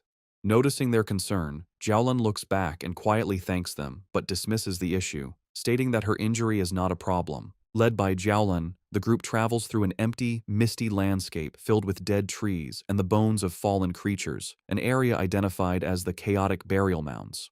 As they walk, Fang Yi's sharp senses pick up on something amiss, and he spots the skeletal remains of a fallen pioneer half buried in the ground. Finally, Jiaolan announces they have arrived at their destination. Before them, in a small clearing, a single, beautiful shizai flower glows with a soft, ethereal purple light. As Jiaolan begins to walk towards the flower, Fang Yi watches her, sensing that something is wrong. His suspicion is confirmed as vicious, shadowy monsters with glowing red eyes erupt from the ground, surrounding the flower as if to guard it. The sudden appearance of the monsters does not stop Jiaolan. Instead, her expression becomes one of intense and unnerving obsession. She reaches out a hand, whispering that she can finally see it again, her face shadowed as if she is in a trance. Fang Yi's expression becomes serious and urgent as he realizes the immediate danger, knowing she is not in her right mind. Reacting instantly, he summons a ball of golden-red flame in his hand, shouting a command to awaken her spirit. He then hurls the fireball directly towards the entranced Jiaolan, intending to snap her out of her dangerous state. The fireball flies towards Jiaolan. Snapping out of her trance at the last second, she recognizes the attack as a very rare and powerful Yang attribute. With surprising speed, she knocks the blast away with her arm, and the impact sends out a shockwave. She and Fang Yi now stand facing each other in a tense silence, as golden energy crackles around his hand. Jiaolan, now fully awake, is shaken. The sight of the flower had brought back a bad memory, and the ghostly images of her fallen friends flash in her mind as she wonders if her preparations were still not enough. Seeing that she has returned to her senses, Lin Yi and Su Qingying rush to her side. Yi asks if she is all right, while Su Qingying wisely notes that Jiaolan is being badly affected by the dark attribute, and suggests it would be safer for them to all stick together. Ignoring them, Fang Yi steps forward confidently. He states that for the shizai flower, it is enough if he goes alone, deciding to handle the situation himself. He calmly walks through the empty, misty clearing, approaching the glowing flower. Suddenly, the ground begins to shake. A massive, ugly, wolf-like monster with glowing red eyes bursts from the earth, lunging forward. Its mouth opens wide, showing a terrifying storm of smaller, screaming faces and dark red energy as it roars in hunger. Unfazed, Fang Yi summons crackling blue energy to his fingertips, saying a single word: Divine Thunder. He lets out several massive bolts of lightning that go through the monster's body. The creature roars in pain, its body filled with electricity, but it does not fall. Fang Yi watches it, realizing that this fox demon must have eaten countless other monsters to change so much, identifying it as yet another S-class threat. Knowing that the seal on the dark tide is temporary and their time is running out, he realizes he must end this quickly. Seeing the monster's amazing strength, a confident smirk appears on his face. He decides that if it won't die, he will use it as a test subject for his new power, gathering the scary purple energy of the dark attribute into his hand. With a confident look, Fang Yi unleashes his newly acquired power, the limitless dark world, on the S-class fox monster. A massive storm of swirling purple energy erupts from him, completely trapping the surprised creature. The energy hardens into a large, dark purple sphere, enclosing both Fang Yi and the monster inside its area. Inside this new reality, shadowy purple tendrils whip out from all directions, wrapping tightly around the S-class beast. The monster struggles and whimpers in pain, its massive form beginning to shrink under the immense pressure of Fang Yi's area. A system window then appears, confirming the devastating effect of his technique. Under the influence of the limitless dark world, the S-class anomaly has been forcibly downgraded by 2 full levels to a B-class threat. Standing before the now weakened creature, Fang Yi notes that the S-class anomaly must have had a very weak foundation to be downgraded so easily. With the monster now manageable, his sword ignites in a blaze of golden-red fire. He declares that the fight is over and delivers a single, massive fiery slash, completely destroying the creature in a fire. Outside the sphere, Su Qingying and Lin Yi watch the massive orb of dark energy. Su Qingying finds it strange, noting that while it is clearly a dark attribute, it feels different from what she's used to. Lin Yi agrees, confirming that she doesn't feel the usual disgusting and heavy coldness from it. Jiaolan provides the explanation. She states that this is because they are witnessing Fang Yi's personal domain, a space he created himself after mastering the dark attribute without a teacher. Jiaolan thinks about the immense importance of this achievement. She explains that creating a domain is an incredibly difficult ability. Before this moment, the only person she knew who could create a spatial domain with their spiritual power was her teacher. She guesses that, besides him, there are at most 3 other people in the entire world with this power. A painful memory flashes in her mind, showing a vision of a massive, citywide disaster. She recalls how her teacher had tried to use his own domain to stop the disaster, but had ultimately failed. Their thoughts are interrupted as the purple sphere disappears, revealing Fang Yi standing alone in the clearing. Jiaolan and Su Qingying are stunned at how quickly he finished the battle. With a casual wave and a reassuring smile, Fang Yi announces that the chaotic burial mounds should be safe from any more trouble now. With the area now secure, Fang Yi calmly walks towards the glowing shizai flower. He carefully cups his hands around the plant, gently pulling it from the ground with its roots intact to preserve it. Holding the glowing prize, he examines it for a moment, concluding that this should be enough to complete their mission. Jiaolan watches him with a tense and nervous expression as the mission reaches its critical point. Fang Yi returns to the group and presents the flower to Jiaolan, who remarks on its small size. He confirms that their mission is complete and urges them to leave immediately, explaining that the sealed dark tide is unlike other monsters and could become a problem at any moment. He adds that they also have to deal with the unconscious, arrogant pioneer and his team. Her tense mood melts away, replaced by real gratitude. Holding the glowing flower, she sincerely thanks Fang Yi, admitting that his overwhelming power was the only reason for their success. She then thanks the rest of the group and announces it is time for them to leave. As the others begin to walk away, Jiaolan pauses for a moment, looking back to thank Fang Yi one last time. She then reveals the full, critical importance of their mission. She explains that Elder Wu, the Xia Nation's only Jinggang realm pioneer, is on the brink of death, and the shizai flower is the only life-saving medicine that can save him. With a slight, grateful smile, she tells Fang Yi that he has just saved the life of the nation's most powerful protector. Fang Yi listens intently, his expression thoughtful, as he processes this new, important piece of information, quietly repeating the name of the legendary Jinggang realm to himself. As the group finally emerges from the dark portal of the extreme dark zone, they are met with a sky filled with swirling red clouds. The red-haired leader throws her fists up in triumph, shouting with immense relief that they can finally see the light and have made it out alive. Lin Yi agrees, grateful to see the daylight again. Their return is met with a wave of cheers from a large crowd of officials who had been waiting anxiously. They celebrate the successful retrieval of the shizai flower, admitting they didn't quite believe it when Jiaolan had first informed them. As the team walks through the path cleared by the crowd, the red-haired leader is surprised by how many people are there. Someone in the crowd wonders aloud who the person was that actually managed to get the flower. Suddenly, Lin Yi's expression becomes one of surprise as she notices something ahead of them. Parked directly in their path is a massive, heavily armored military vehicle, flanked by elite soldiers. The red-haired leader immediately recognizes the vehicle and the symbol of the legendary Star God War Zone, the most powerful and famous military force in the entire Xia Nation. A wave of realization and embarrassment washes over her as she understands that Jiaolan is a member of this elite unit, making her regret having yelled at her earlier. The Star God War Zone is ranked as the #1 military district in the nation.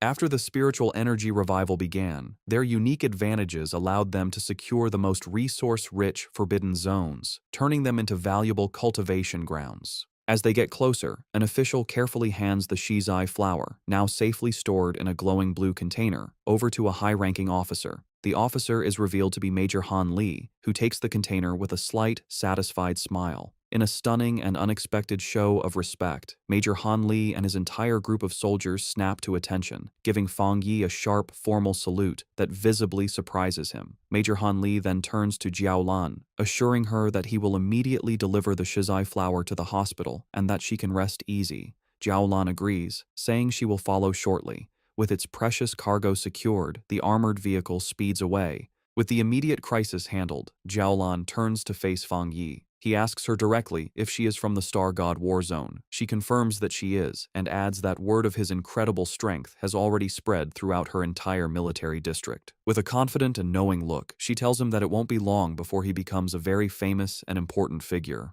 Jiaolan continues her conversation with Fang Yi, openly admitting that she recognizes his individual strength is great enough to single-handedly overwhelm even the most elite squads in her war zone. She then makes a formal recruitment offer, pointing out his seemingly limitless potential and inviting him to join the Star God War Zone, promising him access to the best cultivation resources. She also reassures him that the rewards for this mission for his team and for Su Qingying's squad will be delivered soon. Fang Yi listens with a slight smile but seems to be considering his options. Her tone then becomes much more serious as she explains the true seriousness of their situation. She tells Fang Yi that with the world changing so rapidly, the nation's most urgent concern is the threat of dark attribute anomalies. A vision of a city being consumed by a massive, ominous cloud of purple and black energy illustrates her point. She warns that the number of these anomalies is growing at an alarming rate. She explains that the influence of these dark zones will continue to expand like a deadly tumor, capable of causing catastrophic consequences at any moment. Because of this immense danger, she says, they have no choice but to establish forbidden zones and have organizations like the Spiritual Energy Association strictly guard them. She clarifies that she is not telling him this to pressure him into joining, but because she believes that an outstanding and powerful pioneer like him has earned the right to know the truth of the world's situation. Understanding her sincerity, Fang Yi smiles and gives her his assurance. He tells her that he understands, and that if he encounters any anomalies in the future, he will not stand by and do nothing. He tells her she can rest easy on that point. Hearing his promise, Jiaolan's stern and weary expression finally softens into a genuine, relieved smile. Formally introducing herself, she says it's a pleasure to meet him and offers him a small, dark token. Fang Yi takes it, revealing a black tablet with a dragon symbol and the characters for Star God War Zone. Jiaolan explains that this token will grant him unrestricted access to any forbidden zone for his cultivation, and that the gates of the Star God War Zone itself will always be open to him. She then makes one final, important request, asking if he would like to come and see Elder Wu. Fang Yi asks if she meant the Jing'an Realm Pioneer. She explains that this person is her teacher, and she thinks Fang Yi should meet him, though she says this is just a personal wish, as she would like to be his friend. Fang Yi accepts her offer and the token she gave him, putting it in his pocket. He agrees to go with her, saying it's always good to have more friends. As a gift to seal their new friendship, he holds out a hand crackling with blue lightning, telling her he has something for her. Jiaolan is confused, but Fang Yi explains that he thinks he can clean out the rest of the dark attribute poison in her body. Before she can react, he unleashes a flood of blue lightning that completely surrounds her, leaving her shocked. The energy flows through her, and she is amazed to find that the thunder attribute has a healing effect. The cold, deep pain she felt is replaced by a warm numbness, and she realizes the discomfort is completely gone. Internally, her old wounds from the dark attribute begin to heal as her body is cleansed by the energy. She feels like she is being reborn as the rare and powerful thunder attribute removes all the toxins from her body. When it's over, Fang Yi asks Jiaolan how she feels. Still surrounded by faint sparks of lightning, she confirms that she feels great and that the leftover dark energy has been completely removed. Su Qingying watches as paramedics take care of the unconscious, arrogant pioneer. Wondering if it's possible to save someone so badly injured, she turns and is surprised to see Fang Yi and Jiaolan still there, but she immediately notices that her aura seems different and her injuries appear to be gone. Jiaolan explains that Fang Yi used his rare, pure thunder attribute to completely clean the dark attribute poison from her system. Su Qingying is amazed by this, realizing that this is the true nature of our boy's power. It can be used to destroy enemies and to save people. She points at Fang Yi in amazement, who just asks her what she's looking at. A brilliant idea strikes Su Qingying, and she excitedly waves over the paramedics. She goes to Fang Yi and suggests a partnership, explaining that if they could combine his spiritual power with their advanced medical equipment, they could save many more pioneers suffering from dark attribute corruption. To show she is serious, she bows deeply, begging him to show his power just one more time. Fang Yi stays silent, thinking about her request. Fang Yi agrees and unleashes a controlled burst of blue lightning from his hand, asking if that is enough of a demonstration. One of the paramedics, seeing the pure energy, excitedly confirms that it seems to be working and that such a high-level thunder attribute can indeed fight the dark attribute. Jiaolan explains that when Fang Yi treated her, the power was sent directly and destroyed the corruption inside her. Su Qingying suggests that all they would need is for Fang Yi and the patient to hold hands. However, the paramedic clarifies that not every cultivator, even at the spirit creation realm, can handle such pure energy. He explains to a smiling Su Qingying that while Jiaolan's injuries were serious, they were minor compared to the other patient. He estimates that healing the arrogant pioneer would require 10 times the amount of spiritual energy. He adds that just saving the pioneer's life will be a great achievement, and a full recovery is likely impossible. Fang Yi agrees to the procedure, asking the paramedics how to transfer his spiritual energy. They lead him toward the ambulance. A paramedic tells him to place his hand into a special device and release his spiritual energy, which Fang Yi agrees to do. From a distance, Lin Yi watches, thinking about how she never imagined Jiaolan was a high-ranking member of the elite Star God War Zone. She is amazed that her cousin is so powerful that even this legendary military unit is trying to befriend him. She remembers how the normally cold Jiaolan personally asked to be her cousin's friend and even gave him her personal token. After a while, Fang Yi turns to Lin Yi and the red-haired leader, checking on them. Lin Yi confirms they are feeling fine. She then explains that she and the red-haired leader have decided to go out for more training and take on some missions by themselves. They feel they can't always depend on him and need to grow stronger on their own.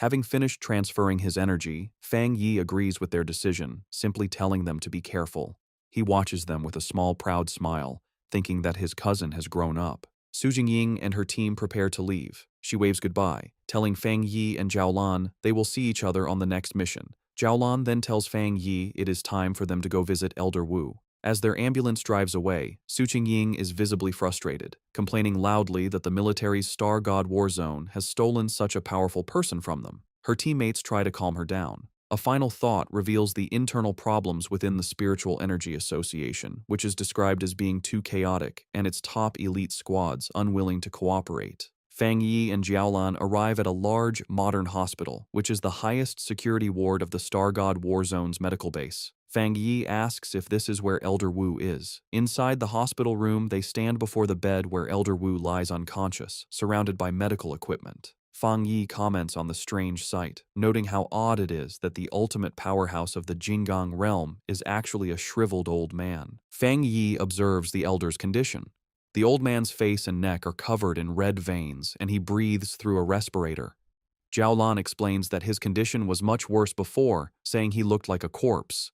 She adds that even after using the precious shizai flower on him, he still has not woken up. Concerned, Fang Yi wonders what could have happened to such a powerful person to leave him in this state. Jiaolan begins to tell the story of the battle that led to her teacher's coma. She describes how a huge dark attribute anomaly appeared over the capital city. To stop the anomaly from consuming the city, Elder Wu, her teacher, stepped forward to seal it all by himself. A flashback shows the rest of her squad transferring their own spiritual energy to their teacher to support him. The anomaly they faced was far beyond an S-level threat. A monstrous, dragon-like form made of dark energy loomed over the ruined city. Jiaolan continues, explaining the immense danger. If the anomaly had fully come down, it would have destroyed the capital and all the surrounding cities, plunging the entire nation into chaos.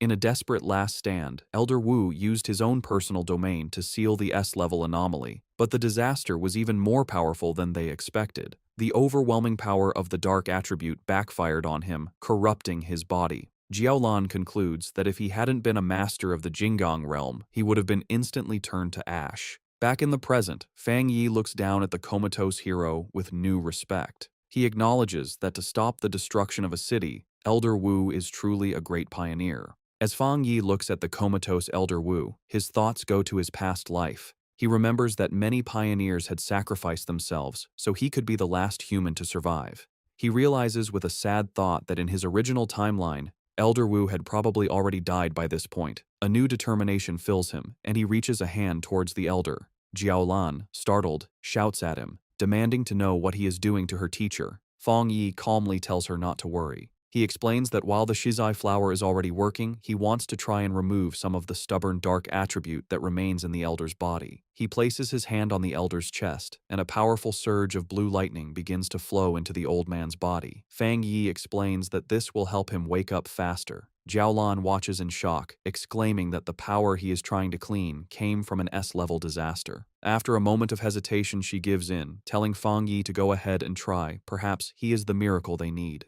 The room is filled with the crackling of Fang Yi's power as he pours his energy into the elder. Jiaolan warns him to be careful, explaining that the dark attribute inside her teacher is far more terrifying than the dark tide. She adds that, without the shizai flower, the elder's recovery would not have been so slow. Fang Yi, his face serious, confirms that he understands. He can feel the immense power of the darkness within the elder's body. He knows that even though the shizai flower's purifying power has weakened it, the dark energy can still exert an immense and oppressive force. Suddenly, a powerful wave of dark energy erupts from the bed, pushing both Fang Yi and Jiaolan back. Jiaolan shouts a warning, telling Fang Yi to be careful and focus his mind as the dark energy is beginning to affect him. In response, a brilliant golden aura erupts around Fang Yi as he activates his own spiritual protection. His eyes glow with a golden light, but he realizes with a start that the dark energy has pulled his consciousness into a vision of the past.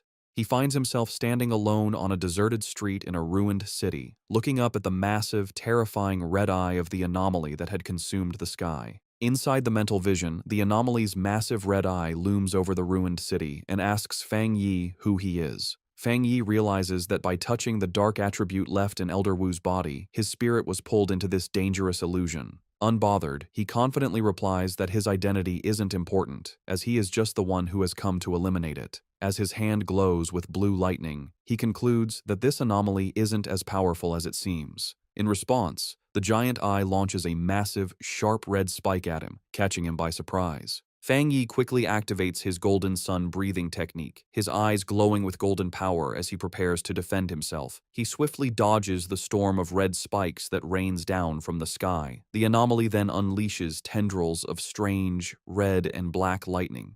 Fang Yi notes that this strange lightning is as strong as the divine thunder he absorbed on Yuhuang Mountain. The anomaly reveals its true form, shifting into a huge swarm of countless insect-like creatures made of pure dark attribute energy, swirling around a central red eye. Fang Yi recognizes that each of these creatures is as strong as the monsters from the dark tide, and he understands there are tens of millions of them. The entire swarm then comes down on him like a terrifying vortex. In response to the huge threat, Fang Yi summons his flaming sword.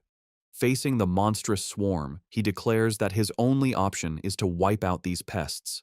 With a determined shout, he charges forward and unleashes a massive, fiery slash that cuts a bright path through the heart of the swarm. His powerful attack successfully cuts the central eye of the creature in two. He analyzes the threat, identifying it as an S-level collective anomaly. However, he guesses that its power has been greatly weakened. Maybe because it's an illusion, or because of the purifying effects of the shizai flower that was already used on Elder Wu. The two halves of the swarm fall to the ruined city below, exploding on impact. Fang Yi lands on a rooftop, looking over the remains. He guesses its current power is around A level, and reflects with awe that this is the city-destroying disaster Elder Wu faced alone. Fang Yi realizes the threat is even greater than he first thought. Gathering dark, swirling energy in his hand, he unleashes his own dark attribute technique, the limitless dark world. A massive vortex of pure darkness erupts from him and begins to absorb the insect-like anomaly. The creature is shocked, realizing its opponent is not human. With a confident smirk, Fang Yi simply replies, "Guess so." He shouts a command to open, and his dark vortex fully absorbs the rest of the S-level anomaly. As the last of its energy fades, a final warning message echoes through the void. "We will be back soon." Fang Yi floats inside a sphere of his own dark energy, thinking the final message must have been a piece of the anomaly's consciousness. He considers the warning use of the word "we" and wonders if this means other similar disasters are waiting to appear. As the illusionary world roars and begins to fall apart around him, he decides it's best to leave and think about it later.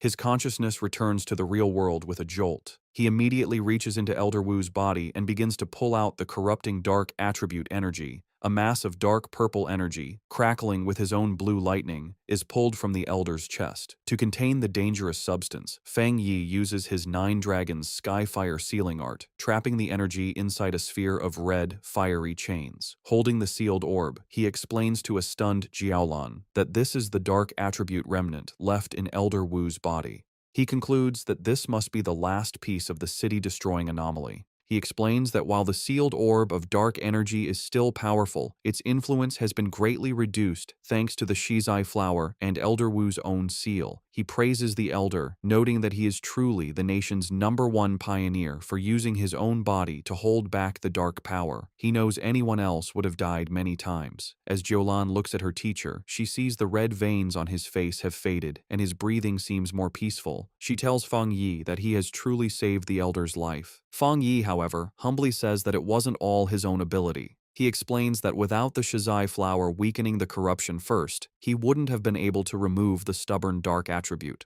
Jiaolan agrees, saying that while the flower saved the Elder's life, Fang Yi's power has now given him a chance for a full recovery. With a final surge of power, Fang Yi clenches his fist and completely crushes the sealed orb of dark energy, turning it to dust. He announces that the remnant is now completely useless. He then tells Jiaolan he has one more thing to tell her. He reveals that in the mental illusion, the remnant of the dark attribute anomaly warned him that it would return. He concludes that they must always be prepared, as they can't let an old man who has just recovered from a serious illness fight on the front lines again.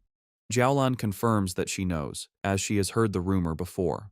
When Fang Yi asks her what she means, she explains that the monitoring departments of the military and the association collect data on spiritual energy changes. She reveals a rumor based on this data. With the current power of the Xia nation, they might not survive the first year after the full spiritual energy revival. Of course, she adds, no one believed it.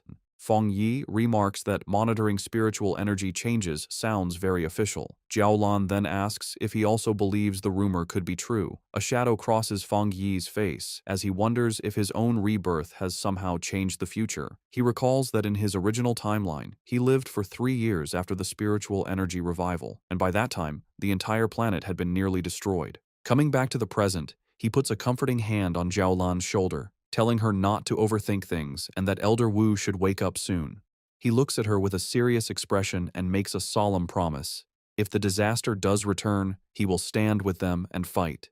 He knows that the final battle against the great disaster will come, sooner or later. He declares with fierce determination that this time he will change everything. Later that night, Fang Yi is back at his apartment. He sits meditating on his couch, surrounded by the swirling energy of his new dark attribute. He thinks about his recent battles, feeling that after his 2 fights with S-level anomalies, he is close to breaking through to the 2-star spirit creation realm. However, he knows the full spiritual energy revival is coming fast, and even with his new dark attribute, his current strength is not nearly enough. He thinks about the terrifying power of the anomaly he faced in the mental illusion, realizing that even when it was weakened, its true power was immense. His thoughts are interrupted when he notices the potted plant he had left on his table, the obedient little white flower. He speaks to the glowing flower, telling it that it's not easy to carry around and admitting it was his mistake for not bringing it with him on his last mission. Smiling, he picks up the plant, which seems to brighten up, and tells it that he regrets not giving it a chance to level up. He then decides to take it out for a walk. Fang Yi heads to the back mountain, his private training ground.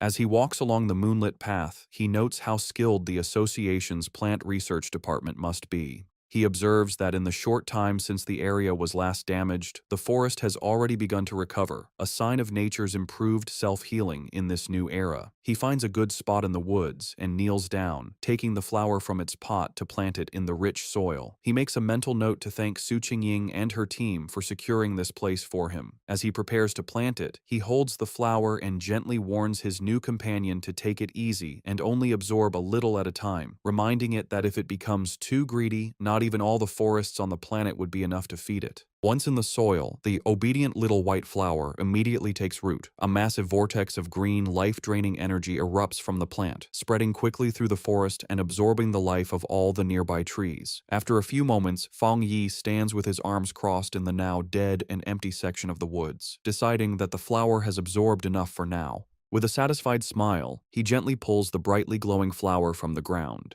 roots and all, and tells his companion it's time for them to find a new place to feed. He holds the plant, which seems to bloom with new energy, and wonders where it might rank among all the evolved plant-type spirits. He concludes that with its powerful desolation attribute, it must be at least an A-level threat. As he walks along a dark ridge, he notices the deep silence of the forest and realizes that all the animals that once lived there must have fled in terror from the flower's power. His thoughts are suddenly interrupted by a loud, ferocious howl that echoes through the night. Fang Yi's expression hardens as he recognizes the sound as the howl of a wolf. On a nearby cliff, against a blood-red moon, a pack of monstrous wolves with glowing red eyes gathers, their forms shifting and growing. Fang Yi realizes with alarm that the wolf pack is in the middle of a dangerous evolution. Standing before the pack of monstrous wolves, Fang Yi identifies the huge creature on the cliff as the Wolf King, noting its evolution is almost complete. With a loud howl, the Wolf King finishes its transformation, its body now glowing with a menacing green energy.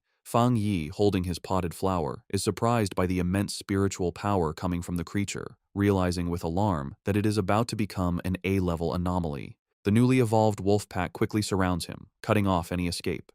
Fang Yi figures out that the Wolf King has evolved a new, powerful poison attribute from its original wood attribute, a change likely caused by absorbing the dark attribute energy in the area. Despite the danger, Fang Yi remains calm, dismissing the threat as only A-level in strength. He takes his obedient little white flower out of its pot, telling it that it's time for them to solve the problem. He kneels and plants the flower in the ground, thinking that while the anomaly is only A-level, the large number of wolves is a problem. More importantly, the city is just down the mountain, and letting them get there would cause a major disaster. As the Wolf King lunges to attack, Fang Yi tells his flower to begin, and a brilliant green energy starts to flow from the plant. He decides to test the flower's power, curious to see how much damage it can do on its own. A massive beam of green, life-draining energy shoots into the night sky, visible from far down the mountain where another group of pioneers is watching. This new squad observes the scene with concern. One of the men notes that the Wolf King has successfully evolved and is incredibly strong.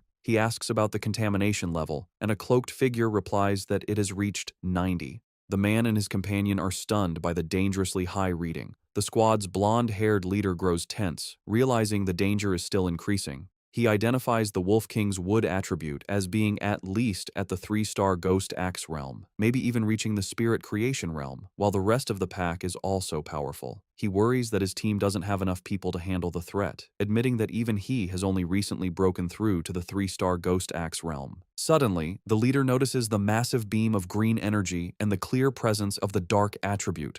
He now understands why the contamination level is so high. He shouts in alarm, explaining to his team that the Wolf King has evolved dual attributes, something he knows is extremely rare among anomalies. The contamination reading on the squad leader's watch suddenly spikes to 100. The leader grits his teeth, knowing they must stop the wolf pack's evolution before the area below is lost. He recognizes that the beasts, already cruel, will only become more terrifying with their new power. He decides to call the Spiritual Energy Association for backup. Just then, the ground begins to shake violently. One of his men asks if it's an earthquake, but the leader knows the wolves' evolution shouldn't cause such a tremor. He realizes with growing fear that another, different anomaly has appeared. His watch confirms his fear as the contamination reading skyrockets to an impossible 1,000. The pioneers look on in terror as a massive eruption of green desolation energy bursts from the mountaintop. The green-haired pioneer recognizes the power of desolation, wondering in disbelief why it would appear here. As the life-draining energy rushes toward them, the squad panics. One man cries out, asking if this is the giant vine from the sky that had disappeared, sad that there was no warning. The squad leader shouts for his team to retreat and get all nearby residents evacuated immediately. However, just as quickly as it appeared, the huge wave of desolation energy seems to stop. One of the men calls out to the leader, noting that the energy has stopped advancing. The squad watches as the massive vortex of green power pulls back, sinking back into the mountain. They wonder if the danger has passed. One asks if they should still report it, while another questions if they should go up the mountain. On the mountaintop where Fang Yi planted his flower, the ground is covered in a network of thick green roots. These roots sprout dozens of glowing white flowers, which then erupt in a massive burst of green energy, blooming into a huge, radiant flower-like structure. The energy then transforms into a sea of white petals that covers the entire area. The Wolf King howls in fury as the seemingly harmless petals turn into a deadly weapon, forming a sharp blade that slices through the air. Fang Yi stands calmly among the swirling petals and explains the terrifying nature of his flower's power. The sea of spiritual flowers will endlessly grow back and multiply, absorbing and purifying the enemy until nothing is left. Fang Yi stands on his flower's massive root system. As the wolf pack begins to fall to its power, he taunts the Wolf King, asking how its pack members will do without the same spiritual protection he has. The smaller wolves are quickly trapped by vines covered in white flowers, their life energy rapidly drained until only their skeletons remain, collapsing into dust.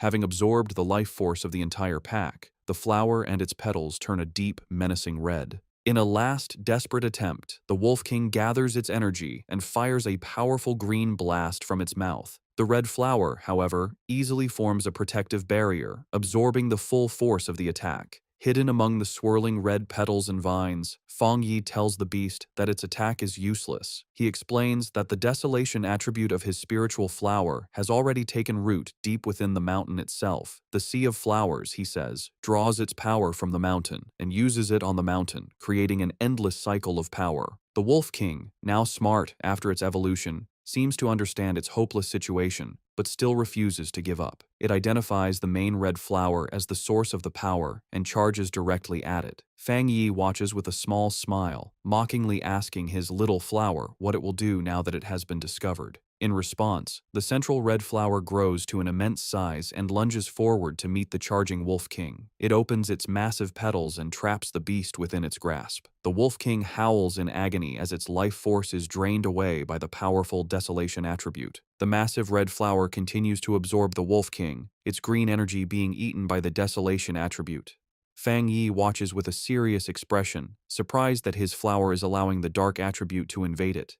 The Wolf King is completely consumed by the flower's pulsating red petals. Fang Yi is amazed by this development, marveling at the formidable power of the desolation attribute. He realizes that he never expected the flower to be able to create its own technique without his direct input after he implanted the attribute. As the giant flower shrinks back down, he understands the terrifying nature of its new ability. Once an enemy is trapped within the Sea of Flowers, there is no escape.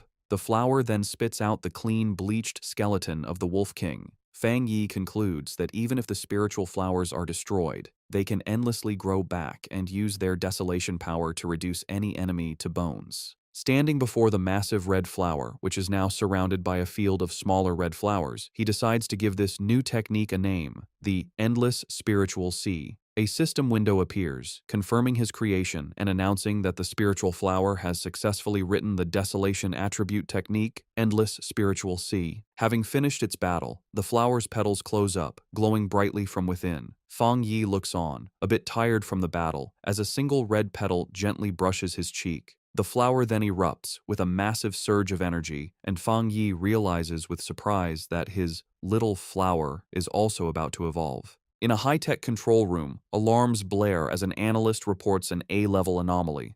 He explains they are detecting two different spiritual powers in the same area. Just as the Wolf King was evolving and creating a dark attribute, a separate and powerful desolation attribute appeared. The Association Superior, listening with Su Qingying, demands to know the location. A technician points to a map, explaining it was an area Su Qingying's team was previously in charge of. The Superior questions this, asking if the destroyer squad wasn't already sent to deal with the wolf pack. His question is cut short by a call from the squad on the ground. The squad leader reports that a powerful wave of desolation energy appeared and wiped out the A-level wolf pack. However, he adds that the desolation power moved back into the mountain, where a large number of unusual flower anomalies have since appeared. The pioneers stand before the mountain, which is now glowing red from a sea of flowers, unable to get closer. The association superior and the squad leader continue their talk. The leader warns that if this new, unknown anomaly were to erupt, it would be far worse than the celestial vine. He requests support, admitting that even with all the pioneers there, they likely couldn't handle an unexpected event. The superior agrees and decides to send 2 elite teams. Su Jingying, however, has another idea. She looks at her superior with a knowing expression, stating she has a feeling that the source of the desolation power is Fang Yi. She interrupts the call, pointing out that Fang Yi's home is in the area and confidently declaring that he will protect everyone. As she speaks, a vision shows Fang Yi floating in a fiery aura above the city. Back on the mountain, the landscape is now covered in a sea of red flowers. Fang Yi stands before his obedient little white flower, which has grown to a massive size. He observes that, just as he suspected, after eating the Wolf King, the flower is about to evolve a second attribute. The giant red flower blooms, its center now glowing with a brilliant golden light. Fang Yi is surprised, noting that the flower's new power is a fire attribute. He touches the massive plant, remarking on how its evolution method, simply swallowing enemies, is an incredibly easy way to gain power. After its evolution, the massive flower shrinks back to its original handheld size, its petals now a deep red. A system window appears, confirming the spiritual flower has completed its evolution. It is now classified as an A-level anomaly named the Desolate Fire Spirit Flower and has dual desolation and fire attributes. The notification adds that the flower has a strong desire to eat spiritual energy and can be placed in the limitless dark world to be nurtured. Fang Yi reads the notification, confused by the mention of the limitless dark world. A new idea strikes him. He realizes he can place the flower inside his personal dark domain. He understands that the domain contains a large amount of dark attribute anomalies and a good environment. He thinks that if the spiritual flower eats the energy inside, it could even evolve a third dark attribute. Just as he holds the orb of his dark domain, a massive storm begins to gather in the sky. His eyes glow with golden light as he realizes he is about to have another breakthrough,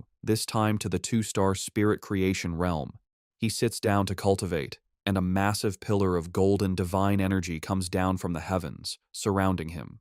As he meditates, he feels his power becoming easier to control, the spiritual energy of the world merging with his body as if they were one. Elsewhere in the mountains, a muscular man with spiky hair senses the immense energy of the breakthrough. He follows the light and is amazed to find the source of the power. He is thrilled, recognizing the legendary Heavenly Fireblade and realizing he has found a 2-star spirit creation realm cultivator. Watching a video of Fang Yi's previous battle, the man is surrounded by his own fiery aura. He declares that he will crush this new fire attribute pioneer to prove to everyone that he is number 1. Back at his cultivation spot, Fang Yi's sharp senses pick up a new presence. He shouts out, asking who is there.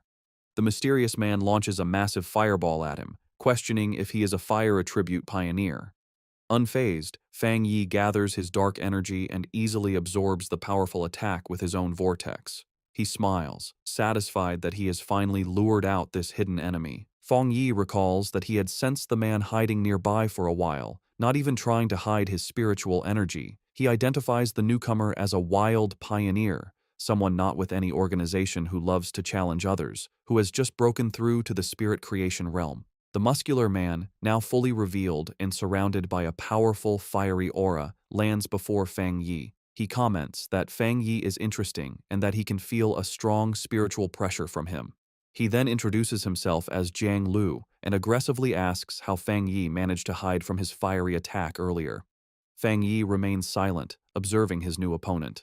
With a confident grin, Jiang Lu says he forgot to introduce himself properly. He declares that his name is Jiang Lu and that Fang Yi will remember it soon enough. With that, he charges forward, his body covered in flames, ready to attack. In response, Fang Yi calmly raises a hand, pointing 2 fingers toward the sky, and simply says the words, "Divine Thunder."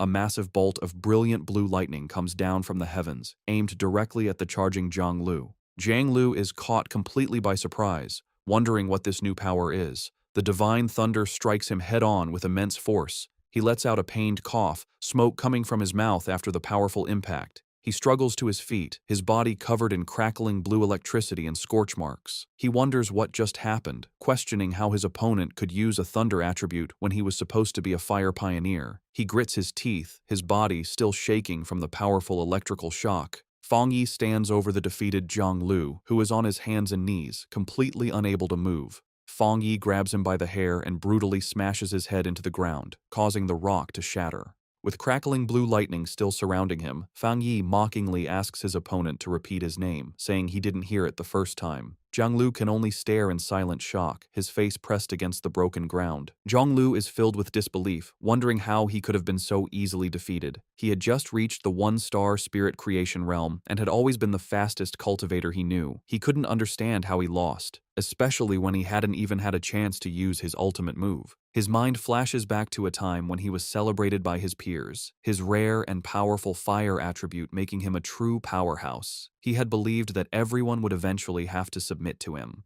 A small, dismissive sound escapes Fang Yi's lips as he sends another surge of electricity through Jiang Lu's body, causing him to scream in pain. Jiang Lu wonders how his opponent can have a thunder attribute when he was supposed to be a fire user. Fang Yi, his eye glowing with blue energy, looks down with disappointment, remarking that he had expected his opponent to be much stronger. With a condescending smile, Fang Yi mocks the younger generation's overconfidence as he pins Jiang Lu to the ground with his electrical power. Jiang Lu grits his teeth in pain and frustration, his mind racing. He realizes that even though his opponent is clearly at the two-star spirit creation realm, his spiritual pressure feels as if it is much higher than his own, by at least 2 entire realms. A final, terrifying realization hits him. It feels like a difference of 3 full realms. Convinced he is about to die, Jiang Lu thinks to himself that his end has come, and that he, the great Jiang Lu, is truly going to die here.